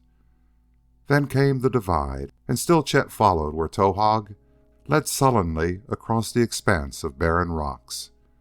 Towahg's head was sunk between his black shoulders, his long arms hung limply, and he moved on with a steady motion of his short, heavily muscled legs, with apparently no thought of where he went or why. Chet stopped for a moment's look at the distant sparkle that meant the shining ship, which shone green as on every other day, and he wondered, as if he had a score of times, if it might be possible for them to make a suit, a bag to enclose his head or a gas mask, anything that could be made gas-tight, and he could be supplied with air. Then he thought of the bow that was slung on his shoulder and the stone axe at his belt. These were their implements. These were all they had. Suddenly, he began to walk rapidly down the slope after Towahg, who was almost to the trees. Again they were among the black, rubbery growth. It rose from a tangle of mammoth-leafed vines and creepers that wove themselves into an impassable wall. Impassable until Towahg lifted a huge leaf here, swung a hanging vine there, and laid open a passage through the living labyrinth. How did Christ ever find his way? Chet asked himself, and then he questioned. Did he come this way? Is Towahg on the trail? Again he repeated his instructions to the ape-man, and he showed his own wonder as to which way they should go. The sun must have done its work effectively, for now Towahg's wide grin was in evidence. He nodded vigorously, then dropped to one knee and motioned for Chet to see for himself, as he pointed to his proof. Chet stared at the unbroken ground. Was a tiny leaf crushed? It might have been, but so were 1,000 others that had fallen from above.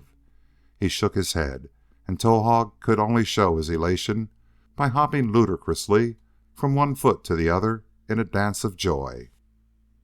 Then he went on at a pace Chet found difficulty in following, until they came to a place where Towahg tore a vine aside to show easier going, but climbed instead over a fallen tree, grown thickly with vines, and here even Chet could see that other feet had tripped and stumbled. The master pilot glanced at the triple star still pinned to his blouse. He thought of the study and training that had preceded the conferring of that rating, the charting of the stars, navigational problems in a three-dimensional sea, and he smiled at his failure to read this trail that to Towahg was entirely plain. "Every man to his job," he told the black, and patted him on the shoulder. "And you know yours, Towahg. You're good. Now where do we sleep?" He ventured to suggest a bed of leaves that had gathered amongst a maze of great rocks. But Towahg registered violent disapproval. He pointed to a pendant vine. His hands that were clumsy at so many things gave an unmistakable imitation of a bud that developed on that vine and opened. Then Towahg sniffed once at that imaginary flower, and his body went suddenly limp and apparently lifeless as it fell to the ground. "You're right, old top," Chet assured him, as Towahg came again to his feet. "This is no place to take a nap." A crashing of some enormous body that tore the tough jungle in its rush came from beyond the rocks. "And there are other reasons," he added, as he followed Towahg's example and leaped for a hanging tangle of laced vines. Here was a ladder ready to take them to the high roof above, but they did not need it. The crashing died away in the distance.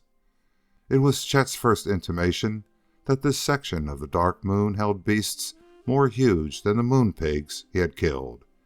It was a disturbing bit of knowledge. He caught Towahg's cautious, wary eyes and motioned toward the branches high overhead. "How about hanging ourselves up there for the night?" he asked, and the gestures, though not the words, were plain as the ape-man's quick descent made clear. He motioned Chet to follow. Down they plunged, and always down. Towahg gave Chet to understand that Christ had slept some distance beyond. They would try to reach the same place. But the quick-falling dusk caught them while yet among the black, rubbery trees, and the dark showed Chet why their branches might not be inviting as a sleeping place. By ones and twos they came at first, occasional lines of light that flowed swiftly and vanished through the black tangle of limbs. Chet could hardly believe them real. They appeared and were lost from sight as if they had melted. But more came, and it seemed at last as if the roof above were alive with light. The moving, luminous things glowed in hues that were never still, were pure gold, were green, then red, melting and changing through all the colors of the spectrum. Living fireworks that were a blaze of gorgeous beauty. They wove an ever-moving canopy of softest lights that raced dazzlingly to and fro. They crossed and intertwined, that were dazzling to his eyes while they held his senses enthralled by their color and sheer loveliness, until one light detached itself and fell toward him where he stood spellbound beside a giant fern.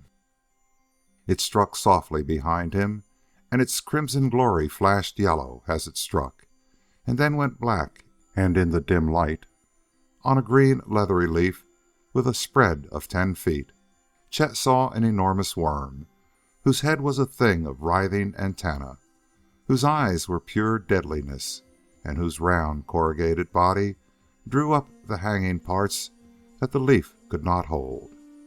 It hunched itself into a huge inverted U, and, before Chet could recover from his horrified surprise, was poised to spring.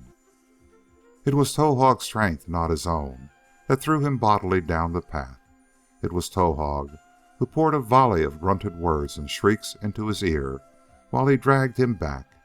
Chet saw the vicious head flash to the loveliest gold while it shot forward to the body's full 12 feet of length, 12 feet of pulsing lavender and rose and flashing crimson that was more horrible by reason of its beauty.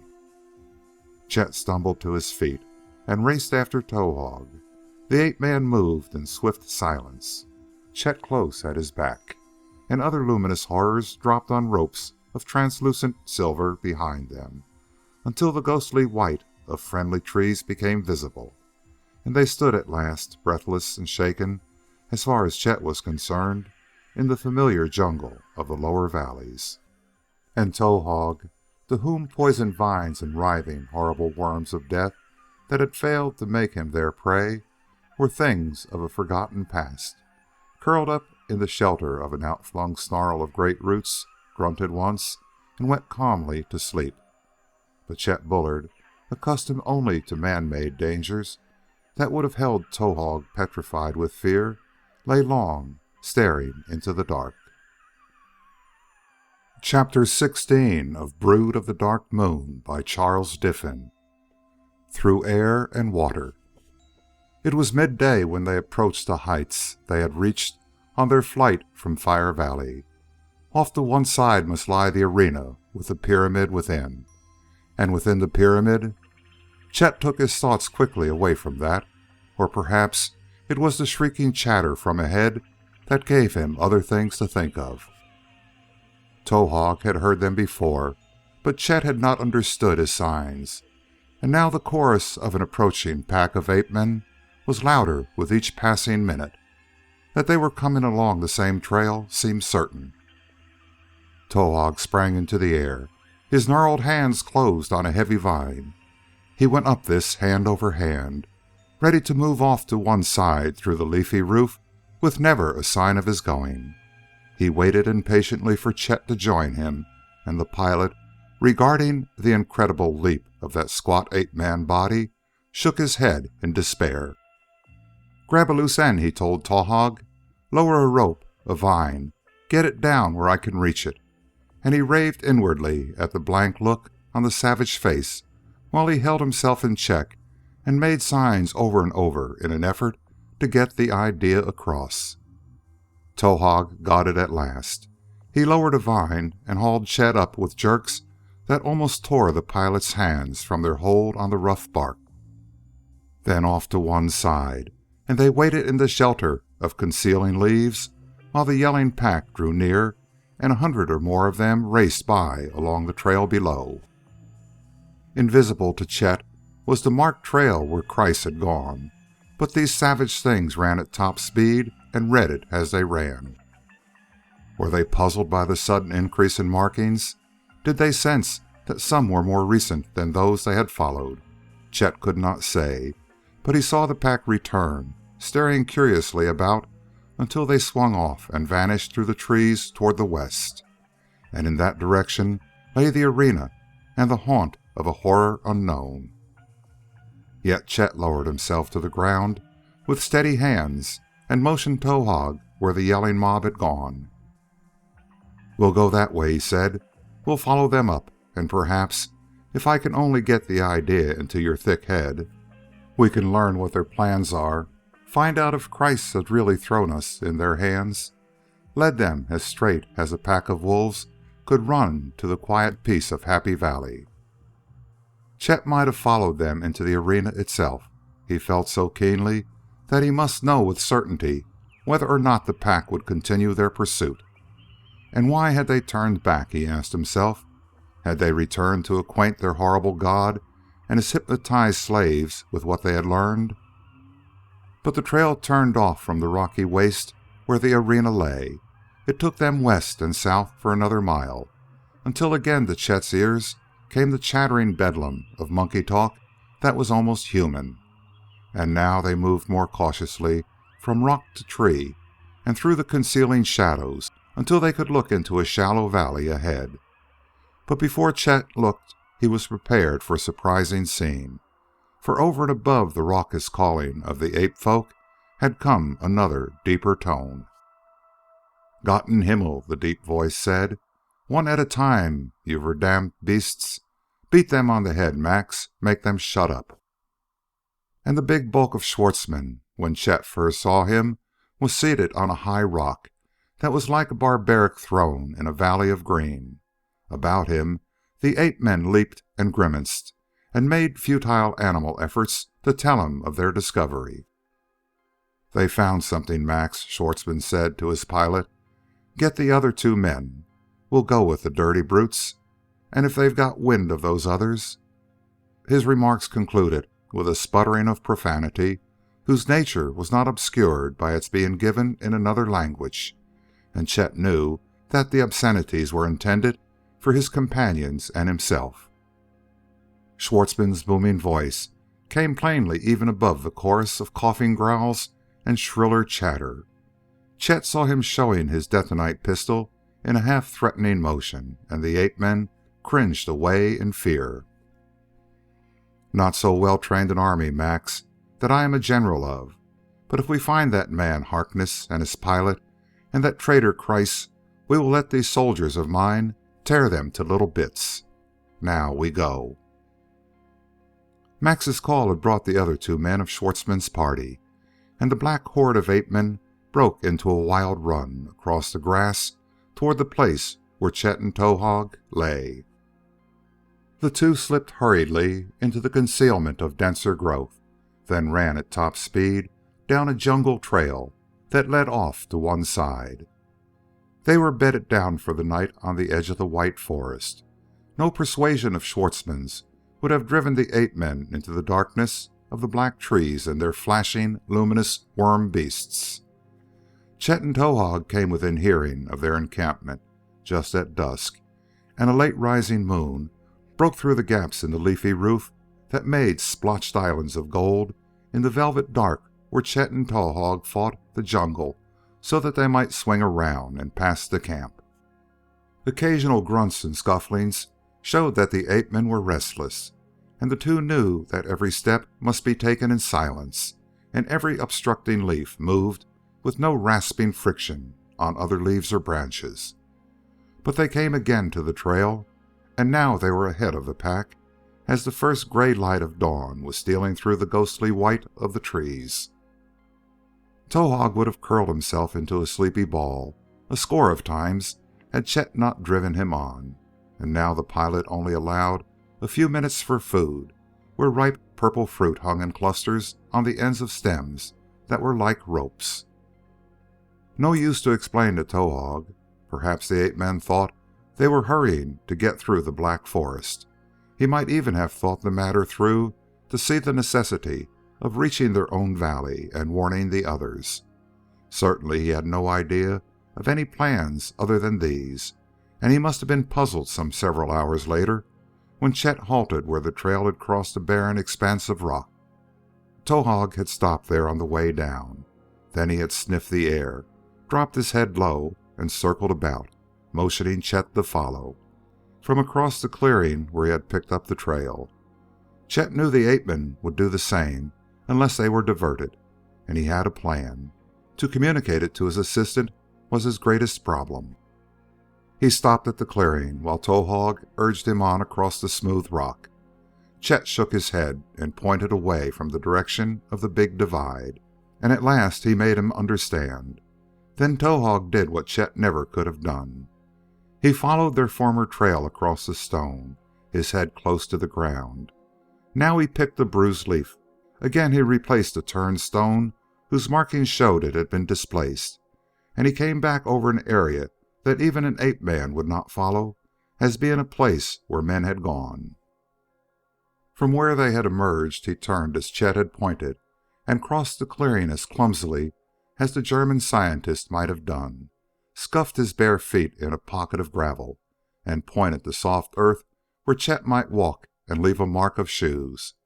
Chet grinned happily while Towahg did his grotesque dance that indicated satisfaction, though from afar the first cries of the pack rang in the air. They could have never outdistanced the apes alone. Chet knew that, but he also knew that Schwartzmann and the others would slow them up, and he counted on the pack staying together on the trail as they traversed this new country. He entered the jungle with Towahg where their new trail led, and he drove his tired muscles to greater speed while Towahg, always in the lead, motioned him on. There were stops for food at times until another night came, and Chet threw himself down on a mat of grass and fell instantly asleep. If there was danger abroad, he neither knew nor cared. He knew only that every muscle of his body was aching from the forced march, and that Towahg's twitching ears were on guard. The following day they went more slowly, stopping at times to wait for the sounds of pursuit. They were leading the pack on a long journey. Chet wanted to be sure they were following and had not turned back.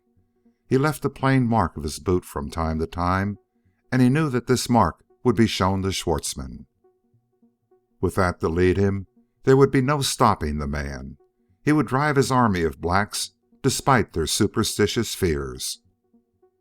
The short days and nights formed an endless succession to Chet. Only once did he see a familiar place, as they passed a valley, and he saw where their ship had rested on that earlier voyage. "This is far enough," he told Towahg, and made himself plain with signs. "Now we'll lose them. Hang them right up in the air and leave them there." Another steep climb and a valley beyond, and in the hollow a tumbling stream.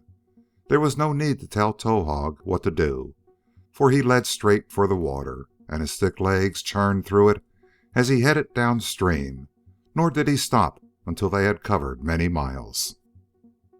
Chet had wondered how they would leave the water without a trace, but again Towahg was ready. A stone where the water splashed would show no mark of bare feet. From it he leaped into the air toward a swaying vine. He missed, tried again, and finally grasped it. And the rest was a repetition of what he had done before.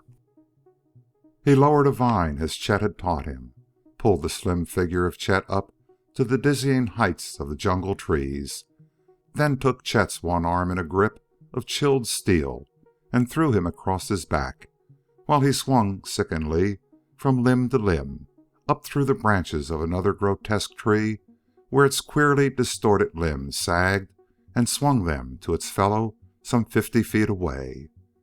It was a wild ride for the pilot. "I've driven everything that's made with an engine in it," he told himself, "but this 1/8 power craft has them all stopped for thrills." And at last, when even Towahg's chest that seemed ribbed with steel was rising and falling with his great breaths, Chet found himself set down on the ground, and he patted the black on the shoulder in the gesture that meant approval. "Water and air," he said. "It'll bother them to trail us over that route. Towahg, you're there when it comes to trapeze work. Now, if you can find the way back again." And Towahg could, as Chet admitted when, after a series of eventless days, they came again to the big divide above the reaches of Happy Valley. And the grip of Harkness's hand and the tears in Diane's eyes brought a choke to his throat, until the voluble apologies of a penitent Herr Kreiss and the antics of Towahg, recipient of many approving pats, turned the emotion into the safer channels of laughter. "But I think we switched them off for good," Chet said, in conclusion to his recital. "I believe we are as safe as we ever were, and I've only one big regret. If I could just have been around somewhere when friend Schwartzmann found his scouts had led him up a blind alley, it would have been worth the trip. He did pretty well when he started cussing us out before. I'll bet he pumped his vocabulary dry on them this time." Chapter 17 of Brood of the Dark Moon by Charles Diffin. Hunted Down. Work on the house was resumed, and when it is done, said Diane with a gay laugh, Walter and I shall have our wedding day. Now you see why you were wanted so badly, Chet. It was not that we worried for you, but only that we feared the loss of the one person on the Dark Moon who could perform a marriage ceremony. And I thought all along it was my clever carpenter work that had captivated you, responded Chet, and tried to fit the splintered end of a timber into a forked branch that made an upright post. And each day the house took form, while the sun shone down with tropical warmth where the work was going on. Only Harkness and Chet were the builders. Diane's strength was not equal to the task of cutting tough wood with a crude stone axe, and Herr Kreiss, though willing enough to help when asked, was usually in his own cave, busied with mysterious experiments of which he would tell nothing. Towahg, their only remaining helper, could not be held. Too wild for restraint of any kind, he would vanish into the jungle at break of day to reappear now and then as silently as a black shadow. But he kept them all supplied with game and fruit and succulent roots which his wilder brethren of the forest must have shown him were fit for food. And then came an interruption that checked the work on the house. that drained the brilliant sunshine of its warmth and light, and turned all thoughts to the question of defense. The two had been working on the roof, while Diane had returned to the jungle for another of the big leaves. She carried her bow on such trips, although the weeks had brought them a sense of security. But for Chet, this feeling of safety vanished in the instant that he heard Harkness's half-uttered exclamation and saw him drop quickly to the ground. Beyond him, coming through the green smother of grass that was now as high as her waist, was Diane. Even at a distance Chet could see the unnatural paleness of her face. She was running fast, coming along the trail they had all helped to make. Chet hit the ground on all fours and reached for the long bow with which he had become so expert, then followed Harkness, who was racing to meet the girl. An ape man, she was saying between choking breaths when Chet reached them. An ape man. She was clinging to Harkness in utter fright that was unlike the Diane he had known. Towahg, Harkness suggested. You saw Towahg. But the girl shook her head. She was recovering something of her normal poise. Her breath came more evenly. No, it was not Towahg. I saw it. I was hidden under the big leaves. It was an ape man. He came swinging along through the branches of the trees. He was up high, and he looked in all directions. I ran. I think he did not see me. And now, she confessed, I am ashamed. I thought I had forgotten the horror of that experience, but this brought it all back. There, I'm all right now.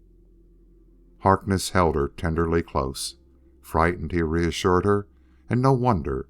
That night on the pyramid left its mark on us all. Now, come quietly. He was leading the girl toward the knoll that they all called home. Chet followed, casting frequent glances toward the trees.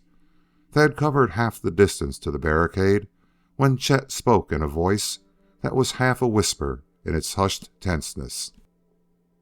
Drop quick, he ordered. Get into the grass. It's coming. Now, let's see what it is. He knew that the others had taken cover. For himself, he had flung his lanky figure into the tall grass. The bow was beside him, an arrow ready, and the tip of polished bone and the feathered shaft made it a weapon that was not one to be disregarded. Long hours of practice had developed his natural aptitude into real skill. Before him, he parted the tall grass cautiously to see the forest whence the sound had come. The swish of leaves had warned Chet. Some far-flung branch must have failed to bear the big beast's weight and had bent to swing him to the ground. Or perhaps the descent was intentional. And now there was silence. The silence of noonday that is so filled with unheard summer sounds.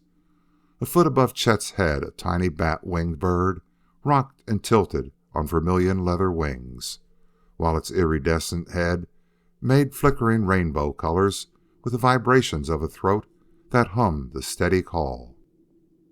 Across the meadow were countless other flashing, humming things, like dust specks dancing in the sun, but magnified and intensely colored.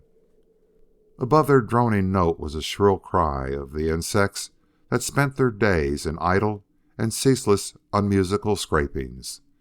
They inhabited the shadow zone along the forest edge, and now, where the foliage of the towering trees was torn back in a great arch, the insect shrilling ceased. As the strings of a harp are damped and silenced in unison, their myriad voices ended that shrill note in the same instant. The silence spread. There was a hush, as if all living things were mute in dread expectancy of something as yet unseen.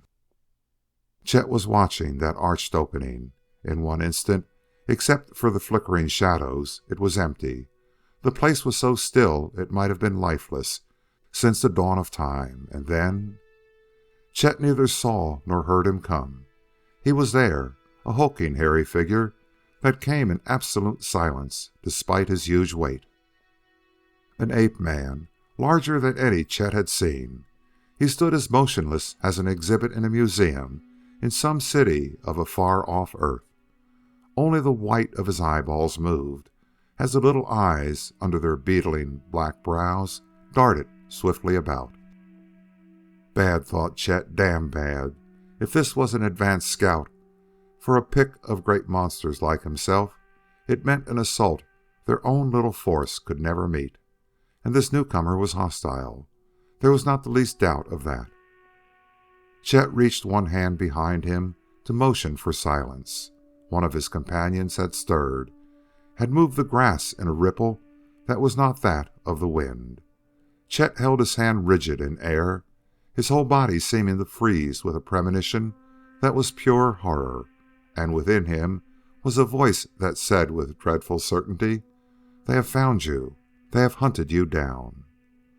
For the thing in the forest, the creature half human, half beast, had raised its two shaggy arms before it, and, with eyes fixed and staring, it was walking straight toward them, walking as no other living thing had walked, but one.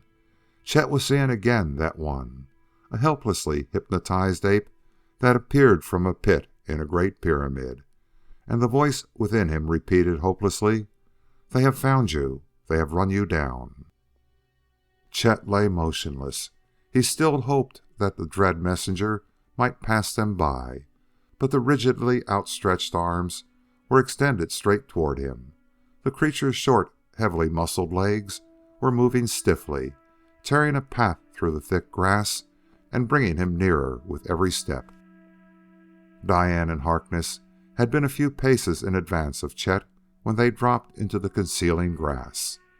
Chet could see where they lay, and the ape-man, as he approached, turned off as if he had lost the direction. He passed Chet by, past where Walt and Diane were hiding, and stopped. And Chet saw the glazed eyes turn here and there about their peaceful valley. Unseeing they seemed, but again Chet knew better. Was he more sensitively attuned than the others? Who could say? But again he caught a message as plainly as if the words had been shouted inside his brain. Yes, the valley of the three sentinel peaks and the lake of blue. We can find it again. Houses, shelters. How crudely they build, these white-faced intruders. Chet even sensed the contempt that accompanied the thoughts. That is enough. You have done well. You shall have their raw hearts for your reward. Now bring them in. Bring them in quickly. The instant action that followed this command was something Chet would never have believed possible had his own eyes not seen the incredible leap of the huge body. The ape-man's knotted muscles hurled him through the air directly toward the spot where Walt and Diane were hidden. But had Chet been able to stand off and observe himself, he might have been equally amazed at the sight of a man who leaped erect, who raised a long bow, fitted an arrow, drew it to his shoulder, and did all in the instant while the huge brute's body was in the air. The great ape landed on all fours. When he straightened and stood erect, his arms were extended, and in each of his gnarled hands he held a figure that was helpless in that terrible grasp. No chance to loose the arrow then, though the brute's back was half turned. He had Harkness and Diane by their throats, and Chet knew, by the unresisting limpness of Harkness's body, that the fearful fire in those blazing eyes had them in a grip even more deadly than the hands of the beast. Thoughts were flashing wildly through Chet's brain. Knocked him cold. He'll do the same to me if I meet his eyes. But I can't shoot now. Diane is in line. I must make him face about. Get him before he gets me. Get him first time. And confusedly, there were other thoughts mingled with his own. Thoughts he was picking up by means of a nervous system that was like an aerial antenna. Good, good. No, do not kill them. Not now. Bring them to us alive. The pleasure will come later. And where are the other two? Find them. It was here that Chet let out a wordless, blood-curdling shriek from lungs and throat that were tight with breathless waiting. He must face the big brute about, and his wild yell did the work. Startled by that cry that must have reached even those calloused, savage nerves, the ape-man leaped straight up in the air. He whirled as he sprang, to face whatever was behind him, and he threw the bodies of Harkness and Diane to the ground. Chet saw the black ugliness of the face. He saw the eyes swing toward him. But he was following with his own narrow eyes a spot on a hairy throat. He even seemed to see within it where a great carotid artery carried pumping blood to an undeveloped brain. The glare of those eyes struck him like a blow. His own were drawn irresistibly into that meeting of glances that would freeze him to a rigid statue. But the twang and snap of his own bowstring was in his ears, and a hairy body, its throat pierced in midair, was falling heavily to the ground. But Chet Bullard, even as he leaped to the side of his companions, was thinking not of his victory, nor even of those whose lives he had saved. He was thinking of some horror that his mind could not clearly picture. It had found them. It had seen them through this ape-man's eyes before the arrow had closed them in death. And from now on, there could not be 2 consecutive minutes of peace and happiness in this happy valley of Diane's. Chapter 18 of Brood of the Dark Moon by Charles Diffin. Besieged. "I've felt it for some time," Chet confessed. "I've wakened and known I've been dreaming about the damnable thing. And although it sounds like the wildest sort of insanity, I have felt that there was something, some mental force, that was reaching out for our minds, searching for us. Well, if there's anything like that..." He was about to say that the trail made by Kreiss and the apes who tracked him would have given this other enemy a direction to follow. But Kreiss himself dropped down beside Chet, where he and Walt sat before the front of Diane's shelter. The pilot did not finish the sentence. Kreiss had meant it for the best. There was no use of rubbing it in. But the thing in the pyramid would never be fooled as Schwartzmann and the apes had been. Chet had told Kreiss of the attack and had shown him the body of the ape-man. "Council of War," he explained as Kreiss rejoined them, but he corrected himself at once. "No, not war. We don't want to go up against that bunch. Our job is to plan a retreat." Harkness turned to look inside the hut. "Diane, old girl," he asked, "how about it? Are you going to be able to make a long trip?"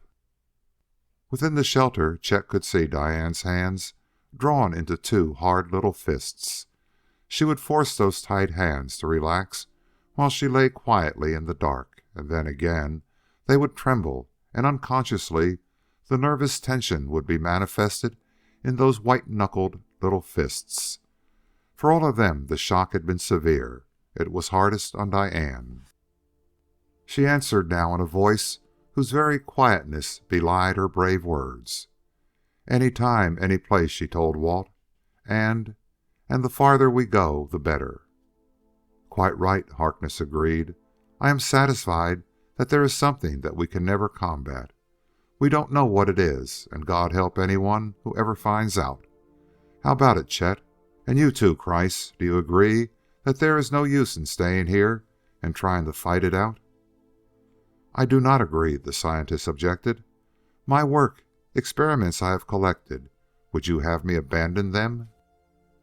Must we run in fear because an anthropoid ape has come into this clearing? And if there are more, we have our barricade.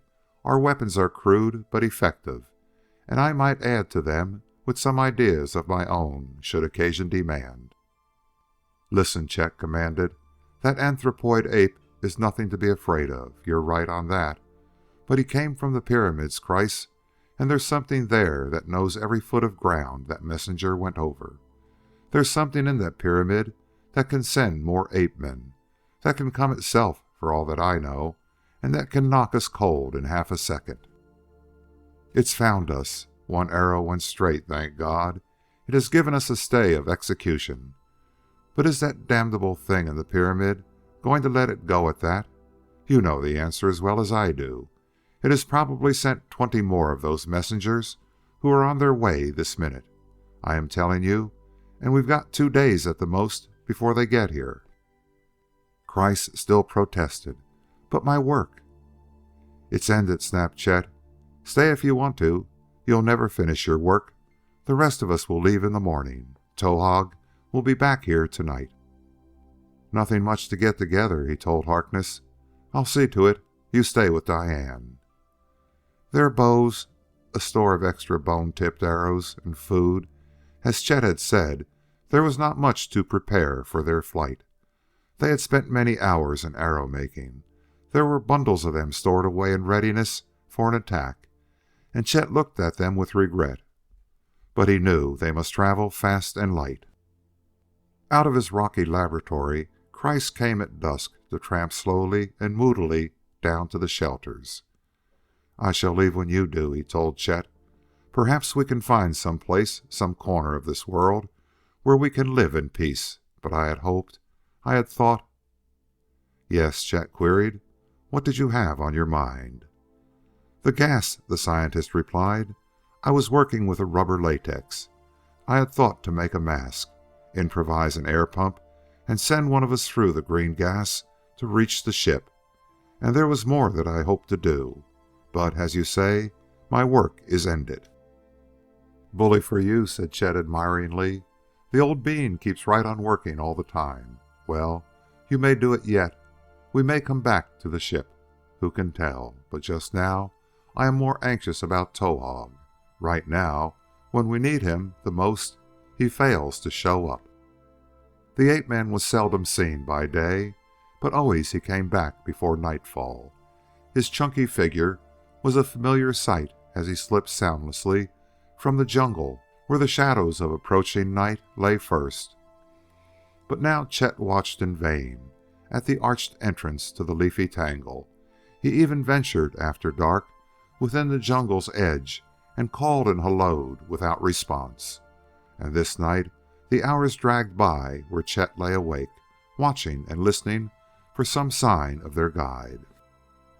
Then dawn, and golden arrows of light that drove the morning mist in lazy whirls above the surface of the lake. But no silent shadow form came from among the distant trees. And without Towahg— "Might as well stay here and take it standing," was Chet's verdict, and Harkness nodded assent. "Not a chance," he agreed. "We might make our way through the forest after a fashion, but we would be slow doing it, and the brutes would be after us, of course." They made all possible preparations to withstand a siege. Chet, after a careful, listening reconnaissance, went into the jungle with bow and arrows, and came back with 3 of the beasts he had called moon pigs. Other trips, with Kreiss as an assistant, resulted in a great heap of fruit that was placed carefully in the shade of a hut. Water they had in unlimited supply. How they would stand off an enemy who fought only with the terrible gleam of their eyes, no one of them could have said, but they all worked, and Diane helped too, to place extra bows at points where they might be needed, and to put handfuls of arrows at the firing platforms spaced at regular intervals along the barricade. Chet smiled sardonically as he saw Herr Kreiss laboring mightily and alone to rig a catapult that could be turned to face in all directions. But he helped to bring in a supply of round stones from a distance down the shore, though the picture of this medieval weapon being effective against those broadsides of mental force was not one his mind could easily paint. And then Towahg came. Not the silent, swiftly leaping figure that moved on muscles like coiled steel springs. This was another Towahg who dragged a bruised body through the grass until Harkness and Chet reached him and helped him to the barricade. "Goranga," he growled. It was a sound he made before when he had seen or tried to tell them of the ape-men. "Goranga, Goranga," he pointed about him as if to say, "There and there and there." "Yes, yes," Chet assured him. "We understand. You met up with a pack of them." Whereupon Towahg, with his monkey mimicry, gave a convincing demonstration of himself being seized and beaten, and the tooth marks on nearly every inch of his body gave proof of the rough reception he had encountered. Then he showed himself escaping, running, swinging through the trees till he came to the camp. And now he raised his bruised body to a standing position and motioned them toward the forest. "Goranga, come," he warned them, and repeated it over again, while his face wrinkled in fear that told plainly of the danger he had seen. Chet glanced at Harkness and knew his own gaze was as disconsolate as his companion's. He met up with them, he admitted, though for the life of me I can't see how he ever got away if it was a crowd of messenger apes who could petrify him with one look. There's something strange about that, but whatever it is, here's our guide in no shape to travel. Towahg was growling and grimacing in an earnest effort to communicate some idea. His few words and the full power of his mimicry had been used to urge them on, to warn them that they must flee for their lives, but it seemed he had something else to tell. Suddenly, he leaped into his grotesque dance, though his wounds must have made it an agonizing effort. But his joy in the thought that had come to him was too great to take quietly. He knew how to tell Chet. And with a protruded stomach, he marched before them as a well-fed German might walk, and he stroked at an imaginary beard in reproduction of an act that was habitual with one they had known. "Schwartzmann?" asked Chet. He had used the name before when he and Towahg had led their enemy's army off the trail. "You have seen Schwartzmann?" And Towahg leaped and capered with delight. "Schwar," he growled in an effort to pronounce the name. "Schwar, come." Chet made a wild leap for their bows and supplies. "Come on," he shouted. "That's the answer. It isn't the ones from the pyramid. They're coming later. It's Schwartzmann and his bunch of apes. They followed the messenger. They're on their way. And in spite of his being all chewed up, Towahg can travel faster than that crowd. He'll guide us out of this yet." He was thrusting bundles of supplies, food, arrows, bows, into the eager hands of the others, while Towahg alternately licked his wounds and danced about with excitement. Diane's voice broke in upon the tense haste and bustle of the moment. She spoke quietly.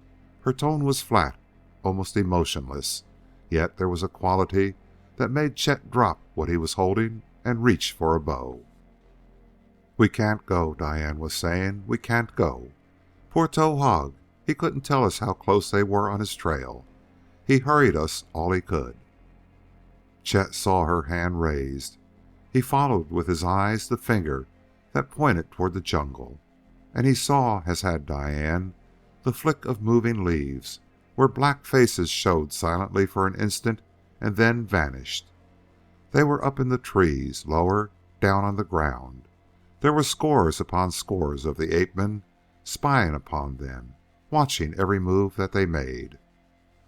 And suddenly, across the open ground, where the high-flung branches made the great arch that they called the entrance, a ragged figure appeared. The figure of a man whose torn clothes fluttered in the breeze, whose face was black with an unkempt beard, whose thick hand waved to motion other scarecrow figures to him, and who laughed loudly and derisively that the three quiet men and the girl on the knoll might hear. "Guten Tag, mein Herr Schlafen," Schwartzmann called loudly. "Mein sehr geehrten Herr Schlafen, you must not be so exclusive. Many guten friends have I here with me. I have been looking forward to this time when they would meet you." Chapter 19 of Brood of the Dark Moon by Charles Diffin. One for each of us. For men who had come from a world where wars and warfare were things of the past, Chet and Harkness had done effective work in preparing a defense. The knoll made a height of land that any military man would have chosen to defend, and the top of the gentle slope was protected by the barricade. On each side of the inverted U that ended at the water's edge, an opening had been left, where they passed in and out. But even here the wall had been doubled and carried past itself. No place was left for an easy assault, and on the open end the water was their protection. Within the barricade, at about the center, the top of the knoll showed an outcrop of rocks that rose high enough to be exposed to fire from outside, but their little shelters were on nearly level ground at the base of the rocks. The whole enclosure was some 30 feet in width and perhaps 100 feet long. Plenty to protect in case of an attack, as Chet had remarked, but it could not have been much smaller and have done its work effectively. There was no one of the 4 white persons but gave unspoken thanks for the barricade of sharp stakes, and even Towahg, although his fangs were bared in an animal snarl at the sound of Schwartzmann's voice, must have been glad to keep his bruised body out of sight behind the sheltering wall. None of them replied to Schwartzmann's taunt. Harkness wrinkled his eyes to stare through the bright sunlight and see the pistol in the man's belt. "He still has it," he said, half to himself. "He's got the gun. I was rather hoping something might have happened to it. Just one gun, but he has plenty of ammunition." "And we haven't." It was Chet now, who seemed thinking aloud. "But I wonder, can we bluff him a bit?" He dropped behind the barricade and crawled into one of the huts to come out with 3 extra pistols clutched in his hand. Empty, of course, but they had brought them with them with some faint hope that someday the ship might be reached and ammunition secured. Chet handed one to Diane and another to Kreiss. The third weapon he stuck in his own belt where it would show plainly. Harkness was already armed. "Now let's get up there where they can see us," was Chet's answer to their wondering looks. "Let's show off our armament. How can he know how much ammunition we have left? For that matter, he may be getting a little short of shells himself, and he won't know that his solitary pistol is the thing we are most afraid of." "Good," Harkness agreed. "We will play a little good old-fashioned poker with that gentleman. But don't overdo it. Just casually let him see the guns." Schwartzmann, far across the open ground, must have seen them as plainly as they saw him as they climbed the little hummock of rocks. He could not fail to note the pistols in the men's belt, nor overlook the significance of the weapon that gleamed brightly in the pilot's hand. Chet saw him return his pistol to his belt as he backed slowly into the shadows, and he knew that Schwartzmann had no wish for an exchange of shots, even at long range, with so many guns against him. But from their slight elevation he saw something else. The grass was trampled flat all about their enclosure, but beyond, it stood half the height of a man. It was a sea of rippling green where the light wind brushed across it, and throughout that sea that intervened between them and the jungle, Chet saw other ripples forming, little quiverings of shaken stalks that came here and there until the whole expanse seemed trembling. "Down and get ready for trouble," he ordered crisply, then added as he sprang for his own long bow, "Their commanding officer doesn't want to mix it up with us, not just yet, but the rest are coming, and there's a million of them, it looks like." The apes broke cover with all the suddenness of a covey of quail, but they charged like wild, hungry beasts that have sighted prey. Only the long spears in their bunchy fists and the shorter throwing spears that came through the air marked them as primitive men. The standing grass at the end of the clearing beyond their barricade was abruptly black with naked bodies. To Chet, that charging horde was a formless dark wave that came rolling up toward them. Then, as suddenly as the black wave had appeared, it ceased to be a mere mass, and Chet saw individual units. A black-haired one was springing in advance. The man behind the barricade heard the twang of his bow as if it were a sound from afar off. But he saw the arrow projecting from a barrel-shaped chest, and the ape-man tottering over. He loosed his arrows as rapidly as he could draw the bow. He knew that others were shooting too.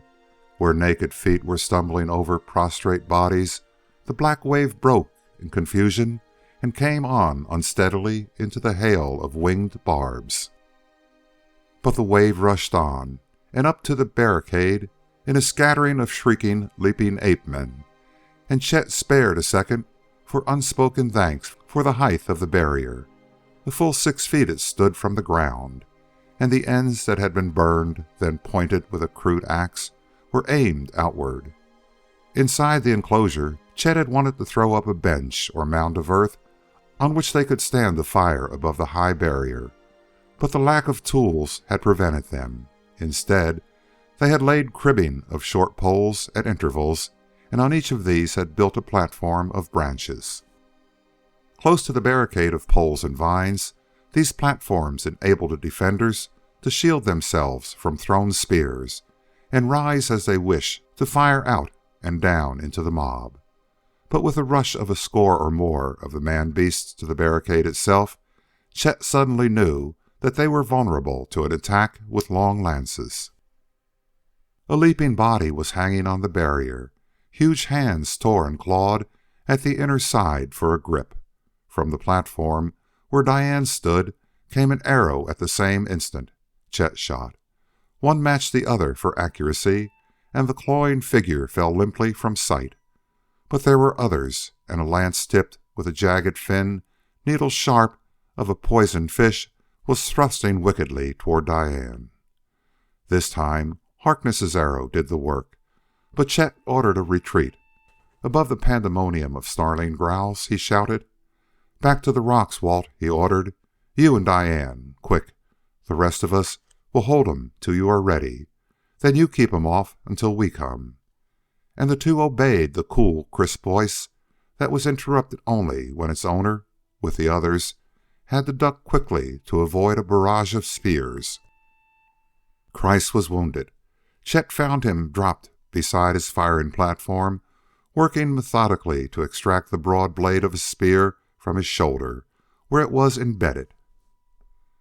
Chet's first thought was of poison, and he shouted for Towahg, but the savage only looked once at the spear, seized it, and with one quick jerk drew the weapon from the wound. Then, when the blood flowed freely, he motioned to Chet that the man was all right.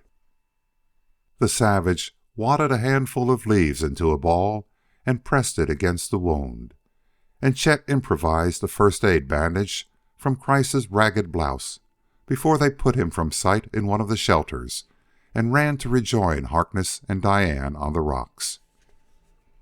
But the first wave was spent.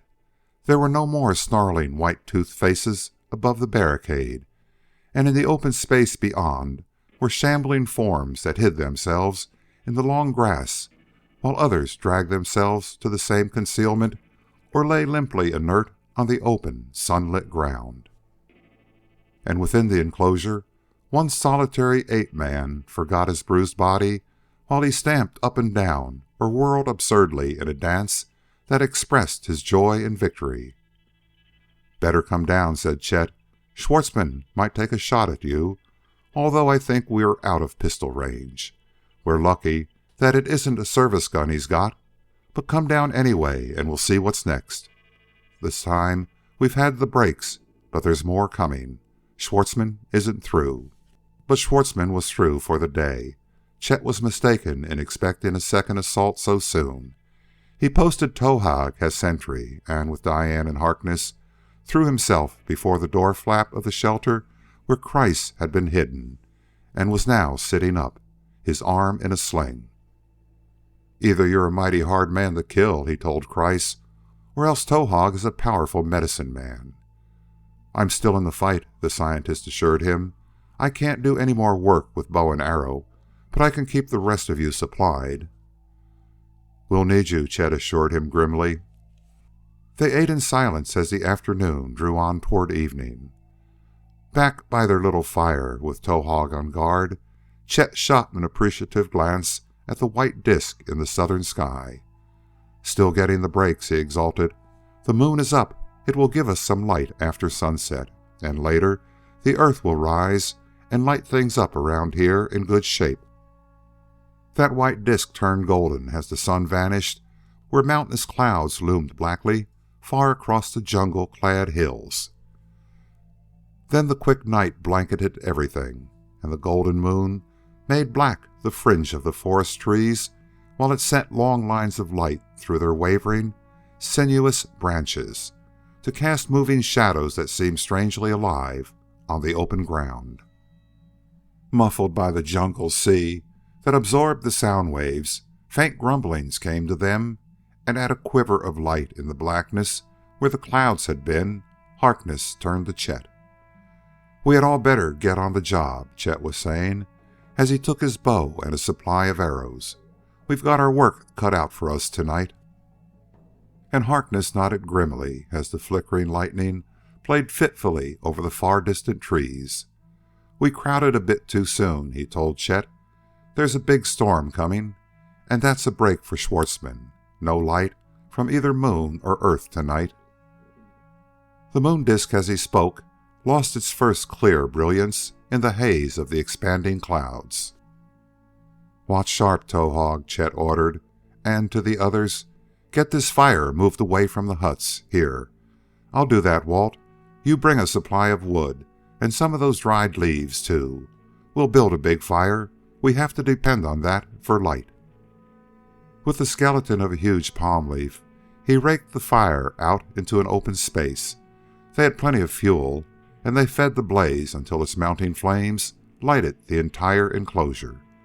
But outside the barricade were dark shadows, and Chet saw that this light would only make targets of the defenders, while the attackers could creep up in safety. "Way up," he ordered. "We've got to have the fire on the top of the rocks." He clambered to the topmost level of the rocky outcrop and dragged the blazing stick with him. Harkness handed him more, and now the light struck down and over the stockade and illumined the ground outside. "Here's your job, Christ," said Chet. "If you're equal to it, you keep that fire going and have a pile of dried husks handy if I call for a bright blaze." "We've got to defend the whole works," he explained. "That bunch today tried to jump us just from one side, but trust Schwartzmann to divide his force and hit us from all sides next time." "But we'll hold the fort," he said, and he forced a confidence into his voice that his inner thoughts did not warrant. To Harkness he whispered when Diane was away, "6 shells in the gun, Walt. We won't waste them on the apes. There's one for each of us, including Towahg, and one extra in case you miss. We'll fight as long as we are able. Then it's up to you to shoot quick and straight." But Walt Harkness felt for the pistol in his belt and handed it to Chet. "I couldn't," he said, and his voice was harsh and strained. "Not Diane. You'll have to, Chet." And Chet Bullard dropped his own useless pistol to the ground, while he slipped the other into its holster on the belt that bound his ragged clothes about him. But he said nothing. He was facing a situation where words were hardly adequate to express the surging emotion within. Diane had returned when he addressed Walt casually. "Wonder why the beggars didn't attack again," he pondered. "Why has Schwartzmann waited? Why hasn't he or one of his men crept up in the grass for a shot at us? He's got some deviltry brewing." "Waiting for night," hazarded Walt. He looked up to see Kreiss, who had joined them. "If Towahg could tend the fire," suggested the scientist, "I could fire my little catapult with one hand. I think I could do some damage." But Chet shook his head and answered gently, "I'm afraid Towahg's the better man tonight, Kreiss.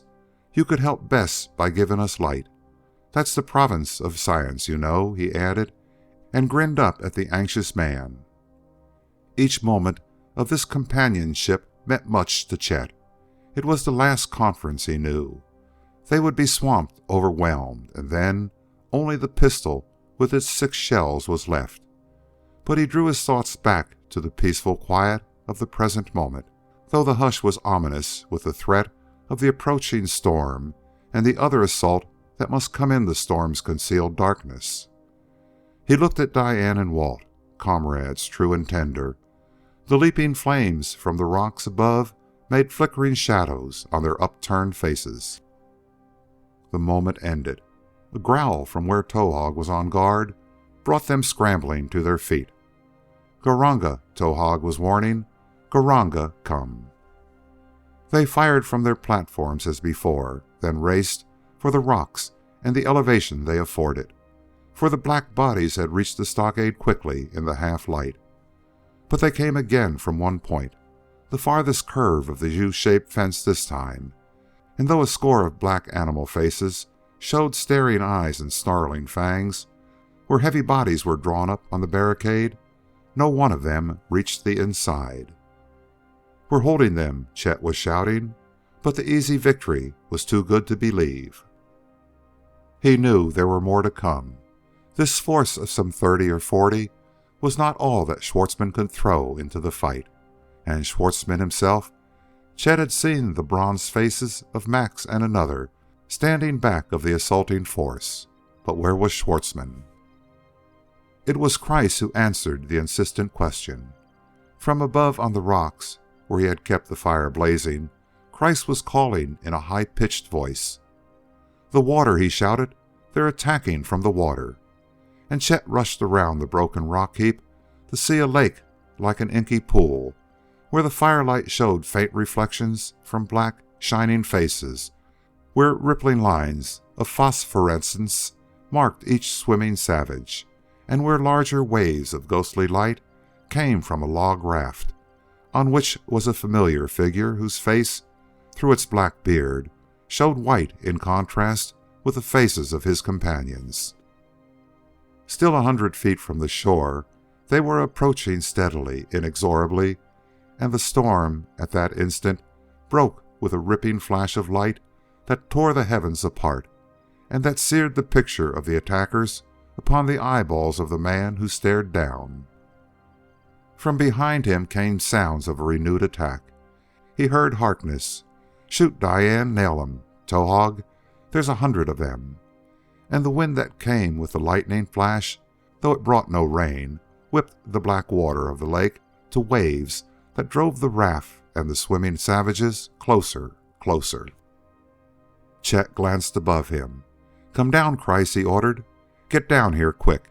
This is the finish. We could have licked them on land, but these others will get us." He stood dumb with amazement as he saw the thin figure of Kreiss leap excitedly from his rocky perch and vanish like a terrified rabbit into the cave in the rocks. "I didn't think," he was telling himself in wondering disbelief at this cowardice when Kreiss reappeared. His one hand was white with a rubbery coating that Chet vaguely knew for latex. He was holding a gray, earthly mass, and he threw himself forward to the catapult where it stood idly erect in the wind that beat and whipped at it. "Help me!" It was Kreiss who ordered, and once more he spoke as if he were conducting only an interesting experiment. "Pull here, bend it, bend it. Now hold steady. This is metallic sodium, a deposit I found deep in the earth." The gray mass was in the crude bucket of the machine. Kreiss's knife was ready. He slashed at the vine that had bent the sapling, and a gray mass whirled out into the dark, out and down, and the inky waters were in that instant ablaze with fire. Fire that threw itself in flaming balls, that broke into many parts, and each part, like a living thing, darted crazily about, that leaped into the air to fall again among ape men who screamed frenziedly in animal terror. "It unites with water," Kreiss was saying. "A spontaneous liberation and ignition of hydrogen." The white-coated hand had dumped another mass into the primitive engine of war. "Now pull. So. And I'll cut it." And the leaping, flashing fires tore furiously in redoubled madness where a shrieking mob of terrified beasts, and one white man among them, drove ashore beyond the end of the barricade. Chet felt Harkness beside him.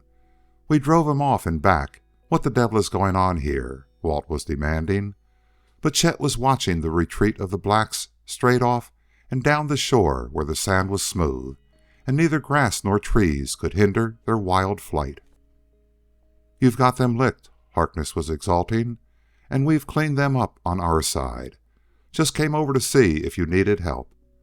"We sure would have," said Chet. More than you could give if it hadn't been for Christ." "We've got 'em licked," Harkness repeated wonderingly. "We've won." It was too much to grasp all at once. The victory had been so quick, and he had already given up hope.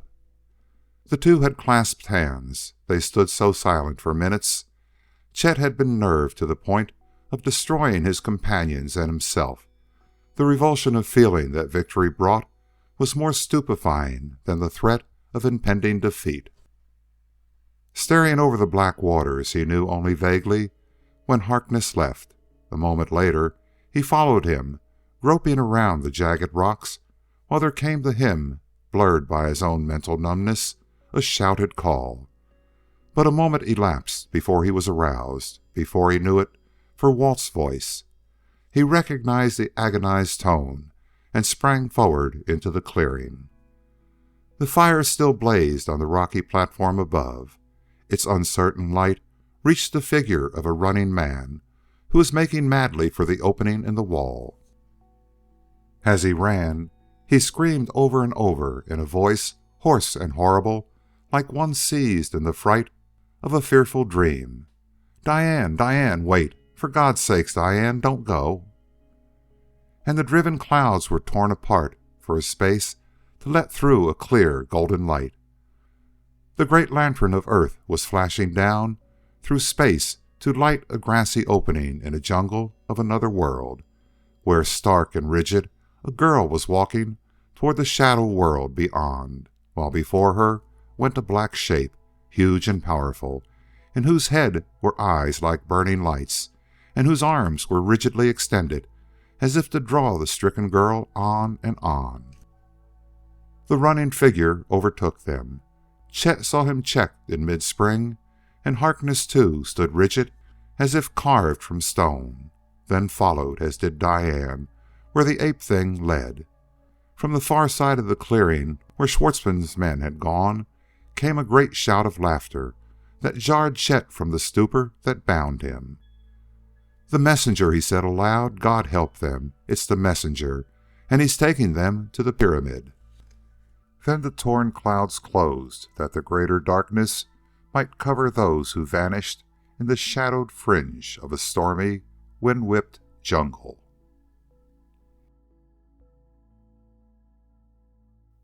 Chapter 20 of Brood of the Dark Moon by Charles Diffin. On to the pyramid. It was like Walt Harkness to rush impetuously after where Diane was being drawn away, but who, under the same circumstances, would have done otherwise?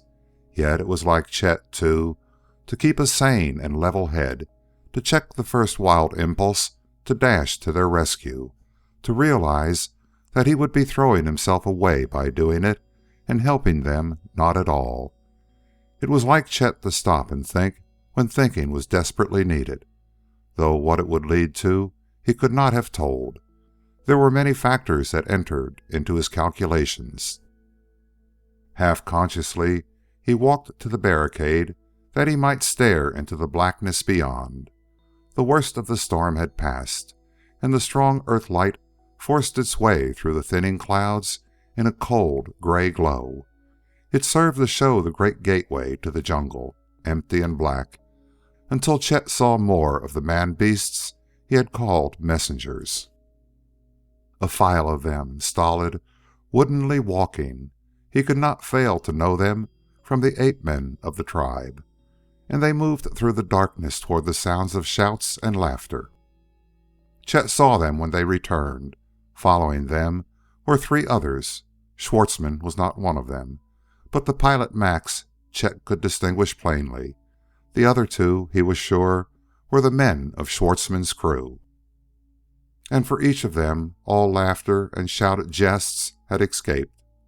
They moved like wooden toys half come to life, and they, too, vanished where Walt and Diane had gone through the high arch of the jungle's open door.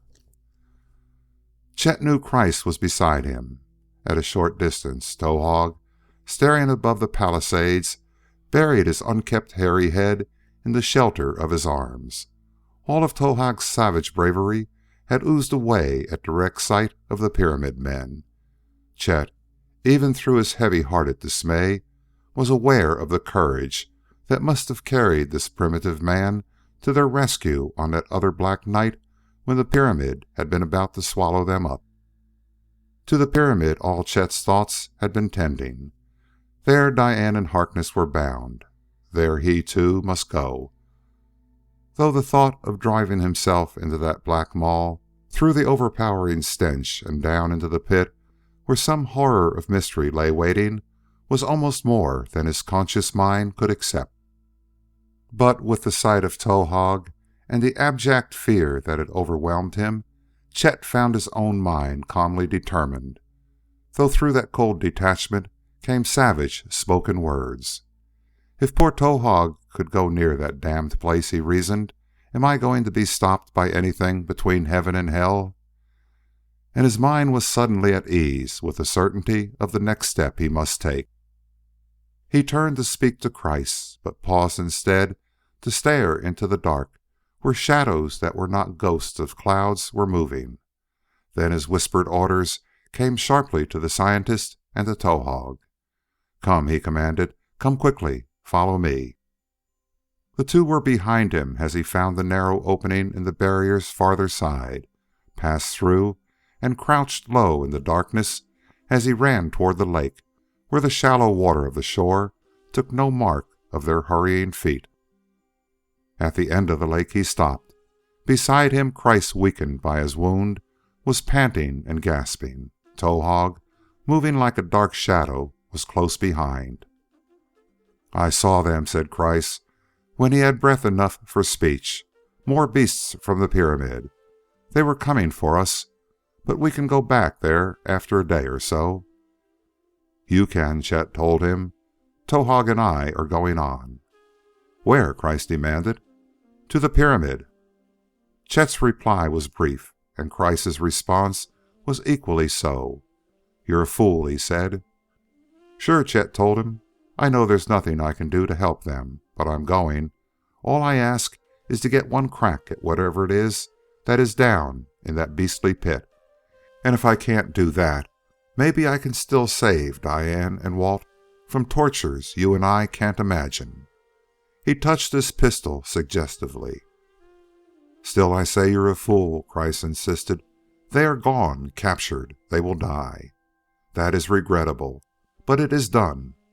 Now, beside Herr Schwartzmann, who escaped, only we two remain. The savage, he does not count. We two, and a new world, and science. Science that remains after these two are gone, after you and I are gone. It is greater than us all. But I, staying, shall contribute to the knowledge of men. I shall make discoveries that will bear my name always. This world is my laboratory. I have found deposits such as none has ever seen on Earth. Be reasonable, Herr Bullard. The enemy has tracked us down by his superior cleverness. We will go far away now, where he never shall find us, you and I. Do not be a fool. Do not throw your life away." Chet Bullard, a figure of helpless, hopeless despair, stood unspeaking while he stared into the black depths of the jungle, and the night wind whipped his tattered clothing about him. "A fool," he said at last, and his voice was dull and heavy. "I guess you're right." Herr Christ interrupted. "Of course I am right. Right and reasonable and logical." Chet went on, as if the other had not spoken. "If I hadn't been a fool, I would have found some way to prevent it. I would have killed that ape thing when I first saw it. I would have got them free." He turned slowly to face his companion in the darkness. "But you were wrong, Christ. You forgot a couple of things. You said they found us by their superior cleverness. That's wrong. They found us because you left a trail they could follow. We threw them off once, Towahg and I, but the messenger wouldn't be fooled. Then Schwartzmann and his pack followed the messenger in. And you say it is logical that I should quit here, leave Diane and Walt to take whatever is coming. You say I'm a fool to stay with them till the end. Well," he was speaking very quietly, very simply, "if you are right, I'm rather glad that I'm a fool. For you see, Christ, they're my friends, and between friends Logic gets knocked all to hell. "Come on, Towahg," he called. "Let's see if we can travel this jungle in the night." He set off toward the fringe of great trees, then let Towahg go ahead to find a trail. Travel at night through the tangle of creepers was not humanly possible. Even Towahg, after an hour's work, grunted his disgust and curled himself up for the night. And Chet, though he found his mind filled with vain imaginings, was so drained by the day's demands on his nervous energy that he slept through to the rising of the sun. Then they circled wide of the trail they had taken before. No risk would Chet take of a chance meeting with one of the pyramid apes, and he plagued his brain with vain questions of what he should do when he reached the arena and the pyramid and the unknown something that waited within, until he told himself in desperation, "You are going down. You are going into that damned place. That's all you know for sure." Whereupon his questioning ceased, and his mind was clear enough to think of giant creepers that barred his way, of streams to be crossed, and to wonder, at the last, when the valley of the pyramid was in sight, whether the others had reached there before him. Another day's sun was beating straight down into the arena when again it opened before Chet's eyes. And the bleak horror of this place of black and white, that had seemed so incredibly unreal under earth-lit skies, was doubly so in the glare of noon. They entered through the jagged crack that had been their means of escape. An earthquake, one time, had split the stone, and Chet was more than satisfied to avoid the broad entrance where the rocks made a gateway and where hostile eyes might be watching. He stood for long minutes in the cleft in the rocks, where the hard earth of the arena made a floor before him, where the huge steps of ribboned white and black swung out on either hand, and where, directly ahead, in the same hard, contrasting strata, a pyramid lifted itself to finish in a projecting capstone. And now that he faced it, he found himself curiously cool. He motioned Towahg to his side, and the black came cowering and trembling. He had tried before to ask Towahg about the mystery of the pyramid, but Towahg had never understood, or as Chet believed, he had pretended not to understand. But now he could no longer feign ignorance of Chet's queries. Chet pointed to the pyramid with a commanding hand. "What is there?" he demanded. "Towahg afraid? What is Towahg afraid of? Ape men go in there. Garanga men. Who sends for them?" And Towahg, who must know the sense of the questions, even though some of the words were strange, could not answer. He dropped to his knees there in the narrow, ragged chasm in the rock and clutched at Chet's legs with his two hands while he buried his shaggy head in his arms. Then, "Garag," he wailed. "Garag there. Garag send Garanga go. Garanga no come back." It was perhaps the longest speech Towahg had ever made, and Chet nodded his understanding. "Yes," he agreed, "that's right. I imagine when Garag sends for you, you never come back." But more eloquent than the ape-man's halting words was the trembling of his muscle-knotted shoulders in a fear that struck him limp at Chet's feet. And the pilot realized that the fear was inspired in part by the thought in the savage mind that his master might ask him to go closer to the place of dread. He had followed them once and had struck down a messenger, but this was when he was avid with curiosity and half worshipful of the white men as gods. Now to go to that dreadful way in full daylight, it was more than Towahg could face. Chet patted the cringing shoulder with a kindly hand. "Get up, Towahg," he ordered, and pointed back toward the jungle. "Towahg, wait outside. Wait today and tonight." He gave the ape-man's sign of the open and closed hand, to signify one day and one night, and Towahg's grunt was half in relief and half in understanding as he slipped back into hiding where the jungle pressed close. Chet turned again to the pyramid. "They're down there," he told himself, "facing God knows what. And now it's sink or swim, and I'm almighty afraid I know which it is to be. But we will take it together. When Karag sends for you, you never come back." No jungle sounds were here in this silent arena, no flashing of leather-winged birds, nor scuttling of little odd creatures of the ground. It was as if some terror had spread its dark wings above the place, a terror unseen of men. But the little wild things of earth and air had seen, and they had fled long since from a place unclean and unfit for life. Chet felt the silence pressing heavily upon him as he took his hand from the rock at his side and stepped out into the arena. And the vast amphitheater seemed peopled with phantom shapes that sat in serried rows and watched him with dead and terrible eyes, while he went the long way to the pyramid's base and his feet found the rough stone ascent. Chapter 21 of Brood of the Dark Moon by Charles Diffin. The Monstrous Something. The way to the top of the pyramid was long. One look Chet allowed himself out over this world, one slow, sweeping gaze that took in the bare floor at the pyramid's base, a level platform of rock some distance in front of the pyramid, the hard black and white of the walled oval, the sea of waving green that was the jungle beyond, and beyond that, hills misty and shimmering in the noonday heat. And nestled there, beyond the last bare ridge, must be the Valley of Happiness, Diane Delacour's Happy Valley. Chet Bullard turned abruptly where the projecting capstone hung heavy above a shadowed entrance. He entered the blackness within, stopped once in choking nausea as the first wave of vile air struck him, then fought his way on till his searching feet found the stairway, and he knew he was descending into a pit that held something inhumanly horrible, an abomination until all gods of decency and right. And still there persisted the abnormal coolness that made him almost lightheaded, almost carefree. Even the fetid stench ceased to offend. His feet moved with never a sound to find the first step and the next and the next. He must go cautiously. He must not betray his presence until he was ready to strike.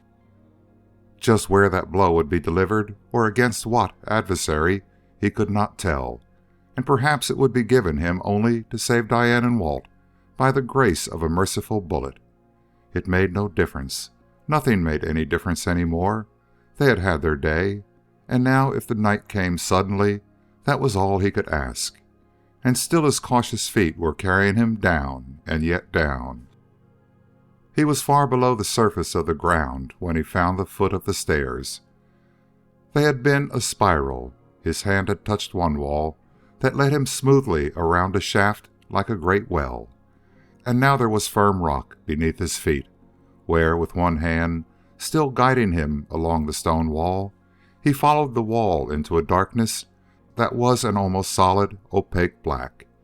He seemed lost in a great void, smothered in silence, and buried under the black weight of the pressing dark, until the sound of a footfall gave him sense of direction and of distance.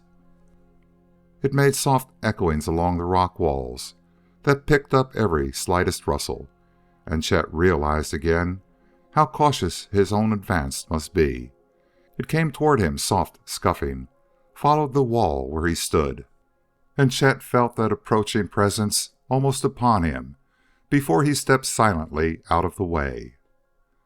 And in the darkness that blotted out his sight, he sensed with some inner eye the passing ape-man with his arms rigidly extended, while a wave of thankfulness flooded him as he realized that in the dark the brute was as blind as himself, and that the terrible thing that had sent him could see at a distance only with the ape-man's eyes.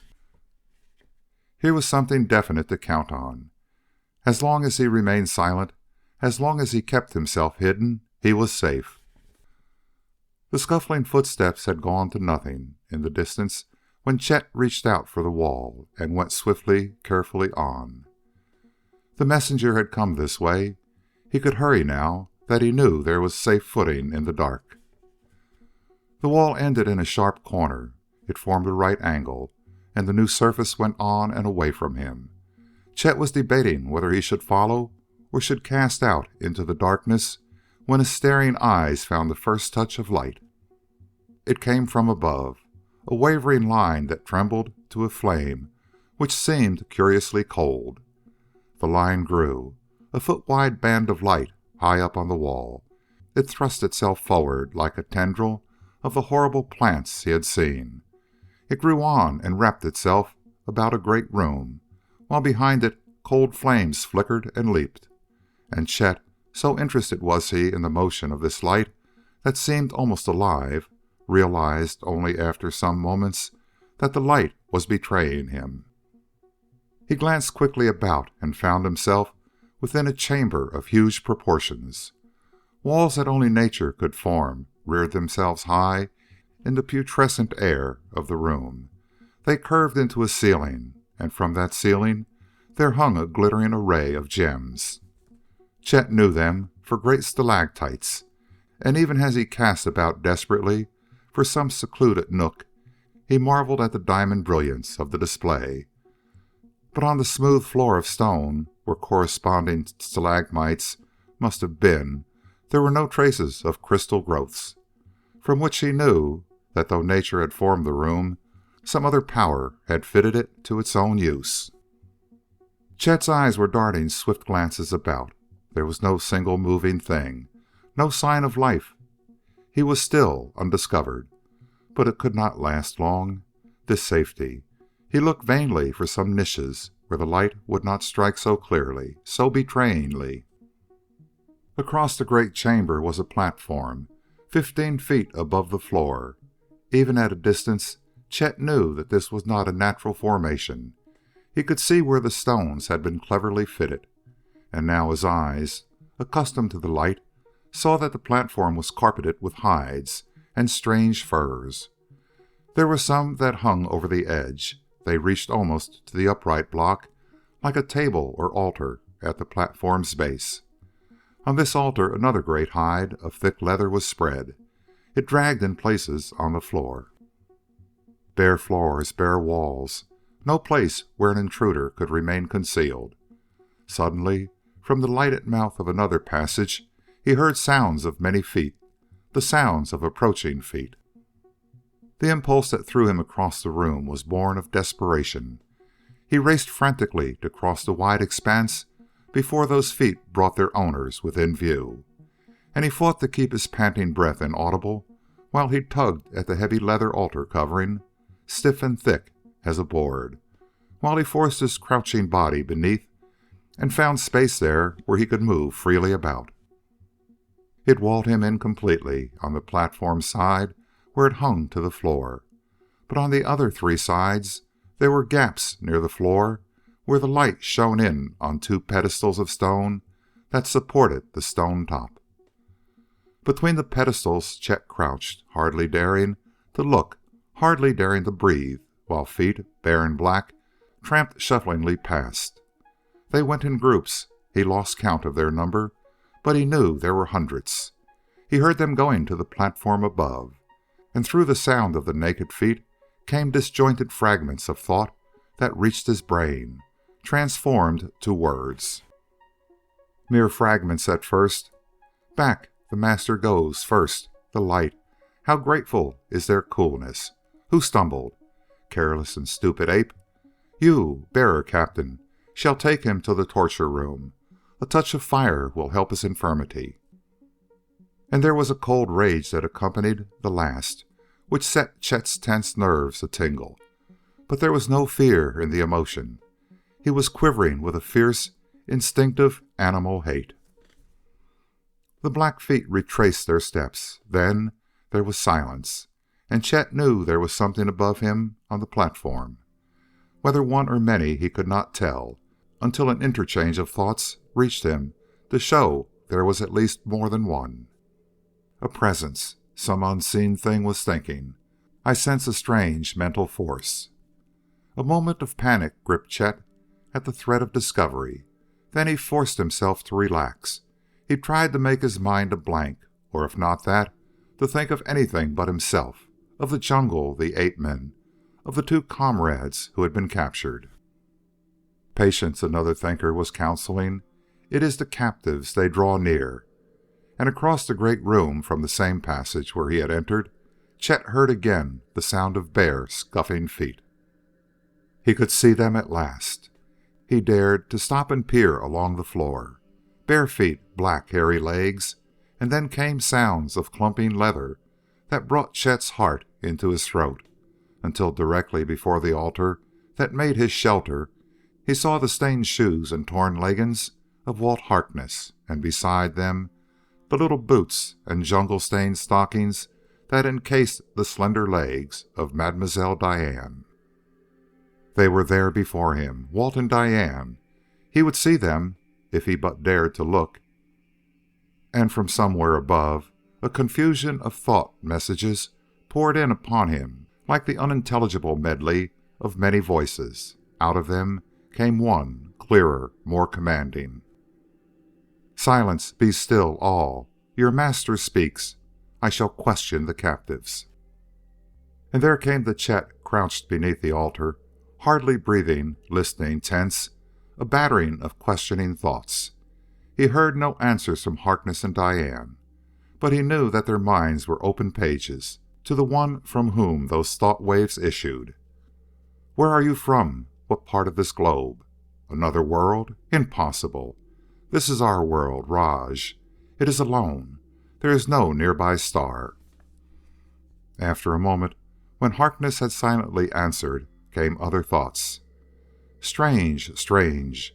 This creature of an inferior race says that our world has joined hands with his, that his is greater, that our own world, Raj, is now a satellite of his world that he calls by the strange name of Earth."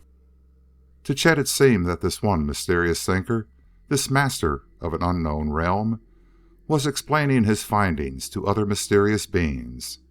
There followed a babble of released thoughts from which Chet got only a confused impression of conflicting emotions, curiosity, rage, hate, and a cold ferocity that bound them into one powerful, vindictive whole.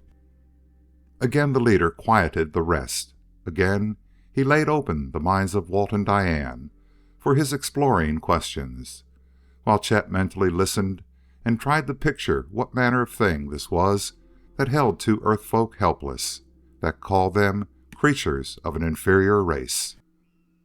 Supermen? No, super beasts these must be. Chet was chilled with a nameless horror as he sensed the cold deadliness and implacable hate in the traces of emotion that clung and came to him with the thoughts. And his imagination balked at trying to picture thinking creatures so abominably vile as these thinkers must be. The questions went on and on. Chet lost all sense of time. He had the feeling that the two helpless prisoners were being mentally flayed. No thought, no hidden emotion, but was stripped from them and displayed before the mental gaze of these inhuman inquisitors. No physical torture could have been more revolting. And at last the ordeal was ended. Chet had forgotten Schwartzmann's men until the master's order recalled them to his mind. "Bring the other captives," the unspoken thought commanded. Chet crouched low to see from under the hanging leather. Naked feet shuffled aimlessly. They were raised and put down again in the same position until the dazed and hypnotized blacks received their orders and drew Diane and Harkness to one side. The other leather-shod feet came into view as Max and his companions were brought forward. But there was no more questioning. "Perhaps another day we shall amuse ourselves with them," a thinker said. Chet, for the first time, was paying no attention. A slit in the leather, it might have been, where a spear had entered to slay a dinosaur in some earlier age, served now as a peephole from which Chet saw two gray and lifeless faces that were expressionless as stone, and as if their bodies, too, were carved from granite. Diane and Harkness stood motionless. He saw the blacks, saw that all eyes were on the other prisoners. Only Harkness and Diane stood with lowered gaze, staring stonily at the floor where the leather hung. And through Chet's mind flashed a quick impulse that set his nerves thrilling and quivering, though he checked the emotion in an instant, lest some other mind should sense it. Those other minds were not contacting Walt and Diane now. Could he reach them, Chet wondered? That they were conscious, that they knew with horrible clearness every detail of what went on, Chet was certain. His own brief experience that first night on the pyramid had taught him that. And now, if these two could see and comprehend what they saw, if only he could send them a word, one flashing message of hope. His hands were working swiftly at his belt. The detonite pistol slipped silently from its sheath, and as silently he placed it on the floor, where the two were looking, then slid it cautiously underneath the leather that just cleared the floor. His eye was close to the narrow slit. Did a change of expression flash for an instant across the face of Walt Harkness? Was it only imagination, or was there the briefest flicker of life in the dead eyes of Diane Delacour? Chet could not be sure, but he dared to hope. The Master was speaking. To Chet came a conviction that he must not fail to hear these thoughts. He restored the pistol to his belt. "And now the time has come," flashed the message. 1,000 times has Raj circled the sun since we put his light behind us and came down to the dark place that had been prepared. 100 others and myself, we were the peerless leaders of a peerless race. To produce the marvelous mentality that made us what we were, all the forces of evolution had been laboring for ages. We were supreme, and for us there was nothing left, no further growth. Then, what said Vashta, the all-wise one, that I and 100 chosen ones should descend into the dark, there to live until a new world was ready for us, lest our great race of Kargrith perish. Chet started at the name. Kargrith. It was the same word that Towahg had used. The mental message went on. And we alone survive. Our world of Raj is a wasteland where once we and our fellows lived. And we have been patient, awaiting the day. The biped beasts, as you know, have been our food. We have trained them to be our slaves as well. By the power of our invincible minds, we have sent them out to do our bidding and bring in more of the man-herd for slaughter when we hungered. And now remember the words of Vashta, the all-wise. Until a new world is ready, O peerless ones, the new world waits. These ignorant white animals have brought the word. We have thought that Vashta meant to us to make a new world of our old world of Raj. But what of this new world called Earth? Perhaps that will be ours. Chet felt the thinker break in on his own thoughts. 1,000 years, but not to a day. Tell us, O keeper of the records, when is the time? Another's thoughts came in answer. 6 days, Master, 6 days more. The leader's thoughts crashed in with an almost physical violence. On the 6th night we shall go out. In darkness we have lived, in darkness we shall emerge. Then shall we feast in the arena of Vashta, as we did of old. We shall see this new world. We shall breed and people the world. We shall take up our lives again. Let the captives live, he commanded. Feed them well. They shall be the sacrifice to Vashta, all but the woman. She shall see the blood of the others flow on the altar stone. Then shall she come to me. There was a chorus of mental protests, of counterclaims. The leader quieted them as before. I am master of all, he told them. Would you dispute with me over this beast of the earth? A creature of no mental growth? Absurd. But she interests me somewhat. I will find her amusing for a time. There were bearers who came crowding in, and again in groups they left. They were on the side where Chet dared not look, but he knew each group of blacks meant a mysterious something that was being carried carefully. And somewhere in the confusion of black shuffling feet, the others vanished. No sight of Walt or Diane did the slitted leather give.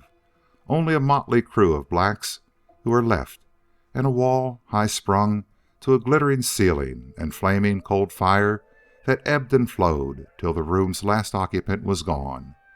Then the flames faded to dense blackness, where only fitful images on the retina of Chet's staring eyes flared and waned, and a ghostly voice seemed still whispering through the clamoring silence of the rooms.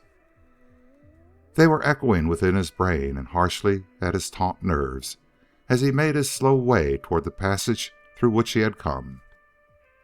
Despite their terror-filled urgings, he did not run, but took one silent, cautious step at a time, until after centuries of waiting, his eyes found a square of light that was blinding, and he knew that he was stumbling through the portal in the top of the pyramid of Vashta. Vashta, the all-wise, unholy preceptor of an inhuman race. Chapter 22 of Brood of the Dark Moon by Charles Diffin. Sacrifice. Down in the pyramid?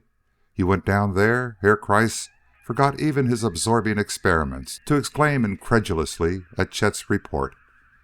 Guided by Towahg, Chet had returned to Happy Valley. There had been 6 days and nights to be spent, and he felt that he should tell Kreis what he had learned. Yes, said Chet dully. Yes, I went down. He was seated on a rock in the enclosure they had built. He raised his deep-sunk, sleepless eyes to stare at the house where he and Walt had worked. There Walt and Diane were to have made their home. Chet found something infinitely pathetic now in the unfinished shelter. Its very crudities seemed to cry aloud against the blight that had fallen upon the place. And what was there? Kreis demanded. This hypnotic power? Was it an attribute of the ape men themselves? That seems highly improbable. Or was there something else, some other source of thought waves or radiations of mental force? Chet was still answering, almost in monosyllables. Something else, he told Kreis. Ah, exclaimed the scientist, I should have liked to see them. Such mental attainment, such control of the great thought force, which with us is so little developed. Mind, pure mentality, carried to that stage of conscious development, would be worthy of our highest admiration. I should like to meet such men. They're not men, said Chet. They're... He knew how unable he was to put into words his impression of the unseen things, and he suddenly became voluble with hate. God knows what they are, he exclaimed, but they're not men. Mind, you say, mentality? Well, if those coldly devilish things are an example of what mind can evolve into when there's no decency of soul along with it, then I tell you hell's full of some marvelous minds. He sprang abruptly to his feet. I've got to get out of here, he said. I can't stand it. 4 more days, and that's the end of it all. I'm going back to the ship. I saw it from up on the divide. Still buried in gas, but I'm going back. If I could just get in there, I might do something. There's all our supplies, our storage of detonite. I might do some good work yet. He was pacing up and down restlessly, where a path had been worn on the grassy knoll, worn by his feet and the pitiful bruised feet he had seen from his shelter in the pyramid, worn by Walt and Diane, his comrades. And they were helpless. Their whole hope lay in him. The thought of his own impotence was maddening. He poured out the story of his experience in the pyramid, as if the telling might give him relief. Kreis sat in silence, listening to it all. He broke in at last. Wait, he ordered. There are some questions I would have answered. You said once that they found us, these devils, that you tell of because of the trail that I left. That is true? Yes, Chet agreed irritably. But what of it? It's all over now. Possibly not, Herr Kreis demurred. Quite possibly not. The fault, it appears, was mine. Who shall say where the results of that fault shall lead? And you say that these thinking creatures are devils, and that they plan to sacrifice your good friends to strange gods, and still the fault leads on. Herr Kreis, to whom cause and effect were sure guides, seemed meditating upon the strange workings of immutable laws. And you say that if you could reach the interior of your ship, you might perhaps be of help? Yes, it is so, and the ship is engulfed in a fluid sea, but the sea is of gas. Now, in that I am not to blame, and yet, they all tie in together at the last. Yes. What are you talking about? Demanded Chet Bullard harshly. It's no use to moralize on who is to blame. If you know anything to do, speak up. If not... Herr Kreiss raised his spare frame erect. I shall do better than that, he stated. I shall act. And Chet stared curiously after as the thin figure clambered up on the rocks and vanished into the cave. He forgot him then and turned to stare moodily across the enclosure that had been the scene of their battle. Kreiss had done good work there. He had scared the savages into a panic fear. Chet was seeing again the scenes of that night when a faint explosion came from the rocks at his side. He looked up to see Herr Kreiss stagger from the cave. Eyebrows and lashes were gone. His hair was tinged short, but his thick glasses had protected his eyes. He breathed deeply of the outside air as he regarded the remnants of a bladder that once held a sample of green gas. Then, without a word of explanation, he turned again into the cave where a thin trickle of smoke was issuing. Ragged and torn, his clothes were held together by bits of vine. There were longer ropes of the same material that made a sling on his shoulders when he reappeared. And tied in the sling were bundles, one large, one small, but sagging with weight. Both were bound tightly in wrappings of broad leaves. "We will go now," Herr Kreiss stated. "There is no time to be lost." "Go? Go where?" Chet's question echoed his utter bewilderment. "To the ship. Come, savage," he motioned to Towahg. "I did not do well when I made my way alone. You shall lead now." "He's crazy," Chet told himself half aloud. "His motor's shot and his controls are jammed. Oh, well, what's the difference? I might as well spend the time this way as any.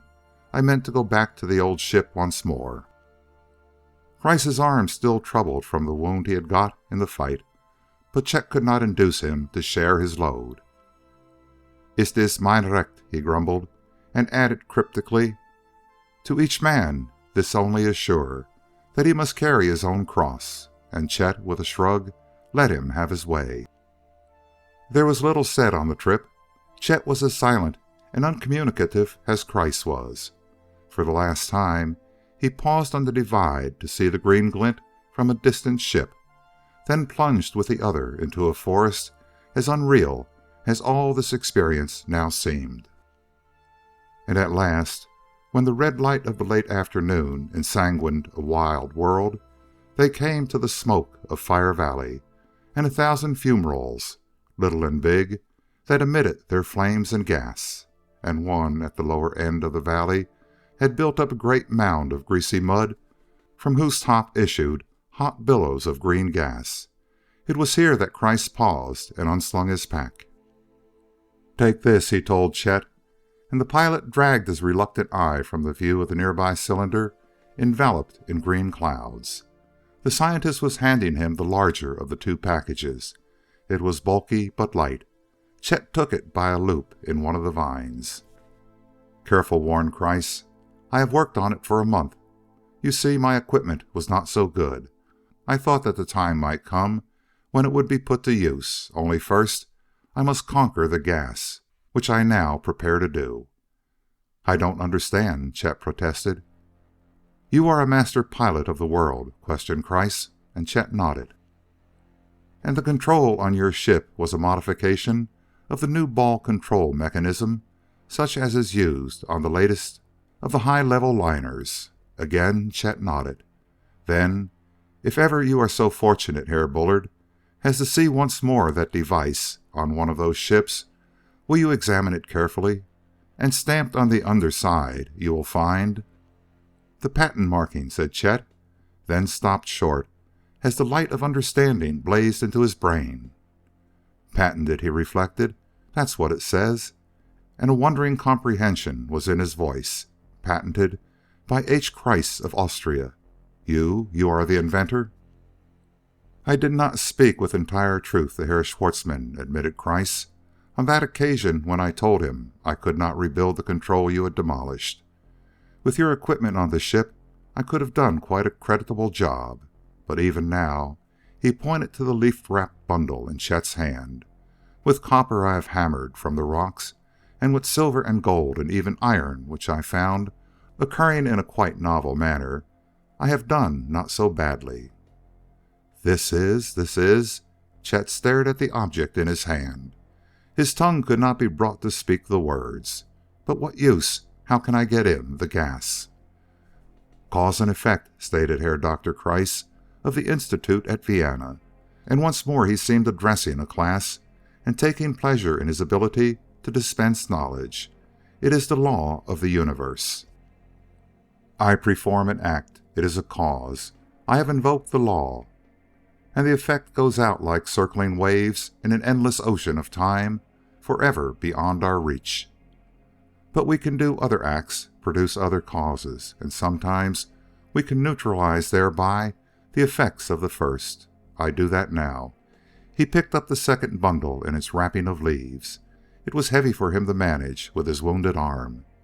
"This is all that I have," he said. "I must place it surely." "Go down toward the ship," he ordered. "Wait there where it is safe. Then when the gas ceases, you will have but 3 minutes. 3 minutes, remember. Lose no time at the port." He had reached the base of the hill of mud. He was on the windward side. Above him the fumerole was grunting and roaring, and to Chet, the thin figure, gaunt and ungainly and absurd in its wrappings of dilapidated garments, became somehow tremendous, vaguely symbolic. He could not get it clearly, but there was something there of the cool, reasoning sureness of science itself, an indomitable pressing on toward whatever goal the law might lead one to. But Kreis was human as well. He stopped once and looked about him. "A laboratory, this world," he exclaimed. "Virgin, untouched. So much to be learned, so much to be done, and mine would have been the glory and fame of it." He turned hesitantly, almost apologetically, toward Chet standing motionless and unspeaking with the wonder of this turn of events. "Should you be so fortunate as to survive," began Kreis, "perhaps you would be so kind, my name, I would not want it lost." He straightened abruptly. "Go," he ordered. "Get as near as you can." His feet were climbing steadily up the slippery ascent. The faintest breath of the gas warned Chet back. Almost infinitely diluted, it still set him choking while the tears streamed down his face. But he worked his way as near the ship as he dared, and he saw through the tears that still blinded his stinging eyes the tall figure of Kreis as he reached the top. A table of steaming mud was there, and Kreis was sinking into it as he struggled forward. At the center was a hot throat where fumes like a breath from hell roared and choked with the strangling of its own gas. The figure writhed as a whirl of green enveloped it, threw itself forward. From one outstretched hand an object fell toward the throat. Its leafy wrapping was whipped sharply for an instant by the coughing breath, and then, where the hot blast had been, and the forming clouds and the erupting mud, was a pillar of fire, a white flame that thundered into the sky. Straight and clean, like the sword of some guardian angel, it stood erect, a line of dazzling light in a darkening sky, and the fumes of green had vanished at its touch. But Kreis! Chet found himself running toward the fumerole. He must save him, drag him back. Then he knew, with a certainty that admitted of no question, that for Kreis there was no help, that for this man of science the laws of cause and effect were no longer operative on the plane of Earth. The heat would have killed him, but the enveloping gas must have reached him first. And he had sacrificed himself for what? That he, Chet, might reach the ship? Before Chet's eyes was a silvery cylinder whose closed port was plainly marked. No gas now, no glint of green. The way was clear, and the slim figure of Chet Bullard was checked in its rush toward a mound of mud and the body of a man that lay next to a blasting column of flame. He turned instead to throw himself through the clean air toward the ship that was free of gas. 3 minutes. This was what Christ had said. This was the allotted time. In 3 minutes, he must reach the ship, force open the long unused port, get inside. At one side, across the level lava rock, he saw Towahg. The savage was running at top speed. He had thrown away his bow, dropping it lest it impede his flight from this terrifying witchcraft he had seen. There had been a witch doctor in Towahg's tribe. The savage knew sorcery when he saw it, but never had his witch doctor changed green gas to a column of fire. And this white sorcerer Christ, powerful as he was, had been struck down by the fire god before Towahg's eyes. Towahg ran as if the roaring finger of flame might reach after him at any instant. Chet saw this in a glance. He knew the reason for the black's desertion, then lost all thought of him and of Christ and even of the waiting ship, for in the same glance he saw springing from behind a lava block the heavy figure of a man. Black as any ape, hairy of face, roaring strange oaths, the man threw himself upon Chet. It was Schwartzmann, and mingled with profane exclamations were the words, "The ship, and I take it for mineself," and his heavy body hurled itself down upon the lighter man in the instant that Chet drew his pistol. But tearing through Chet's mind was no rage against this man as an enemy in himself. He thought only of Christ's words, 3 minutes, lose no time at the port. And now the brave sacrifice. It would be in vain. He twisted himself about so that his shoulder might receive the human projectile that was crashing upon him. Chapter 23 of Brood of the Dark Moon by Charles Diffin. The Might of the Master. As with other measures of matters earthly, time is a relative gauge. Nowhere is this more apparent than in those moments of mental stress when time passes in a flash, or conversely, drags each lagging minute into hours of timeless length. 3 minutes. The words clanged and reverberated through Chet's brain, and it seemed, as he strained and struggled and was forced backward, and yet backward by the weight of his antagonist, that those 3 minutes had long since passed, and other threes without end. The enemy's leaping body had been upon him before the detonite pistol was half drawn, and now he fought desperately. He felt only the jar of blows that landed on his half-covered face. There was no sting or pain, only the crashing thud that made strange clamor and confusion in his head. But he ducked and blocked awkwardly with one arm that held the package Christ had given him, while the other hand that gripped the pistol was twisted behind him. No chance here for clever blocking, no room for quick footwork. Weight was telling, and the weight was all in favor of his big opponent. Chet knew that the possession of the gun was vital. Flashingly, it came to him that Schwartzmann had not fired. His pistol, then, was lost, or he was out of ammunition. And now Chet's hand that held the gun with the 6 precious charges of detonite was fast in the clutch of a huge paw, and the pain of that twisted arm was sending searing flashes to his brain. A twist of the body, and the pain relaxed. He dropped the leaf-wrapped package to the ground, and with the free hand shot over a blow that brought a grunt of pain from Schwartzmann and a gush of blood that smeared the black hairy face. He took one stiff jolt himself on his half-averted head, that he might counter with another to flatten that crushed and painful nose. For one brief instant Schwartzmann's free hand was raised protectingly to his face so contorted with rage. For one brief instant, below that big fist, there showed the contour of a jaw, and with every ounce of weight that Chet could put into the swing, he came up from under in that same instant with a smashing left that connected with the exposed jaw. The hand that gripped his gun hand did not let go completely, but Chet felt the steel-hard rigidity of that arm relax, and abruptly he knew that he could beat this man down if he once got clear. He didn't need the gun. He needed only to get both hands free. And despite the arm that clung and swung with his, he managed to wrench himself into a sideways throw of his whole body at the instant he unclosed his hand. The slim barrel of the detonite pistol described a flashing arc through the clear air and clattered along the lava underneath a big shining surface of metal.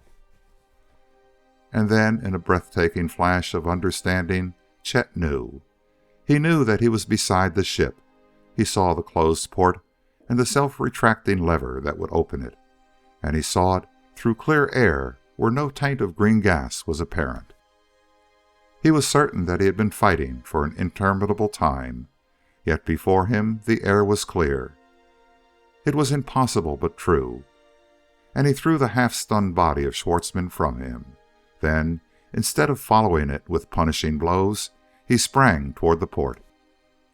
With one hand on the lever, he turned to dart a glance toward the column of flame. It was gone, and in its place came green, billowing gas that was coughed and spewed into the air to be caught up in the steady breeze that blew directly from the vent. Beside him, his antagonist, prone on the lava floor, dragged himself beneath the ship to reach for the gun. Chet paid no heed. His every thought, his whole being, it seemed, was focused upon the lever that turned so slowly, that let fall at last a lock whose releasing mechanism clanged loudly through the metal wall. The outer port, a thin door that served only to streamline the opening, swung open under Chet's hand, and while he held his breath till his pumping heart set his whole body to pulsing, he drew himself into the ship as the green cloud wrapped thickly about. But first he bent to grasp the knotted vines and leathery leaves that enclosed the bulky package. The port closed silently upon its soft-faced gasket.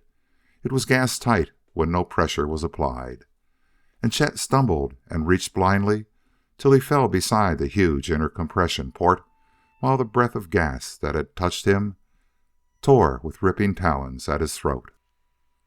More measureless time, whether hours or minutes, Chet could never have told, and he sat upright and tried to believe the utterly incredible story that his eyes were telling. A short passage and a control room beyond. It was just as they had left it. Was it days or years before?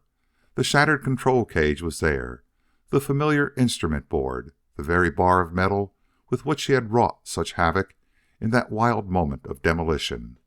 It was all crystal clear under the flooding light of the nitron illuminator. Yes, it was true. He, Chet Bullard, was staring wide-eyed at his own control room, in his own ship, his and Walt's, and he was alone. The remembrance of Walt and Diane, and the realization that now, by some miracle, he might be of help, brought him to his feet. He sprang toward a lookout where the last light of day was gone, and a monstrous moon shone down upon a world of ghastly green. Yet through the gas, every detail of the world outside showed clear, even the giant fumarole that had been the funeral pyre of a man of science, even the mound of ashes at its top, which the moving air was blowing in dusty puffs until spouting mud fell back to hide them from sight.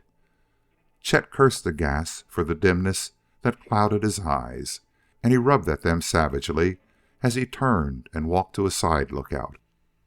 Through the riot of impressions of the fight outside the port, he had known that there was a human body over which he stumbled at times.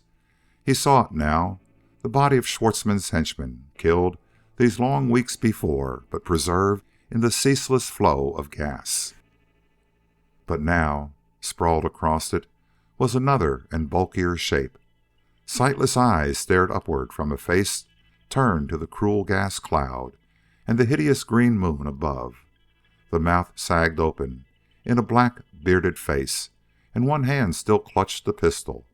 It would have shattered his human opponent had the man been given an instant more. But against the enemy that rolled down and overwhelmed him in billowing clouds, no weapon could prevail. Herr Schwartzmann had fought his last fight. The package, the last gift of Christ, was still securely wrapped. It lay on the metal floor.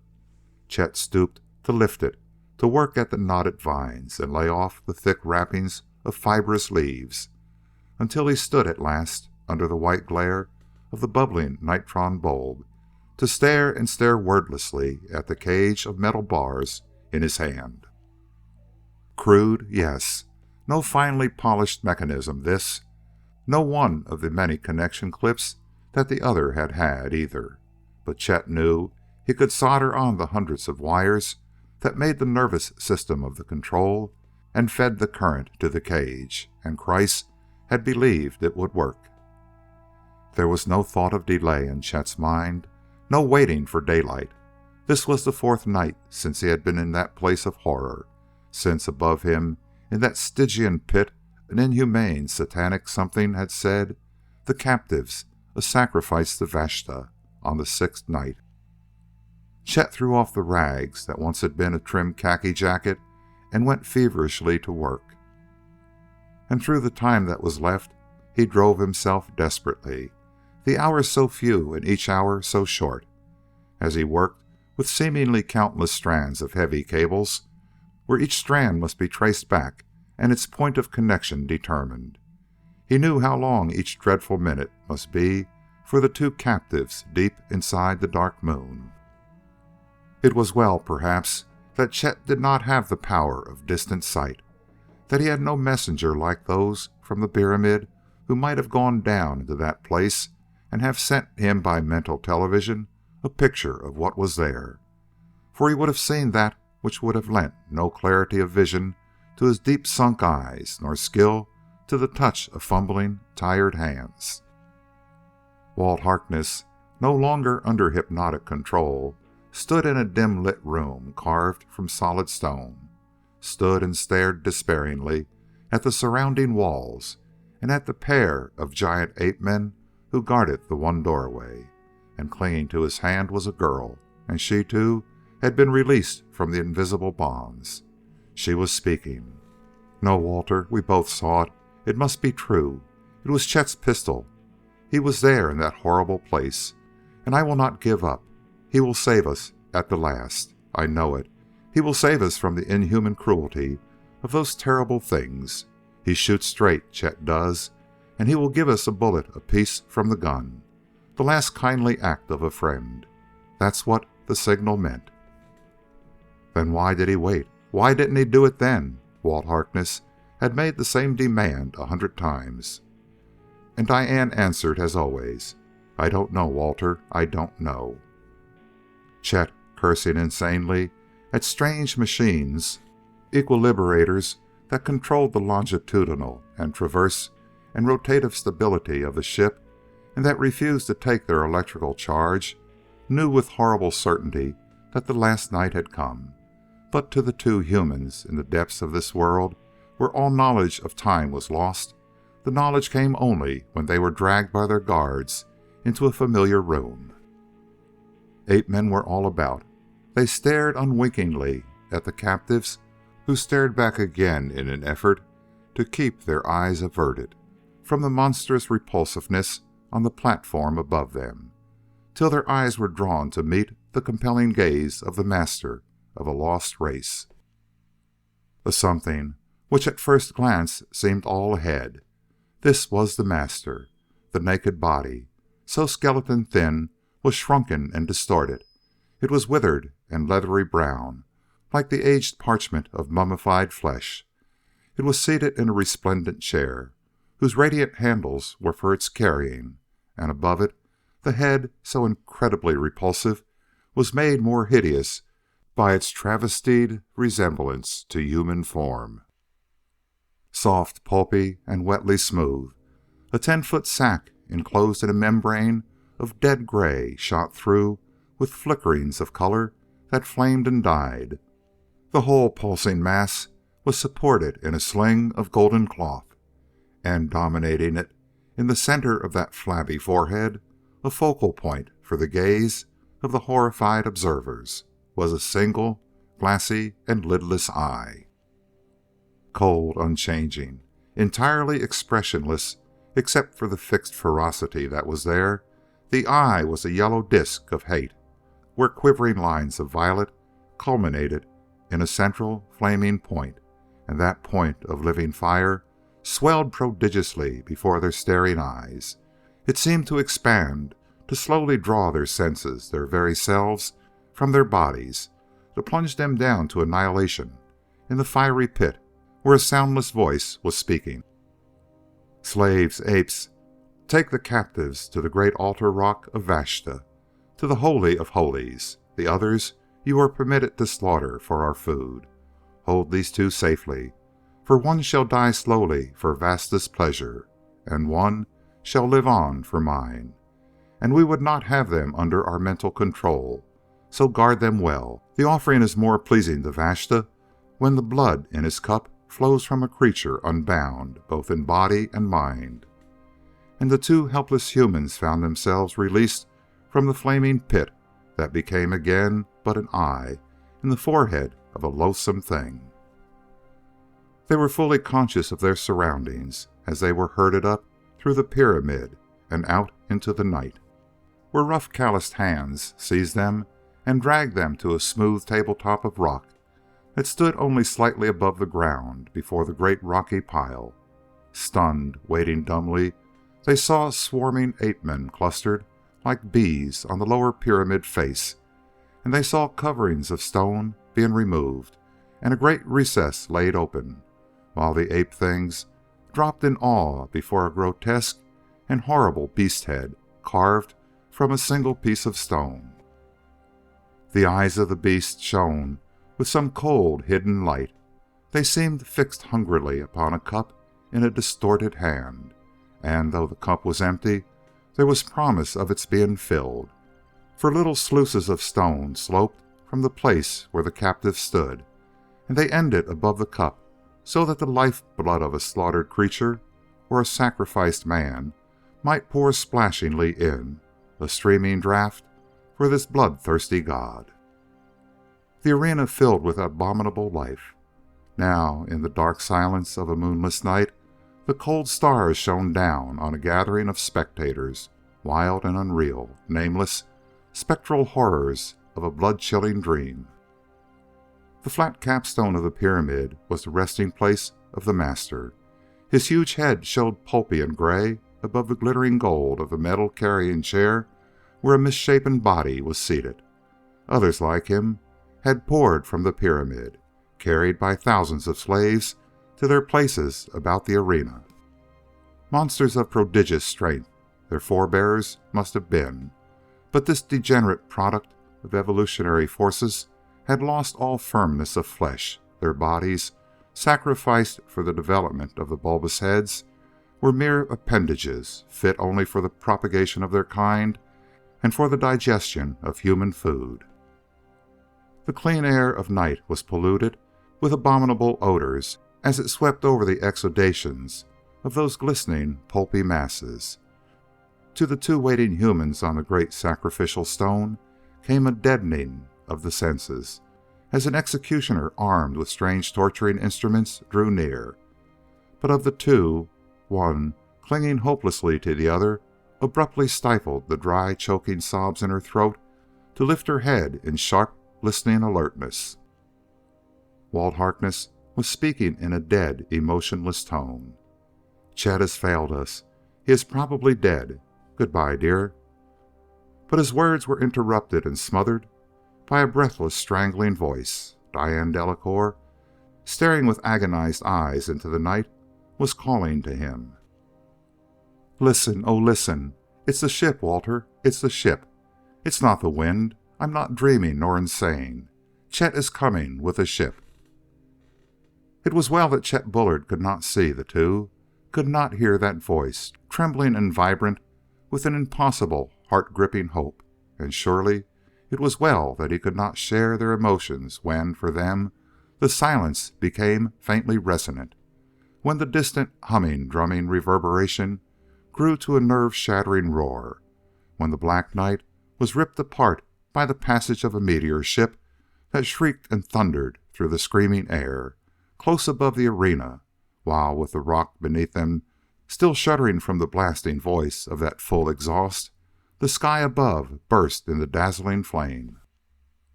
For Chet in that control room that was darkened that he might see the world outside, Chet, grim and haggard and stained of face, and with thin drawn lips that bled unheeded where his teeth had clamped down on them, Chet Bullard, master pilot of the world, had no thought nor emotion to spare for aught beyond the reach of his hand. He was throwing his ship at a speed that was sheer suicide over a strange terrain flashing under and close below. He overshot the target on the first try.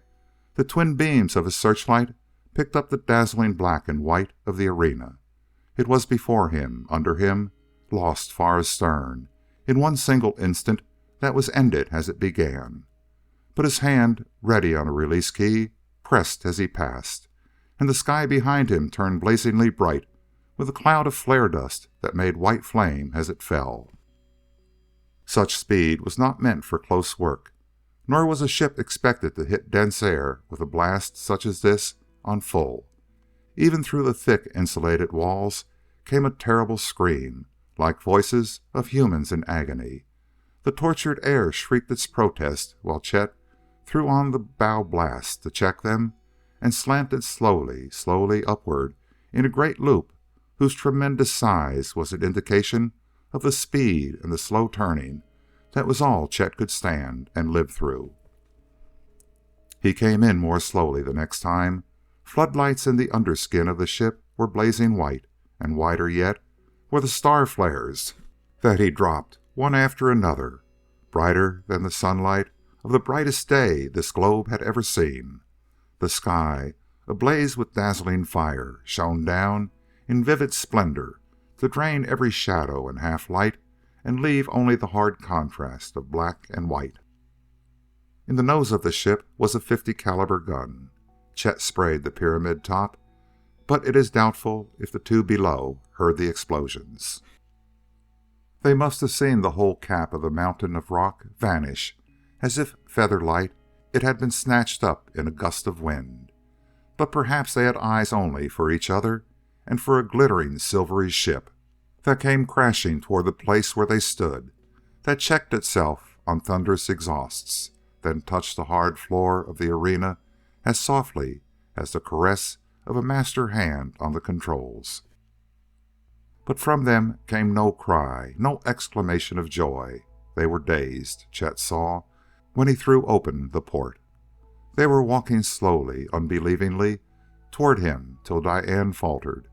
Then Chet leaped forward to sweep the drooping, ragged figure up into his arms, while he hustled Harkness ahead and closed the port upon them all. But, still haggard and stern of face, he left the fainting girl to Harkness's care, while he sprang for a ball control and a firing key that released a hail of little .50 caliber shells whose touch could plow the earth with the ripping sword of an avenging god.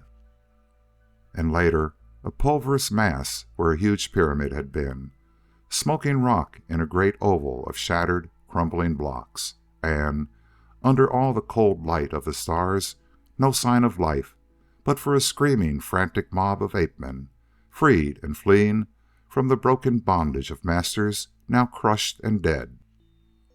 All this Chet's straining, bloodshot eyes saw clearly before his hand on the firing key relaxed, before he covered his eyes with trembling hands as realization of their own release rushed overwhelmingly upon him. There were supplies of clothing in the ship, jackets, knee-length trousers, silken blouses, boots, and even snug-fitting, fashionable caps. Very unlike the ragged wanderers of the mountainous wastes were the three who stood safely to the windward of a spouting fumarole. Mud coughed hoarsely from a hot throat, and green, billowing gas. There was nothing now to show that here was the scene of a companion's last moments.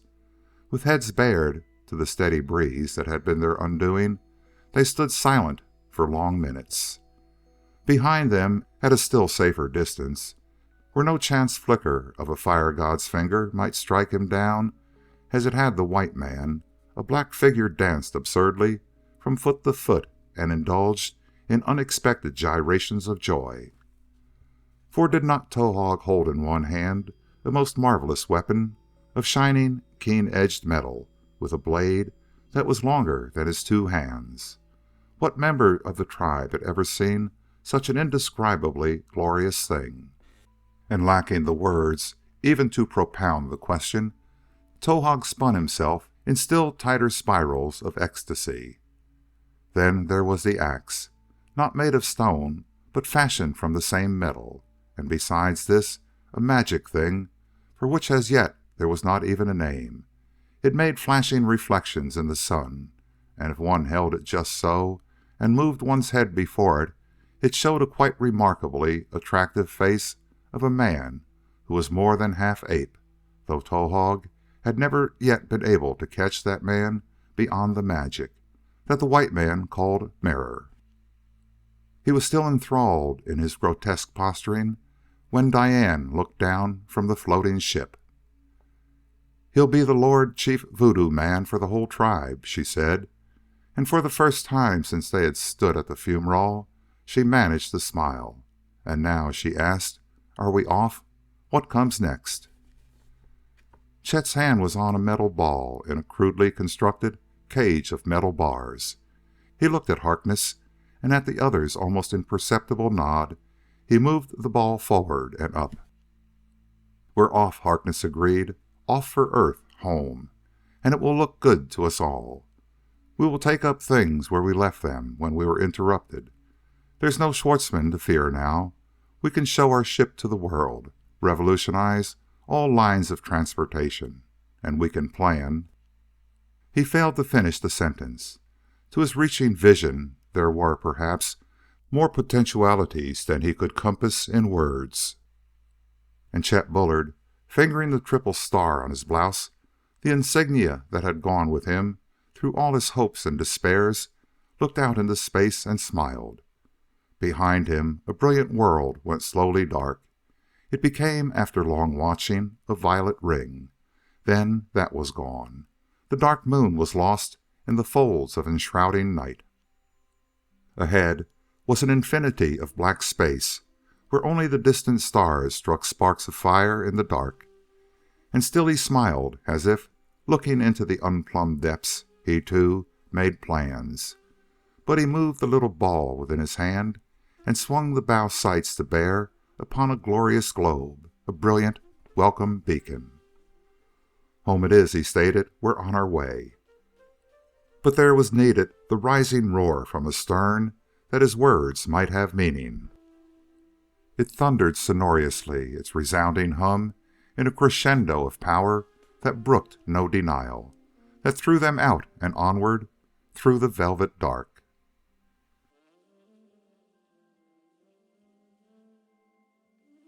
Hey, sci-fi horror fans, that concludes Brood of the Dark Moon. If you enjoyed this story, make sure to give it a thumbs up. A huge shout-out goes to our official members of the channel. We appreciate you all. Craving for another classic sci-fi tale? Click that video on your screen. Until next time, everyone. And remember, stay cosmic.